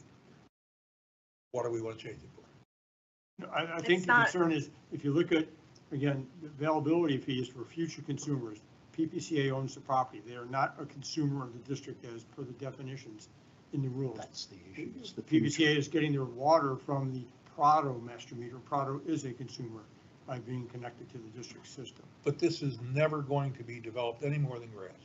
It is what it is. It'll be that way. No, I understand, but So there's no future consumer, other than the worms. unless PPCA connects, Or a tree gets their own that meter. they plant Why or can't we something. just put something that puts in a catch-all that if they develop in the future, you No, do I'm okay. this? Yeah. You pay X. Or you say if it is currently being irrigated It's on the- By a meter of some other entity. by Yeah. a meter, Couple then we do not charge That's me. availability if it is not being irrigated and that we cannot confirm that they are paying, we are being compensated for said usage By the property. by the property, then we go Okay. after them. What is this? There's no question they're using our That's water. a wetland. It is being That's an irrigated. example. I gave examples. Oh, Pardon? that- Different I area. think that's a There's no question that we wetland, are that's, irrigating. Correct. yeah. So that's Conservation, what I'm yes. saying with what I It's just like, said. what is If that? we I know that that's being belongs to- irrigated Yes. and we're getting money for it, Yeah. then we would not charge them availability fee. Okay. If, like, this is here's another one on Silver Lakes. That's Leslie, a different, that's a different issue. yeah. Go, I would okay, Go to Prado. go to- and I okay. like that one. That's This- the one we're talking about. this is one we're talking about. So you know, we know for a fact that this is being irrigated because you guys have all that landscaping. Well, and we also have the. Prado is not The the slime owner. on the sidewalks. Yeah, Prado, yeah, which you're paying for on the other end. But Prado is paying for the water usage. We know we're getting money from the water usage, so there would be no need to charge an availability fee because there's already water to the property. Correct. Whereas if we, on another parcel, if we are not getting, So what about the 44053? those are all the same. Those, all four corners on this parcel are the same. They're all being irrigated from the Prado. Correct me if I'm wrong. On- Well, By the map No, I master think on they all four probably are. parcels. But they're all different sizes. well, I don't know about the other three. If they're. I mean, they're in our LNA. They're within our landscape zone. So we're already doing Assuming, that. yeah. So, but the issue is, all four of those are being watered and through the master meter of which we're receiving the revenue. Are they? Yes. Okay. Yes, so then we wouldn't charge availability fees. So that's where I Okay, think, maybe, gotcha. maybe we put in the language that, again, if we know water, if we know it's being irrigated and the district, the enterprise fund is being compensated for it, there's no need to charge an availability. Regardless of whether they're using water through somebody else's master meter. Yes. Okay. Okay. Got it. Are we good with that one? Yeah. All right, let's go back to her list. Go back to which one? Well, wait a minute, is there an instance that? Don't do where anything it's- on that one. It's not? You said if they're using the water, and if we're being paid for Okay. it, is there an instance where Do you have we're another not one? being paid for What, it? what about up here at, off of Griffin? Is that one? That is Bristol Park. That should be on Is one that of the the examples. Magnolia Lakes deal? No. Mine is opposite. I pay for the irrigation for the district and I'm always looking for a credit. What did I? Yeah, let's not go there. What did I ever You're welcome. stepped into it there, didn't I? It should have been, I thought I, This one? That one there. no. No. That's much, but I'm irrigating Okay, the it's not whole on there. front of the community, like all this. Is it, can I, I oh, do is it, no, irrigation can I show it all from around there? the pond. Isn't it I right pay there? for the irrigation. Isn't that it? Yeah, right. Okay, all right, here's another one. You see Laura's got it highlighted in blue, that parcel Yep, right there. yep. That is a common element parcel to That Bristol association. Park. Yeah. Okay. Okay, There's no meter there, but they have a meter along their berm and fence But are line they watering it? that they're watering, What are they watering it from? a meter that they pay. so this is another So product. it's another, So we're another being example. paid? So- We're being paid. Yeah, So we're being okay. paid. so, and I'm not, Mike. Carol, to answer your question, I don't know, because I don't know that we've identified all of those just yet. Okay. How about the one, the Stony Brook Villas? Because I know we had an issue there before. You would open that can of worms. Which one? Here's the can. Which one you? looking at? Sorry. The one So, across the street from Stony Brook, that whole. Yeah. Is technically So- Stony Brook. we're working through it. We'll get to this later. Stony Brook Villas across the street, Villages, Oh, from Stony Brook. Stony Brook Villages we just found out this last year are being backfed. Their irrigation system is a loop system. They had a break. They asked us to turn it off. We went to where we thought we would close off their system and found out that they're being backfed from It's the looped. north. It's a loop system. So we've had to go and work with WCI Lennar and get firm up documents that were never finalized. And Shocking. What? yeah, I know, tell me. And we're working, Tony's been working on that and Charles, man. with Charles, and then we're gonna meter that backside. So we're not, as of now, And as of right now, we're not. But we'll get there. Yeah. We're trying to get there. Okay. but not retroactive. That will be a board policy decision. We choose to They, do. but their HOA is aware of it. Not yet, and because we had to find out with the documents if it was ever conveyed to us. So I think the sooner the better that we notify them so they Yes. don't have a shock Yes. when we do decide it's Yeah, retroactive will be. or not. Once we confirm with Charles Mann and his team. Yeah, I drafted a document for them and Charles. All right, In regards to the availability fee, the across the street, Stony Brook has that parcel B14. that's Track not fee. getting watered, so they would be subject to availability fees. So Track that would be B14. new. Correct. Okay, so yes. All right, what else you got? Conservation areas, those will be exempt. We're not irrigating conservation areas, for God's sake, Well, are we? Hope Are not. we, No. no. The question for the board is just for clarification that we are not going to charge availability fees to conservation areas. No, because Nor- they're never gonna be, Nor are we watering conservation areas, are we? We're not, to my knowledge. I don't know, I mean, that's why, Well, again, these are, Timber Creek's watering one of ours. they're inundating one of ours. you talking about Okay. the little corner? So as long as we're good with that, no conservation areas will be charged availability fees. yes. Okay. There are some parcels where they're individual parcels, like in Hampton Park, where they're categorized as submerged. Yeah, this was an odd one. Is that one where there's two This together? piece, right. Yeah, Yes. yeah. So What is And it? that's an HOA, right? Yes. So I remember reading on their. Which one is stuff. this? That one, it's in Hampton Park? Hampton. It's that parcel, if you look at it, it's labeled submerged, see site, under site address. But then the parcel just below that Next to it, yeah. is labeled something different. What does So I'm- submerged Well, it's mean? it's an association. Water. yeah. Property appraiser's designation. I don't understand how it can be. Yeah, submerged I just when know you- that, I just know that they If it was just submerged, found then I out that could it's be there. common area maybe 2 years ago. because they posted and they started using it as a recreation for a common area, because there was an Okay. issue regarding the board Okay. member that lived next door. So I would know be that. charging It is them odd that wasn't availability developed. fees. As long as it's Yeah. not irrigated. Do they use that for a Dennis park or Preserve is anything? like that, we had a bunch of like. Is that a park or anything? Boat It's ramp, it's just, apparently. no, it's just the mole grass, and it's just, they call it an observation, common area. They have their 4th of July and their stuff. But do we know, is it watered? It is, Leslie It just is said water. I was gonna say it has to be watered. It is would be watered. deader than a doornail. Oh, sorry. So if it's watered, are they master metered at Hampton? No, No. they're not. So there's gotta be, if there's If water, it's there's water, gotta be we're a paying. meter. If It it's is not main water, water. then it's available. We'll follow up. We'll follow up. I follow up agree on with that that. Yeah. The other example I have here are vacant parcels that are right-of-ways. So Like Gateway what? Greens, Timber Ridge, you have, Oh, charge Gateway Greens. Okay. they are categorized as right-of-way. Show me an example. Uh, Gateway Greens Drive. Hidden Links, Gateway after Greens between Hidden Drive. Links and North Haven.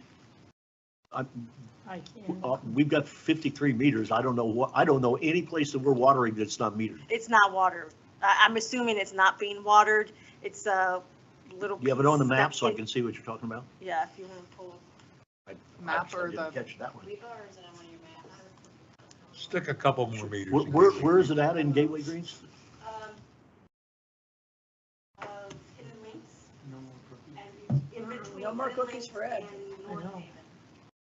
That's sugar, that's right? not ours. I had Our, that grass strip Their sugar there, cookies are which really is good. the easement where the sewer goes out to the lake coming Really across nice. the City of Hampton Fort Park, Myers. that's not our It's the property. city of Fort Dinner, Myers. what dinner? This is dinner. That's not our property.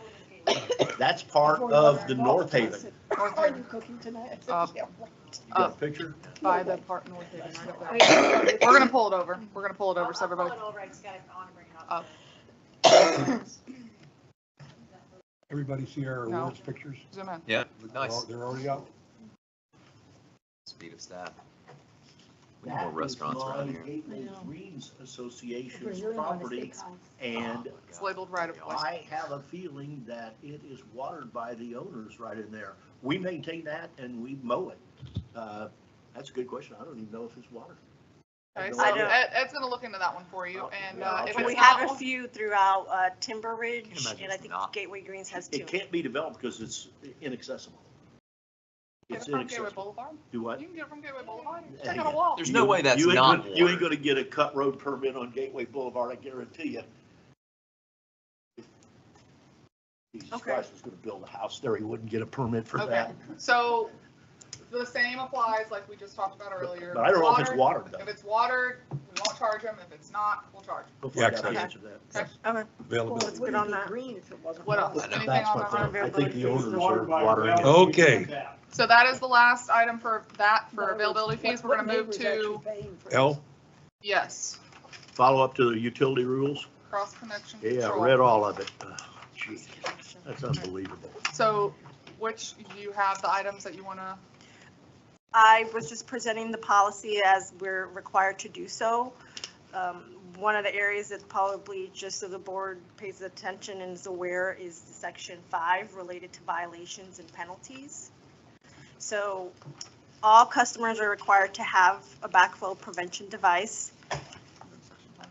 Residential 5/8. We're sending the notices out, because I know we've installed several in our Right, community. right. Individual residents are covered under the dual check valve. This is more for larger meters and all commercial. Okay. Um, So do we need to take an action on this? no, we're just looking for your direction because this will have to go in front of, a public hearing. Public hearing, does this meet all the current rules and regulations and all that that's just come out? the red line version. Yes. Okay. Yeah, and along that line, it's, the order in the book is cross-connection policy first, utility rule second. But if you look at the utility rule proposed amendment, it references that policies will be implemented or adopted by the board separately to implement the cross-connection policy. It won't be a rule, it'll be a policy of the board. That way we're not going through the whole, Rulemaking process. for Bill's that. looked at this, gone through everything on this. Bill We and have- Austin Bill, Bill have. and Austin, Austin. me, Chelsea. Good. Tony, Yeah. Tony Leslie. 2.0. Yeah. This would, There's a ton this of would stuff allow on this. us to, obviously send the the consumer notice, issue a penalty, and also disconnect the water if there's any violations. And when we put in the new cross-connection devices, because we got a lot of them doing it, are we getting the reports back that Yes. the proper installation was done and all that? I have to, especially if they haven't done it before, I have to flag them and verify that the certified tester is uploading those properly. Once that gets uploaded, then I get notified if it's passed or failed. How many letters of these did we put out? I've put out notice to all commercial and 100, HOAs, 200? 200. Leslie, if I can ask one question on Leslie, just one thought. In reading, I think the draft policy talks for an annual inspection report or is it biannual? It's annual. Because the rules that were amended by the state in, I think, April of this year, talk about the ability of biennial, every 2 years. So I don't know if we want. That was discussed. I would probably have Austin put his feedback because we did say that that's something that we would want to do annually. Okay, I just want to make sure the board's aware that, because they did revise some of the standards at the state level. Right. And so we're being more restrictive in that respect. And most of the customers, even HOAs, were aware of this. Some have been complying with this, some have not. Well, you get these condo associations, they don't know anything about what you're talking about. Championship Greens was Champions new. Green's what I was thinking about. And then Casella did challenge it, but once we presented the information, they've been compliant. And they were Yeah. compliant. Yeah, We haven't had too much pushback. It's just more of an educational correct. component There's right really never been, it's something that's been in place, but there's never been enforced. When they start having to spend $2,000, $3,000, $4,000, they Get their attention. you get their attention, yeah. Yep. Okay. So if there's no other recommendation regarding this policy, I guess we could just move forward with the public hearing with regards to this. Is the policy where we included the 3-foot clearing around the boxes?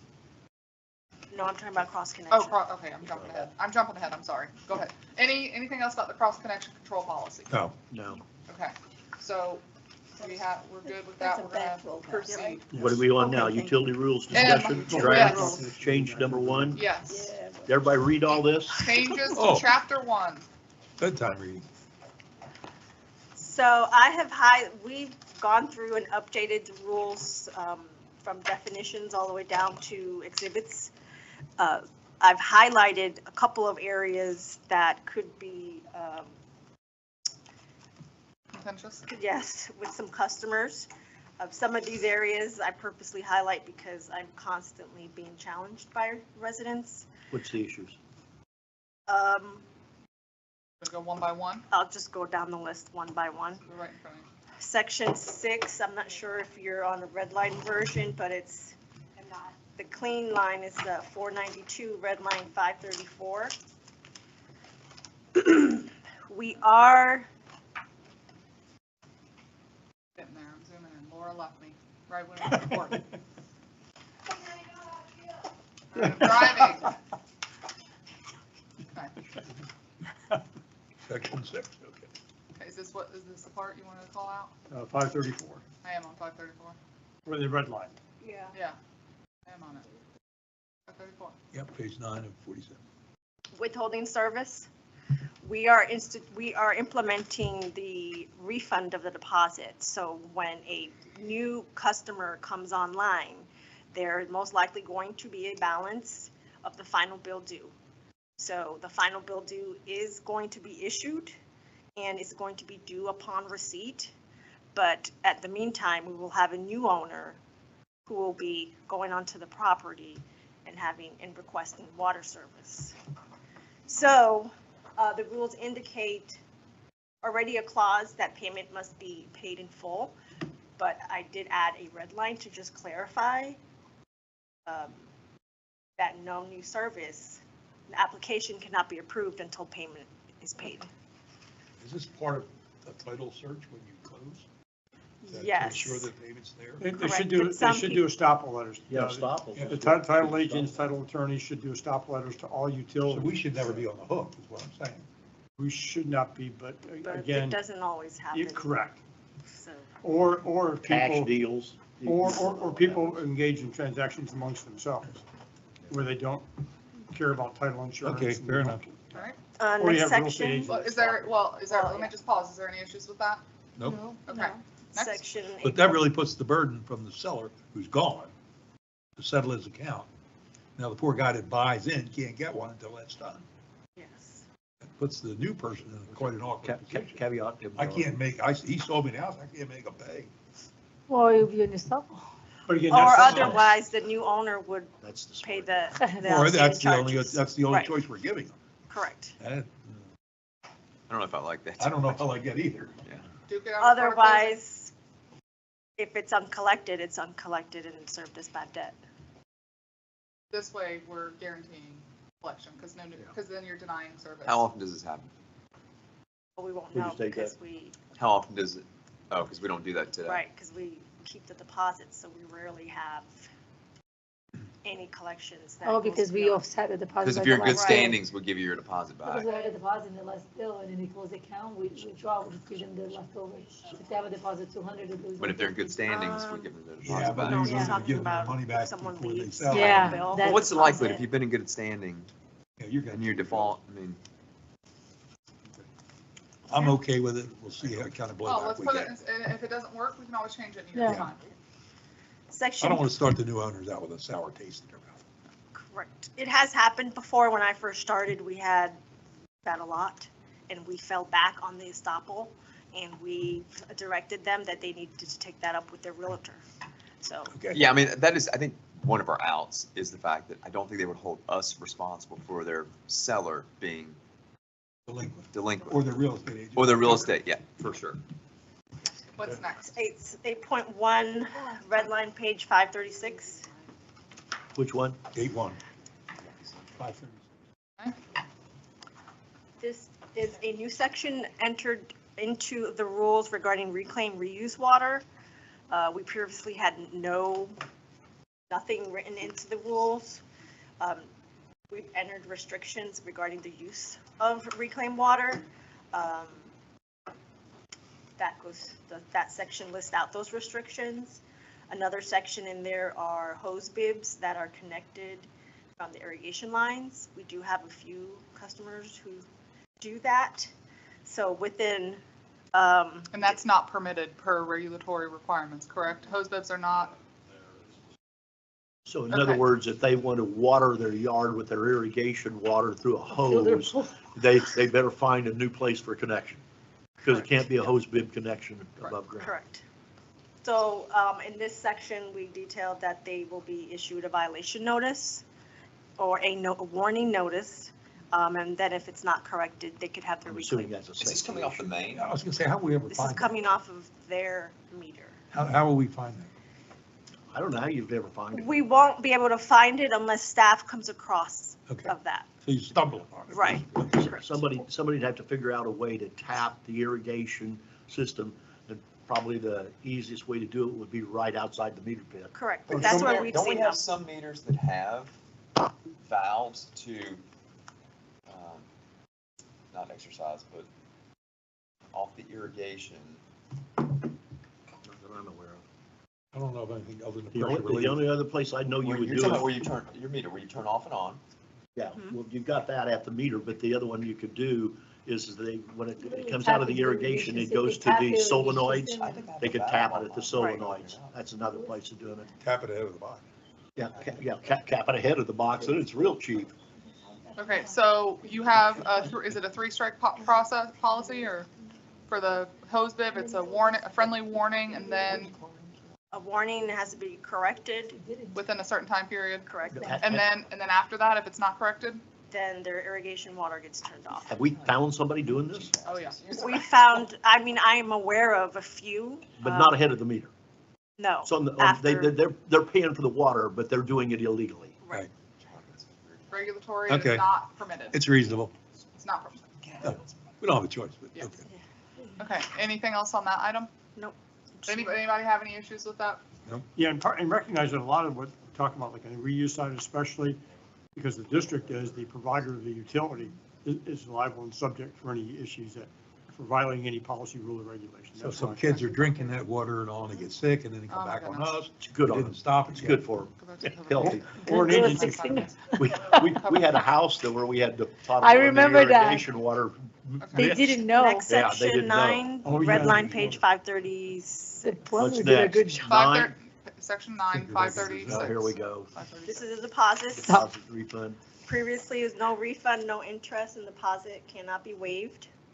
With the new revisions, they will be refunded after 24 months of service. There's conditions in there. They cannot have any late fees, disconnection, or return checks During the period. during 24 months. Reasonable. There's also additional section regarding if a deposit has already been returned. So as an existing customer with no deposit on file, if they have, I think the rule says if they're shut off twice, or if they have, there's different criteria I had placed on there. Yeah, it's the bottom of page 537. Yeah. Right there. Yeah. 12 months of service, deposit may be required. Then a new 12 months. deposit would be required. Okay. Same as the original deposit, the $200 again, or? Correct. I think you should expand on that and clarify that. Deposit as, The amount? Yeah, In the amount of, I just refer to a fee schedule. yeah, refer We're to trying to get numbers out of this thing. Okay, is that, everybody good Yep. with this section? Yep. Okay. Section 10.2, red line 539. Late penalty. Regarding late penalties. This changes the time frame when the customer will be billed a late fee. So currently, they're billed a late fee on 31 days after the bill's been issued. So we're proposing for that to be changed, and they would be billed 22 days after the bill has been issued, which is 6 days after the due date. So currently they have 15 days. It's been pushed up for a week. Any issues with that? Nope. Okay. This would also push up a week the shut off process. So they're also going to be shut off a week earlier. No ticking, no laundry. You don't pay, turn it off. That's my son. Next section, 18.2, red line 547. This is a new section added regarding work performed by the district. We have had circumstances where the district had to make repairs on a customer's property for various different reasons. It doesn't happen often. What does happen is a year later, 14 months later, the customer comes back and said, you last touched it, so you have to fix it again. Give me an example of that, what you've done. A hydrant repair on Waterford. We had either replacement or a repair, and the irrigation line next to the job supposedly had a leak, and the customer claimed we did it. So because it was hard to say whether or not we did the repair. 7 months later, comes back, there's another leak, the customer wants us to repair it. So in this So we're section, putting a time limit on it? No, there's no time limit. there's no, Tuesday, we're not after the gonna- point of repair, we're not done. going to warranty the work. Next section 20.4 and red line page 549. I made some, just included some areas regarding meters, particularly hydrant meters. This previously was not notated anywhere in the rules. We are, I'm not supposed to use rent. We are allowing third parties to use a meter on a hydrant to discharge water. So currently, we're enforcing a time period of no more than 120 days. And we're also going to implement the charges of water and sewer. So we've attempted to do this in the past and been challenged because really no other utility charges water and sewer. But there is an expense to us. So in this section, we're proposing that those companies that do use a hydrant meter be charged water and sewer. Would this be like filling a pool or something? Pressure washing in a community. Okay, pressure line. So the problem is with the true up, we get hit with the sewer side of things because it's a 1-to-1. No place to put it. And they are paying for it. You know, in other words, it's different than other utilities where they are the operator of the plant, both water and wastewater plant. So to them, they say, okay, you're not putting anything else into our wastewater stream, you're just pressure washing. So we're saying here that we're collecting both the water and the wastewater component through the hydrant. Hydrant meter. Because of what's in our agreements with Lee County, we Yes. end up having to pay for it. But, yeah, because we pay for every gallon. Yeah, residents shouldn't have to And pay that's for why it's that. different than other utilities that have both pieces. So are there any issues with that section? Nope. Okay. Section 20.7, red line 550 is curb stops. This is mainly because of inconsistency that staff has been provided regarding allowing anyone to turn on and off the curb stop. It's our property, so we've added the language that with pre-authorized permission by the district, they can do so. It's, if something should happen and you can't turn off your house valve, you can turn off. Oh, you turn it off. At In the meter box. Turn it Yeah, on, yeah, yeah. turn it off at the influence side to your meter. You That's almost what I need to called you do it. about. I want to take my If you, time. if you go up there with one of those crescent wrenches and do it, you'll only do it once and it slips off. Your knuckles will be. So part of this came up is we've had damage to the meters or like in the boxes and things like that. We used an example internally, you know, somebody, let's say Doug messes up his irrigation system and he needs to turn it off. He calls the on-call number, you know, either through text or through communication. That on-call person has the authority to say, yes, you can turn it off. I can tell you how to do it, or I can come there and do it for you. But then we follow up and document it in writing with our office staff saying, hey, this was turned off. And that it's not just arbitrarily done by Joe Schmo who lives at that property. So it has to be pre-authorized by the district. So if you were to do a curb stop, you have to call and get authorization for that? Yes, or staff has to That do it. probably is one of the most violated deals in all of it. If you know how to do it, you If you don't know how call to do it. So it's Or if district you have the property, tool. it's district assets. Again, we had a property owner do damage. So, I was gonna say, save the trip, I'll go to the Yeah, front you door. can- I would never do You that. can screw it up. yeah. Yeah. So, Never. do we have any issues with this item? Section, I mean. Get a permanent. Get a permanent. Okay, next section, 22 meter testing, red line 551.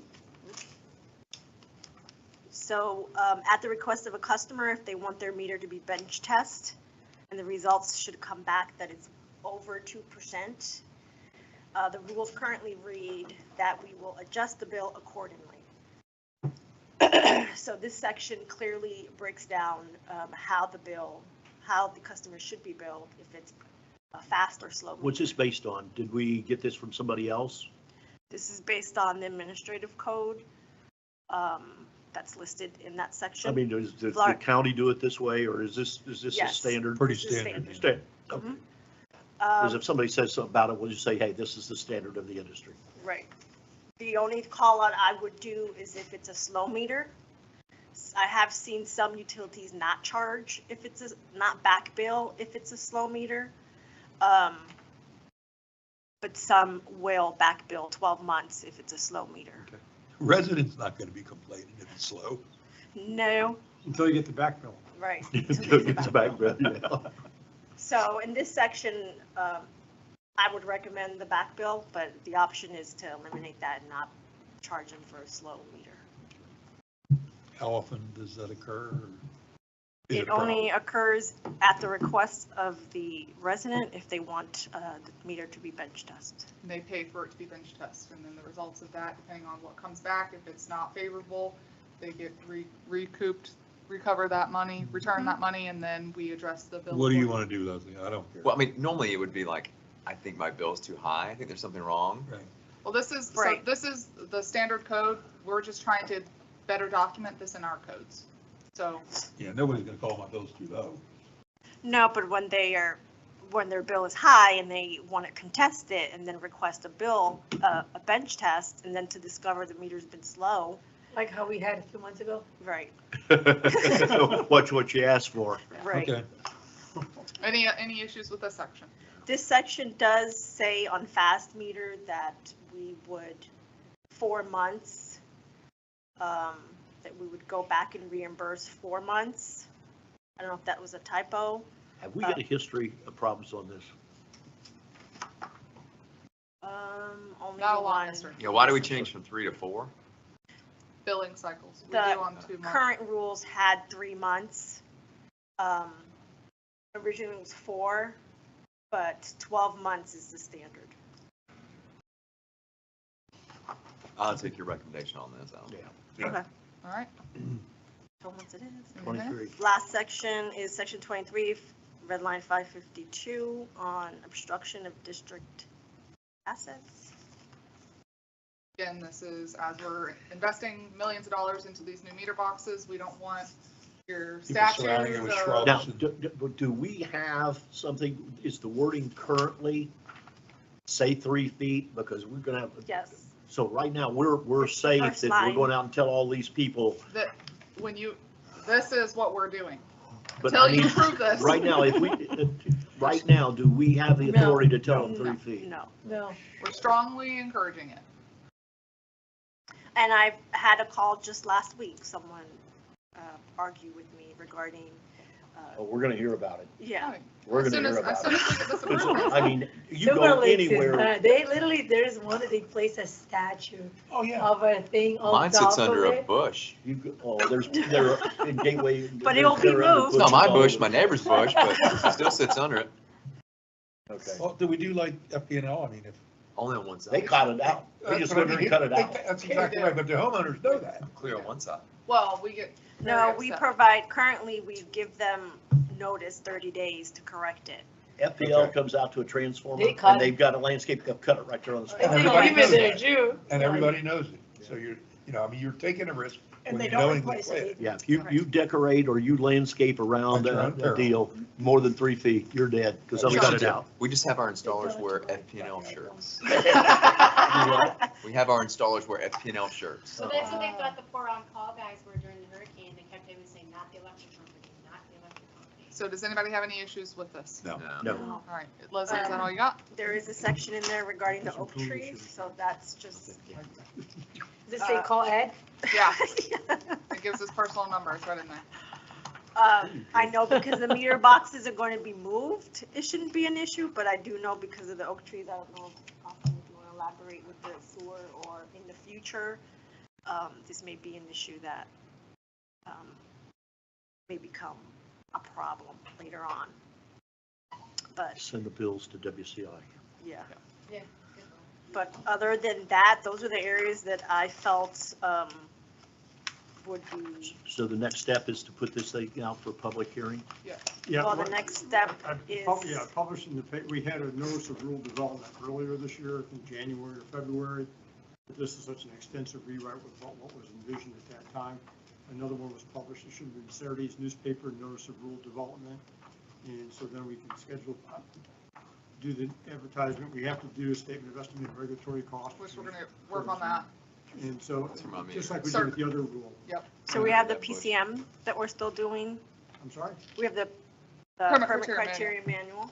I've not done notice of rulemaking on that. That's So something we it's do. separate. I suggest we do them separate. Okay, and the Because fee schedule. especially if people are going to be turning out about some of these. And so, and I guess the question is, Chelsea, when do you want to set the public hearing date on this? Ultimately, I'm looking for the board. I At mean, least 30 this- days in advance. We have to, notice has to be out 30 days in advance. And so we won't get the notice in the paper until next week. sometime. So from our standpoint, since you all have blessed these items today, we're ready to take this to the public hearing. So I'm looking for your, so we can, What's the last meeting in November? 21st, November, We got 30 No, I'm just day thinking a time advertising. frame, just be on the safe side to get the notice in the paper. December 5th. How about December 5th then? It's December the only, 5th. only meeting in December, I think. No, cancel you the guys other haven't one canceled the second one yet. We haven't canceled. Oh, we haven't canceled it yet? Please don't. Oh, I thought we did. No, I thought we I had thought to. it was December that we canceled. I thought we did, okay. Yeah, we did December, we canceled one this. So 12/5? Yep, Okay. public hearing 12/5. Leslie, you gonna be here then? Yes. Good. Okay. Thank you Thank for you. the And rules. what we'll also do, we'll also have notice of public hearing that same date for cross-connection policy, as a follow-up to the notice assumption that the adoption of the rule will take place that same day. So we Is that have okay, to- Leslie? Are you okay with that? Or you want to wait? Say that, can you repeat that? Have the public hearing for the adoption of the cross-connection policy is immediately following agenda item. Okay. If you, so the, So Russ is gonna perform the circ, or do I have to have the engineer perform the circ? okay, Russ department. Russ do the circ, okay. See if we- he's comfortable we- doing the search. We'll work on that. Or, yeah, and maybe you can even work with Tony Hairston on it if necessary. Yeah. Ready for next item? Yes. Contract ratification for Russ Wire, real estate. So just Economics. wanna, Thank you, Leslie. so I wanna mention on this, at the last time the board directed Russ, this was before the repeal of Rule 6, you asked him to do an update of the current methodology just to include the roadway category in Pelican, and then you also asked him to do a major overhaul. I just need clear direction if you intend on him doing both, or if you intend on him just doing the major overhaul. The major overhaul. Yeah. Okay, so then that'll reduce this by a little bit. So with that direction, I just need your approval of this contract. Say that one more time. I want to make sure I got it. Okay, the last time before the repeal of Rule 6, Okay. you directed, because we didn't know what was going to happen, to just update the current methodology and add the roadway category to Pelican. Just that was the only update, or to do a major overhaul. So doing more work is cheaper than doing, No, this was paying for both. This is We're both. we're doing both. The last time, now we're just gonna be doing one, which is the overall, Just the overall. okay, so we've eliminated, one Just a item. minor So no update. need to do. now I'm with Do you. it the whole Now I'm thing, with you. just redo the whole thing. Okay. So I believe when I Not to spoke with exceed Russ, it was 25. 20,000, and not to exceed of 20,000 instead of the 25, if you Okay. chose to just do the major overhaul. Okay. So I need approval of not to exceed 20,000. Motion to approve Russ's contract for the, we believe it not to exceed of 20,000. I'll second that motion. Okay. All in favor, say aye. Aye. Now, how are we paying for the independent? That's next. That's next. Okay. So you guys can tell me how. Now we're at O. Oh, boy. Got to get to it. You didn't fill in the X's. I mean, we can revisit this too. Alternative economist for the assessment methodology, that's Yep. So Mr. Jones, a couple, Chris Jones. Mr. Jones, a couple things. So at the end of the public hearing, you guys said to look for a separate third-party economist to, at least this is what I perceive to be the motion, a separate, Sam, you're killing me, economist to do a third-party study and a whole assessment methodology. So I've reached out to Darren Mossing, who has declined. I've reached out to another economist who declined.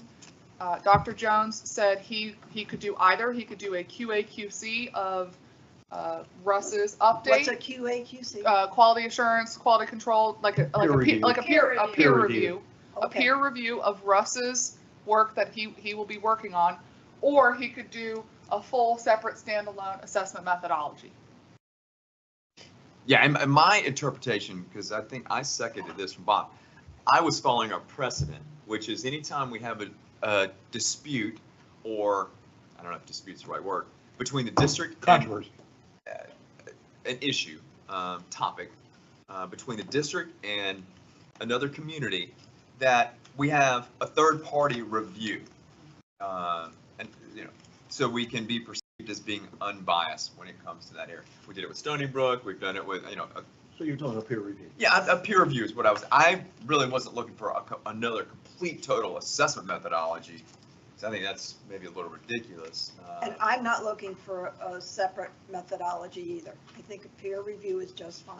And I didn't know if that would be engineering Having or said what. that, I would also like to ask, Russ said today that our first step is going to be to go through the budget line items and put them into, he called them silos, but I'll call them columns, that he had there on the paper.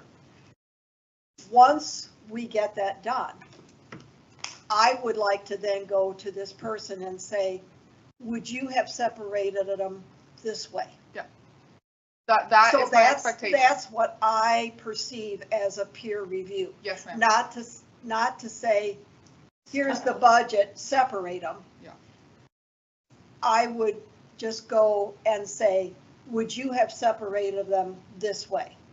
And if they say, no, I think this line item should be over here, then that's what should come back to the board, and then we would discuss that. Otherwise, we would just continue on with Russ. I think you'll find that that's probably like an ABC thing, that's a no-brainer.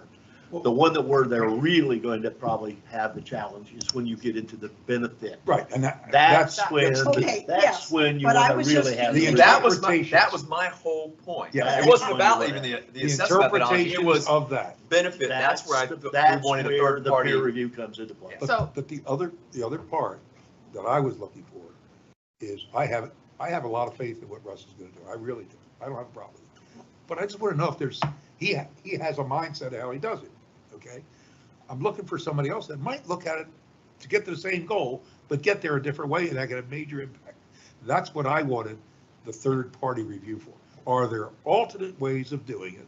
And that benefits. And if you where have that'll that, happen. how does that shake out when we're all done? And that is the intent with Dr. Jones. He's out of Tampa. He's done this, this is, Okay. he's also a professor at USF, but he does this as a side thing. And if that is what you're looking for, which is what I was thinking, but I had to go back and listen. That's what I was looking for. So this I would need approval of $10,500, not to exceed $10,500. And yes, Carol, to your point, exactly. Each step of the way, he would review it and say, okay, is this how I would have done it? Is this how I would have evaluated the waterway management and the benefit? Would I have evaluated the trip charge, the roadway category that way? That is absolutely the Those are the things you expectation. want done. And just, again, because I based this on precedent, when we got the third-party opinion for the Stony Brook to review, I don't know if the AG's, or the opinion, did we split that cost with Stony Brook? We did. We did split that cost? Yeah. Is that, Well, did Stony Brook want it today? I mean, this is something that's being literally jammed down Pelican.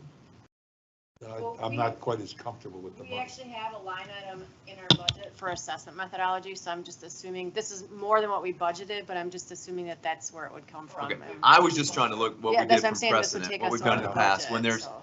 when we're looking for a third-party opinion through the district and another internal entity like the community, what was the precedent? And so we normally split that? Split costing usually. Yeah, with that, the Stony Brook as a perfect example, we split the baby. I'd make a motion that we retain Dr. Jones for the estimated amount of $10,500, not to exceed $10,500 as the peer review of the assessment methodology process.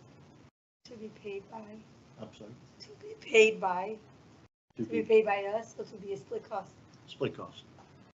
Split by who? Arborwood, Pelican, C5?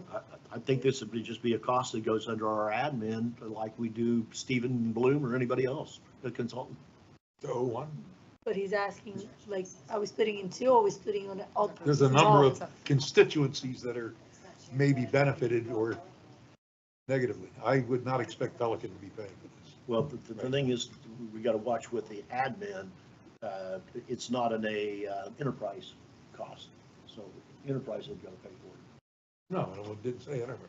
It said 01. But on the other hand is that Pelicans, whether we did this or not, or Rule 6 was in or not, you still had to update the assessment methodology And we have because no of the qualms fact that with we what didn't, Russ is doing. because we didn't do it. The only reason Drop the why I would say funding, I'm all for that it. Pelican, like the same thing I said with Stony Brook, the reason why it is split, because there's a mutual benefit. There's a benefit to Pelican to having a third-party review, and there's a benefit to us. So that's why I think if you're gonna say it, So it's I five hear grand on you, each Doug, side? but here's what. yeah, I know where you're coming from, but I'm just saying. Now we this is done the- roulette, and you're asking me to pay for the bullet. What about having them pay their 14%? That's okay. I'll go with that. Okay. The normal administrative 14, okay. I mean, I don't care, I'm just trying to stick to precedent. I'll go with Yeah. that. I'll go with Okay, that. so that's the motion? That's the motion. I'll second your Can you motion. repeat it? Backwards? You could do that. You got it. All in favor, say aye. Aye. Opposed? Thank you. Okay, so the general fund is gonna pay 86%, and Pelican is paying 14%. Correct. District manager. Monthly reports, ready? We have admin up first. Anything for Laura? Hearing none, great. Next. Wore us out. Anything for Laura? Under admin, okay, next. Well, the only thing is that to accelerate this process, can we get the 2025 budget, make sure that we start getting the stuff into the silos at what we think, and then it's just a matter of moving them around? Yeah, I sent it to Russ again, so. Yep, he's got it. And the biggest one's going to be Pelican Preserve's side, where you've got all that stuff in that jammed up admin, that somebody's got to go through that and start splitting that stuff. Inside, outside, so it would just be adding that new category, so I kind of Okay. already started the work. That'd be the only thing I say is that's a priority. Russell, have it ready for the waterway management Okay. next. All right, anything for Public Works? Daniel, welcome back. We missed you. I missed you a lot. Missed you. Anything for Daniel?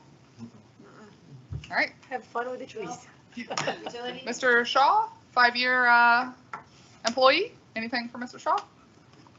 The two of them did a good job at the last 2 days of the session, being to partner with. Good. It was good. Good. I think it was. Thank you. Well, and the definite shout out for the handling of Milton. I mean, they're both Public Works and building, because it was pretty seamless and very organized. The gates were open that were supposed to be open in the back. People knew who to call. People knew, that was a well-run fair. You ought to go to North Carolina for all of them.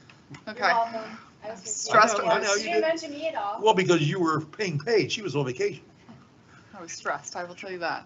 I had a No, lot of phone calls with We her both while she were. was We gone. both So- were. I do have a That question. was the worst, because Chelsea, I was asking her, she's like, I can't see it, and she would ask me, I'm like, me neither, I don't know. We clearly dodged a bullet, but we were well prepared. Yeah, in most cases, it's when you actually have severe impact, you understand, or you can identify where you have gaps, what's missing.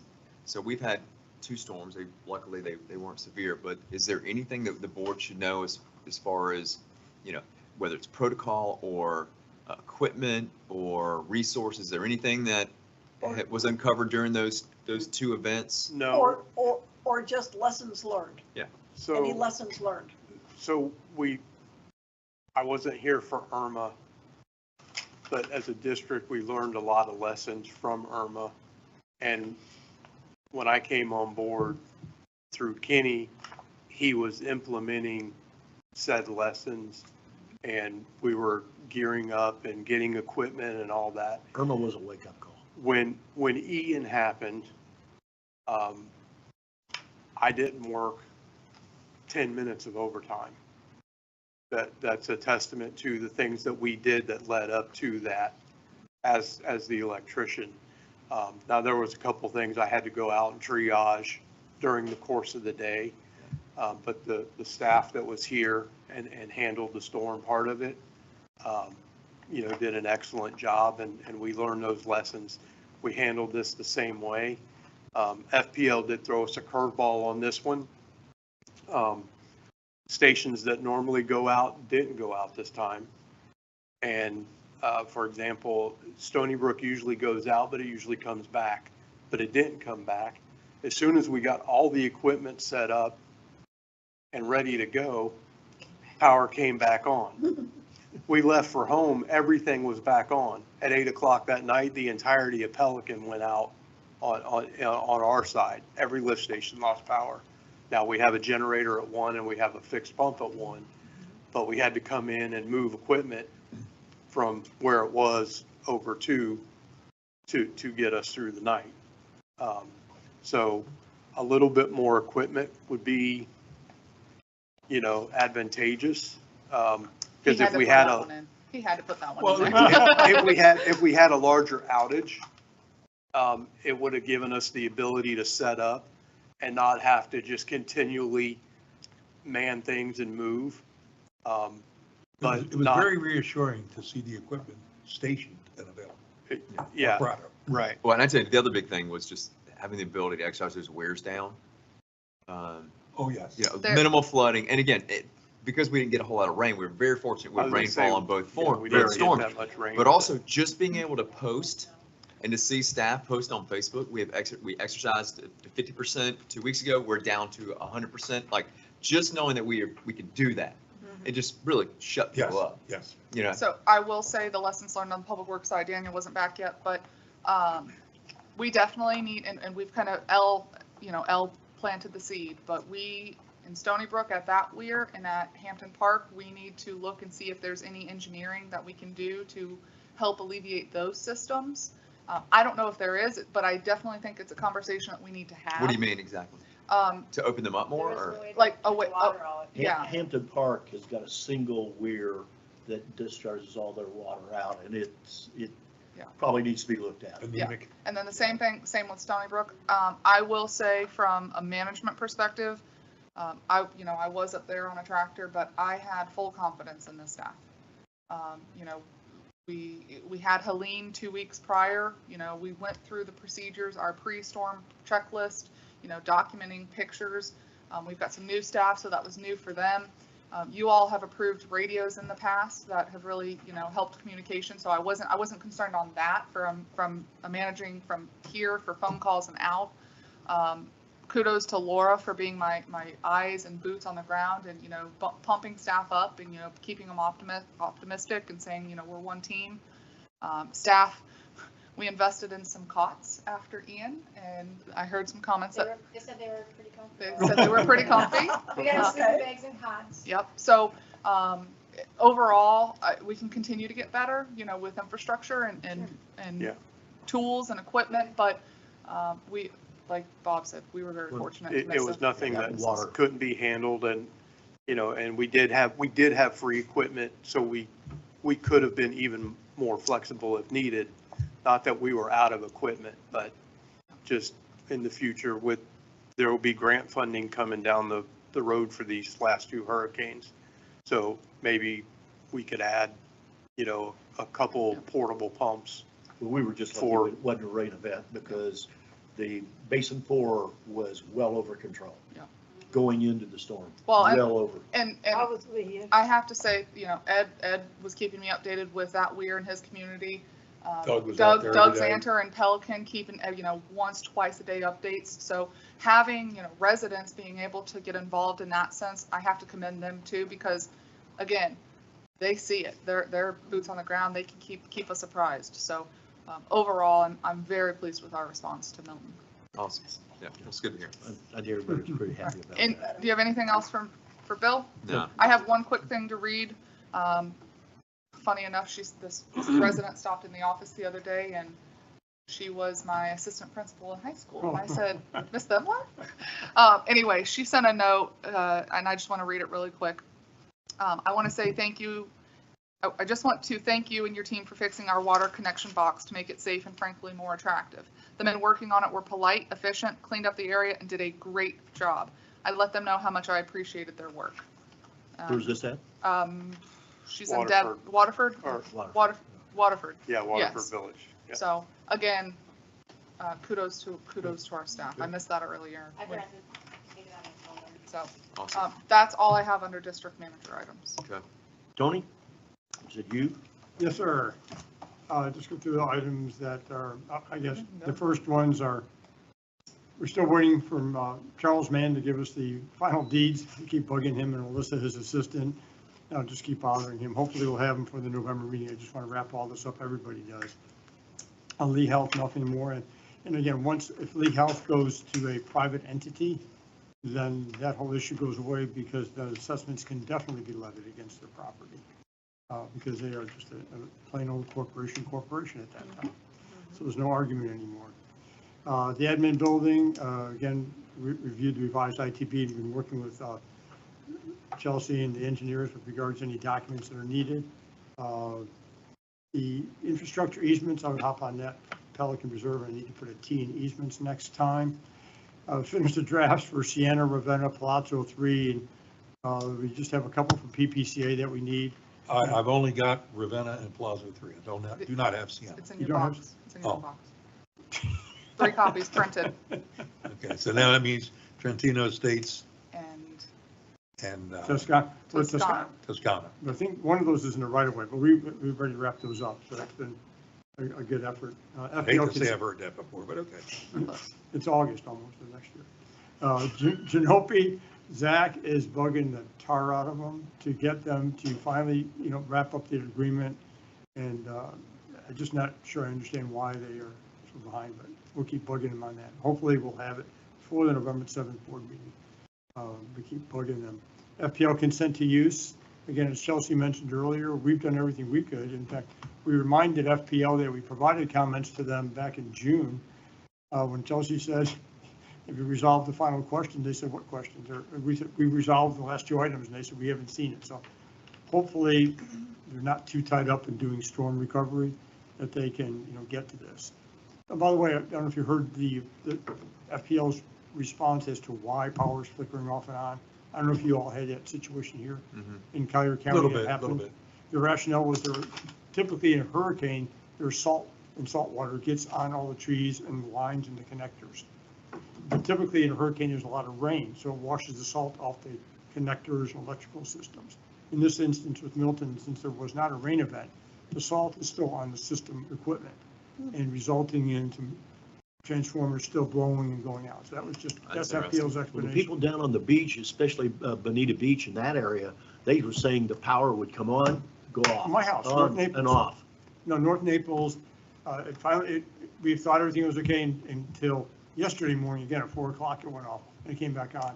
It's been siphoning off and on for a lot of people, but that was FPL's explanation for that. They were just cycling it, Yeah, starting a new deal. Surge protectors are probably flying off the shelves now as we speak. The tree line colonial sign parcels, we're still waiting once we defease those bonds or pay all those off. When are they going to be paid? November 4th. First? Board November, early November. Earlier November. On the board policies and procedures, I just need to distribute those. I've got those wrapped up. Post a review of competitive solicitation that do that on a routine basis. Contracts, again, on an as needed basis. Tony, one of the things that came up at the strategic planning session was following up on simplifying all of our contracts. And so we got the insurance matrix completed. I'd like to set some time up in the next couple weeks with you and For the next Randy. board meeting, I like that. You and Randy, and let's just hammer it out. Yeah, we can come up with purchase order forms and particular, I'm not trying to come up with new forms, but with a particular emphasis on lower cost items, things that are under 200,000 as differentiated. 195. Yes, we can do that, yeah. 195. 195. Yes. And again, I have some templates from other districts where we use certain formats. This is not the first time we kicked it. Defining contract documents. Yeah, What we need depending and what we upon, don't depending need. upon the scope, Yeah. magnitude, and nature of the work. Yeah, we'll and get dollar together. value. Yes. He's got a draft he sent me. I've given some comments, so we just have to finalize it and bring it to you guys for your 2 cents. Stony Brook roads and streets, I'm still waiting to hear back from what Stony Brook wants to do on the alternate approach that I talked to you all about separately. So Katie Brookey was going to talk to her board and try to get back, and or the litigation counsel in her office. Chapter 6, that's been taken care of. PPCA, district funds. I did not send a final demand letter. We talked about trying to have one more try in reconciling it with PPCA. I don't know if Chelsea was successful with them or not. The hurricane got in the way. Laura has a follow-up with them on Monday. I think we'll be able to, I'm confident that we'll be able to bring a number in front of you at your next board meeting. To get this A number that we all agree on? Or- Yeah, we recommend to that agree both- upon. That both parties recommend, yes. And the understanding they have to take it in front of their board, we have to take it in front of ours. Okay. Yeah, so that's why we sort of held off, as it seemed like the conversations were warmer between Chelsea and the association. So, Yeah, we're- What, back up, because you went by Stony Brook or I missed it. Where are we on the Stony Brook transfer of roads? I read the Attorney General's opinion. can I have a conversation with you separately? about Sure. That alternate approach Okay. that we talked about. The irrigation agreement, I mean, that, still trying to herd the cats on that to get all the parties together, so I may even drop that off the list if that's the board. I would, Just drop that off? yeah. Until, I think, Bob, correct me if I'm wrong, that the community association in Pelican is trying to figure out the bowl of spaghetti themselves. So Yes. let them figure it out and then we'll go They've from accepted ownership. I'm willing to let them own it. Good. Somebody finally Not stepped us. up. Until they come knocking on the door about. Well, hey, that's okay. Wait, Let them, The community association Yeah. has accepted yes, ownership. they've accepted ownership of The irrigation describing what system. the problem. They say they own the system. Okay, That still has a million questions, but they're doing the Okay. investigation. all right. You know, I guess $50,000 they set aside or something like that to do it. Between them and the golf right now. I'm fine with that. So the 82 monument and for the easement, I had given Stony Brook HOA until 9:30 because you guys had told them months ago that they have to do the sketch and legal. They got it to me. I'm working on with Tony on the formatting of that easement. Going to send it to them for their review and approval, and hopefully back to you all soon. Yeah. So there will be holiday lights on that monument. If it doesn't go out to Chelsea, tomorrow, the revised updated But version, who's it'll gonna go pay out the Monday.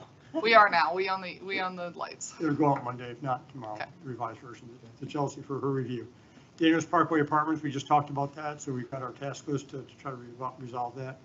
I still, just the draft did not finalize on the connection fees, got a little bit of interruption last week. Hopefully we don't need to use them, but I need that draft. Yeah, I understand. Changes to utility rules, worked with staff on that. That was a really good collaborative effort, sitting around the table and/or sitting around the team's conference calls to resolve all that. Leslie, again, did a heck of a lot of work on that. I give her a lot of kudos. I don't always agree with everything that she wrote down. We had some good back and forth, but I give her a lot of credit for taking that task on. She did a great job. Again, the review, editing of proposals, bid documents, insurance requirements, we pared it down actually from what it was before, and then we'll continue to work on the shorter forms or different forms for different procurements. And Gateway Greens Master Association easement transfer agreement. This topic was an item from 10 years ago. As I always say on the Sunshine Law, you can't talk about anything that may reasonably foreseeably come before you in the future. And I always take the approach that anything you do today will come back to you in the future. So this is 10 years later, and it's resurrected itself. It was provided from the ed passed on to the district staff and then on to me, a draft agreement and some correspondence from the attorney for the association. I've had my initial review. I have some comments to make on it. I just need to have that conversation with him and pin it down. I'll get with you and go over that. And Mark, and I just need to pin it What are down. we doing? What the issue is that all of the sewers in Gateway, all the utilities are under an easement or a utility easement. Storm sewers. All of them, for that matter. It's just that in the villas, the back sides of the houses of 1, 2, 3, 4 areas of about 2 to 3 manhole reaches are not under the district. So when the district went in to do the cleaning, we did the cleaning, but there was maintenance work needed to be done on them. They couldn't do it because it's not under the district. So I want to transfer there's an easement that's from the sub-association that we found out years after the fact. The sub-association to the master, what we want to do is quit claim deed it or transfer it over to the CDD who has the. And does it tie into our system, the existing Yeah, system? Yeah, in other words, I think the impact is it has not having that maintained would have an adverse impact on the backbone stormwater system. Is that a fair statement, Ed? Yeah. I We've think got that's- like 3 or 4 manhole reaches that's in the district and then 2 or 3 manhole reaches Well, that are not. I believe, somebody told me that there was a history with why we didn't originally accept this because of the width of the easement. Well, when they did the original project, this is according to Rick Brylansky at Home Honest, who did the design. WCI, what those, wasn't WCI then, it was, Lennar? no, Gateway Communities or whatever. Bay Colony Gateway? Yeah, Bay Colony Gateway. When they came in, they wanted to put in 2 or 3 more lots. So they took up land and squeezed and didn't have enough to get a standard easement with. So they didn't tell anybody anything. They just put it right into the covenants. Yeah, and that's part of the discussion I will have with our attorney on describing and depicting the areas that are subject to the easement, so we have a clear definition. And like we did with Palazzo, representation as to authority and ability and those kind of items. Well, and the board's going to have to decide if you So I'll want just to. work with Tony on putting that together. Board wants to take them. Well, the board will have to decide if you all want to, if the district wants to take them, and do you take them as current condition, or do you require them to be cleaned or whatever? I certainly hope that we take them clean. Yeah, they've already been cleaned. The issue is that they need lifted up, repaired. They need repaired, Yeah. is what it seems like, so. Yeah. That was done when they did Basin 5. Yeah, and I think there's some precedent for taking smaller size, I think it's smaller pipes than typical also, is in certain parts of Hampton Park, if I recall. Yes, You know, backside of the Hampton backside Park. of Hampton Park, there's Silly. a number of lots where, again, the district. 12-inch, 10-inch pipe. Yes. Yep. So there's precedent for that to take place. Anything else for Tony? Uh, Not that I'm trying to get us out of here by 7:30. By midnight. Anything else for Tony? I'll bring up one. I don't want to get into a 100-mile-long discussion, but the other day at the strategic planning deal, the issue came up of secession. I heard that. Pelican Reserve. I think you were on the, probably on the deal. The only thing I'm By the way, I asking didn't is, bill for that, but it was also informative to understand where the board's coming from. not changing anything that Russ is doing, because in my opinion, that's got to be done. But the issue is that I think that we need to have a briefing from you that what is the procedure? If we have to go through it or we want to go through it, what are the steps? Something simple. We all can read 190, but 190 is not clear because we're over 1,000 acres. That makes it very complicated. Who initiates it and how is it done? Yeah, the board can, a landowner can, but then there are criteria. And so if the board, what I would suggest, if that's how the board wants to go, is basically like a 1-page or 2-page. Cliff notes. Bullet points That's and what we summary. need, cliff notes of what needs to be done. And then, And the problem is since it has to go to the governor and cabinet, there's no way to put a real time frame on it because you don't. No, we know. understand that, Yeah. but if we're all in agreement, Yeah. that's one course. If there's it's an conflict, option. that's a whole different. Well, but Understood. I just want to make, is this something that Pelican is interested in doing? We don't know. We don't. Okay, but We just want to I'm understand. saying that the request would need to come from Pelican. No, that's the not question. I don't necessarily. think it is. I think the request, the way I read the King's English, comes from a motion of this board. Now. So granted, basically, before we there's a do- difference between them succeeding and us kicking them out. Well, Well, no, I just. And I don't mean that. No, I know what you mean. You know what I mean? And I don't think any motion would be made until we got a consensus of that's what's to None be of done. us sitting here now. We just have don't know any what it idea is. Of what the impact is. Let's just I say, think it's merely exploring another option. that's Oh, all. yeah, I have no problem. It's Well, an actually, option that's Information out there. gathered. Actually, a landowner can also petition to contract the boundaries of the district. Statute says a landowner or the board may petition. Do you want to run this by PPAC Monday? Nope. Okay.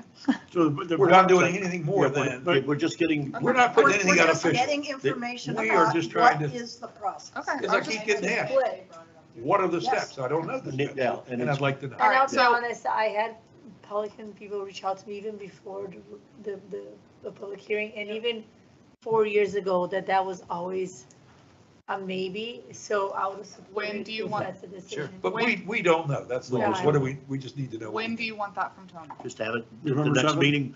Oh, Definitely- that's soon? Definitely. Yeah, I mean. How soon? What did he say? Yeah, let's not talk about November The- 7th, next the- meeting. The Yeah, reason just why have it the is next there's- meeting. we have an extra week between meetings. No, It feels like a vacation almost. The other thing, too, Is that a Japanese? Tony, the other thing to include in that is because we talked about it the other day, is this issue, is the defeasance. Where do we stand on that bond and who do we have to talk to get permission to get around that 10-year Tony, deal? we can talk to Well, Pedro. that's different. That's a bit longer. You ever talk to Pedro about that? Yeah, we'll talk to Pedro Okay. and add that as part of your. Yeah, your because letter. the question is. Because if that is a no, hell no, then it doesn't make any difference what we can Dead. do, we can't do it. It's a moot point. Okay. All right, so That's all I November had for Tony. 7th, Well, Tony. yeah, I guess the question is not just, talking to Pedro about whether we can do a refunding series of fees, but then again, bondholders have certain investment expectations, and they make the purchase of the bonds based upon those, and so they may have tax consequences or other. Just the initial, when I asked Pedro of that, just so you all know, the initials was no, you can't call on it for 10 years, but we can dive a little bit deeper with him. Yeah, that's all you're doing. All right, You anything? can do anything if you're willing to pay. That's right. Well, or. Yeah, and pay you might bond find holders they're and- interested. You never Anything know. else for Tony? Okay, last order of business, so agenda management. You'll see we have a lot of bids that are coming up that will be on the November 7th, and considering you canceled the never mind. Never mind, we're good, never mind. I thought you canceled the November 21st, which is the meter replacement, but that's No. moving to December, so we're good. So we did all of the bids, we had like 5 bids that are active, we extended those, I think, either 6 or 7 days because of the 2 hurricanes.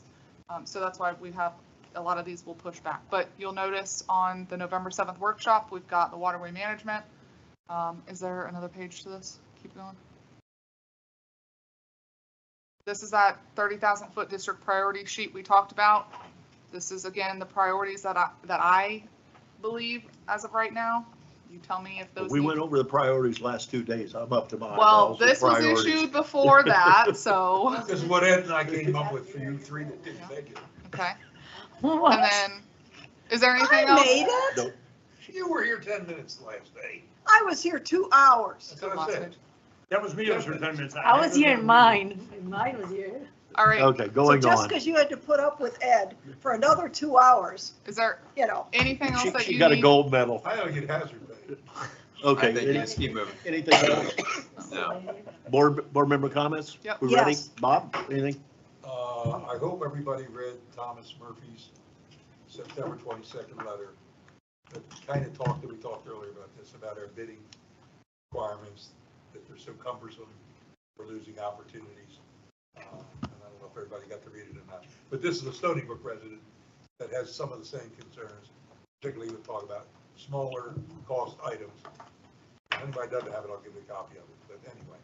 So I'm really encouraged that we're going to do this, and I want to come up with it with terms, you know, what's a bid, what's a quote, what's a RFP, you know, all the different acronyms, so we all understand all that. The key thing is that don't put anything on the contractors that is not necessary. Absolutely necessary. Yeah. We need to streamline it, we need to work cooperatively, and we need to work collaboratively. So they're our partners, they're not our adversaries.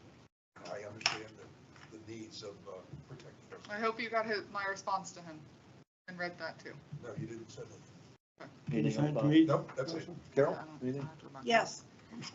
Earlier this year, we did refrigerator magnets and the brochure about the GSCDD. And I think it would be an opportune time if we did mail this, at least this part, to Pelican for January 1st. So we're coming up to November 1st. So whatever we have to do to get this in the works, I think it'll probably take a number of weeks or whatever. So you haven't done that yet? I thought you guys already did. No, We've given them out in a number of we locations. passed them out Oh, at but you different don't just things, mailing them out but we to were everyone? talking about a mass mailing to every household in Pelican Preserve. So that'd be 2,500. Anything else? And I didn't know if you guys wanted to do anything similar or not, or what. CDD is a mystery to our folks, it really is. Right. I think that we should focus on educating you guys on Yeah. it, because I think. That's the real Yeah. thing. So we will solicit a price to mail those out. Right. To mail those out, we have to produce them too. I have to ask the printer if we can just give them back to them or if they would need to print again. It's probably easier for them to print again and then Sort it just, out. We've still got a lot of. Whatever Yeah. it takes. we'll solicit. But I think January 1st, you're going to have snowbirds coming back. They're going to be there Mail magnets to and open brochures. it, and they won't just throw it away. So Magnets Well, and I brochures. have a question. Wouldn't you guys be able to mail, how do you guys mail your assessments? Like your first, is it January that you start your new assessment? Because you could add that into your HOA. well, it's December 1st, and it usually gets automatically taken out of your. Yeah, but you have to, 720 requires you to Do they notify send out a them. coupon book? No. No. You don't do that. There's no coupon book. There's no Oh, you don't whatever. notify them what it is? They all know, believe me. Yeah, okay. You don't mail anything out. You are required to mail them out, that's why I was asking. No, there's no No. mailers. Okay. There's no mailers, And we still have and they automatically take it out of your checking account. Yeah, So and we still have a lot of them, and we're still giving them away. Because monthly, we give out what they call vial of life containers to all of our residents that they come get them. That's where, you know, you look at all your medications, what's wrong with you. It's a magnet on the refrigerator, it's a notice on the front door, so if, you know, you're in the home. Oh, I thought that was your cannabis. So anyway, I'd like these mailed out to Pelican by January 1st. That's on our January side, the 1st. Pelican doesn't get that, we Yeah. get that.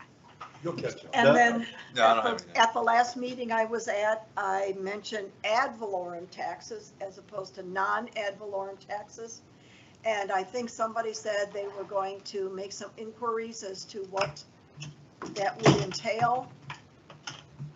Did anything ever happen?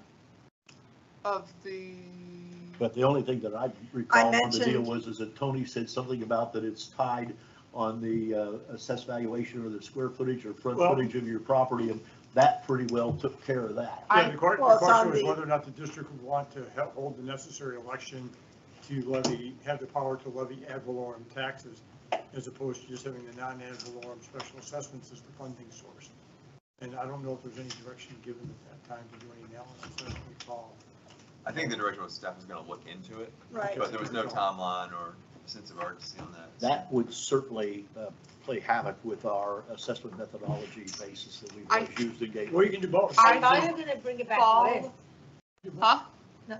I know, because I didn't, I think Doug was correct. I believe I asked Stephen Bloom if he had any of his other districts that did it via ad valorem, and he said not to his knowledge. And I think you and I had an email exchange. Yeah, I But checked, beyond- I beyond- checked, I checked on the special district site, Department of Economic Opportunity, whatever the heck they're calling it. Well, if you haven't, could you look into it?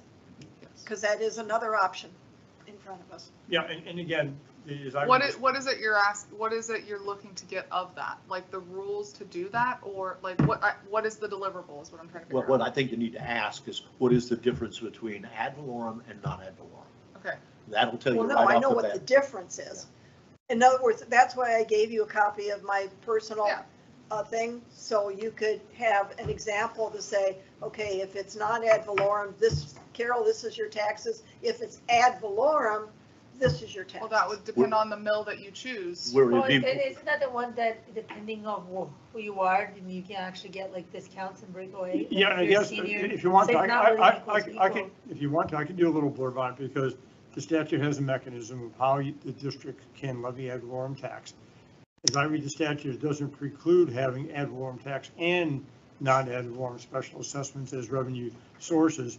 When you get into ad valorem tax, you have a number of issues. You have the valuations by the property appraiser. You have the various exemptions that may come into That's what play. I was I mean, I talking almost about. think like in The our environment, exemptions, it's, that's what I was it's talking a- about, because they're gonna have a lot. And then you also have, interestingly enough, non-ad valorem tax, you cannot impose a non-ad valorem tax, for example, against a church. You can impose and levy a non-ad valorem special assessment. So I mean, there's pluses. There's a You're limit. going to that's have- one thing, it's like pros and cons in our environment, not just in general, but in a special Okay, so district, in our That's the environment. deliverable.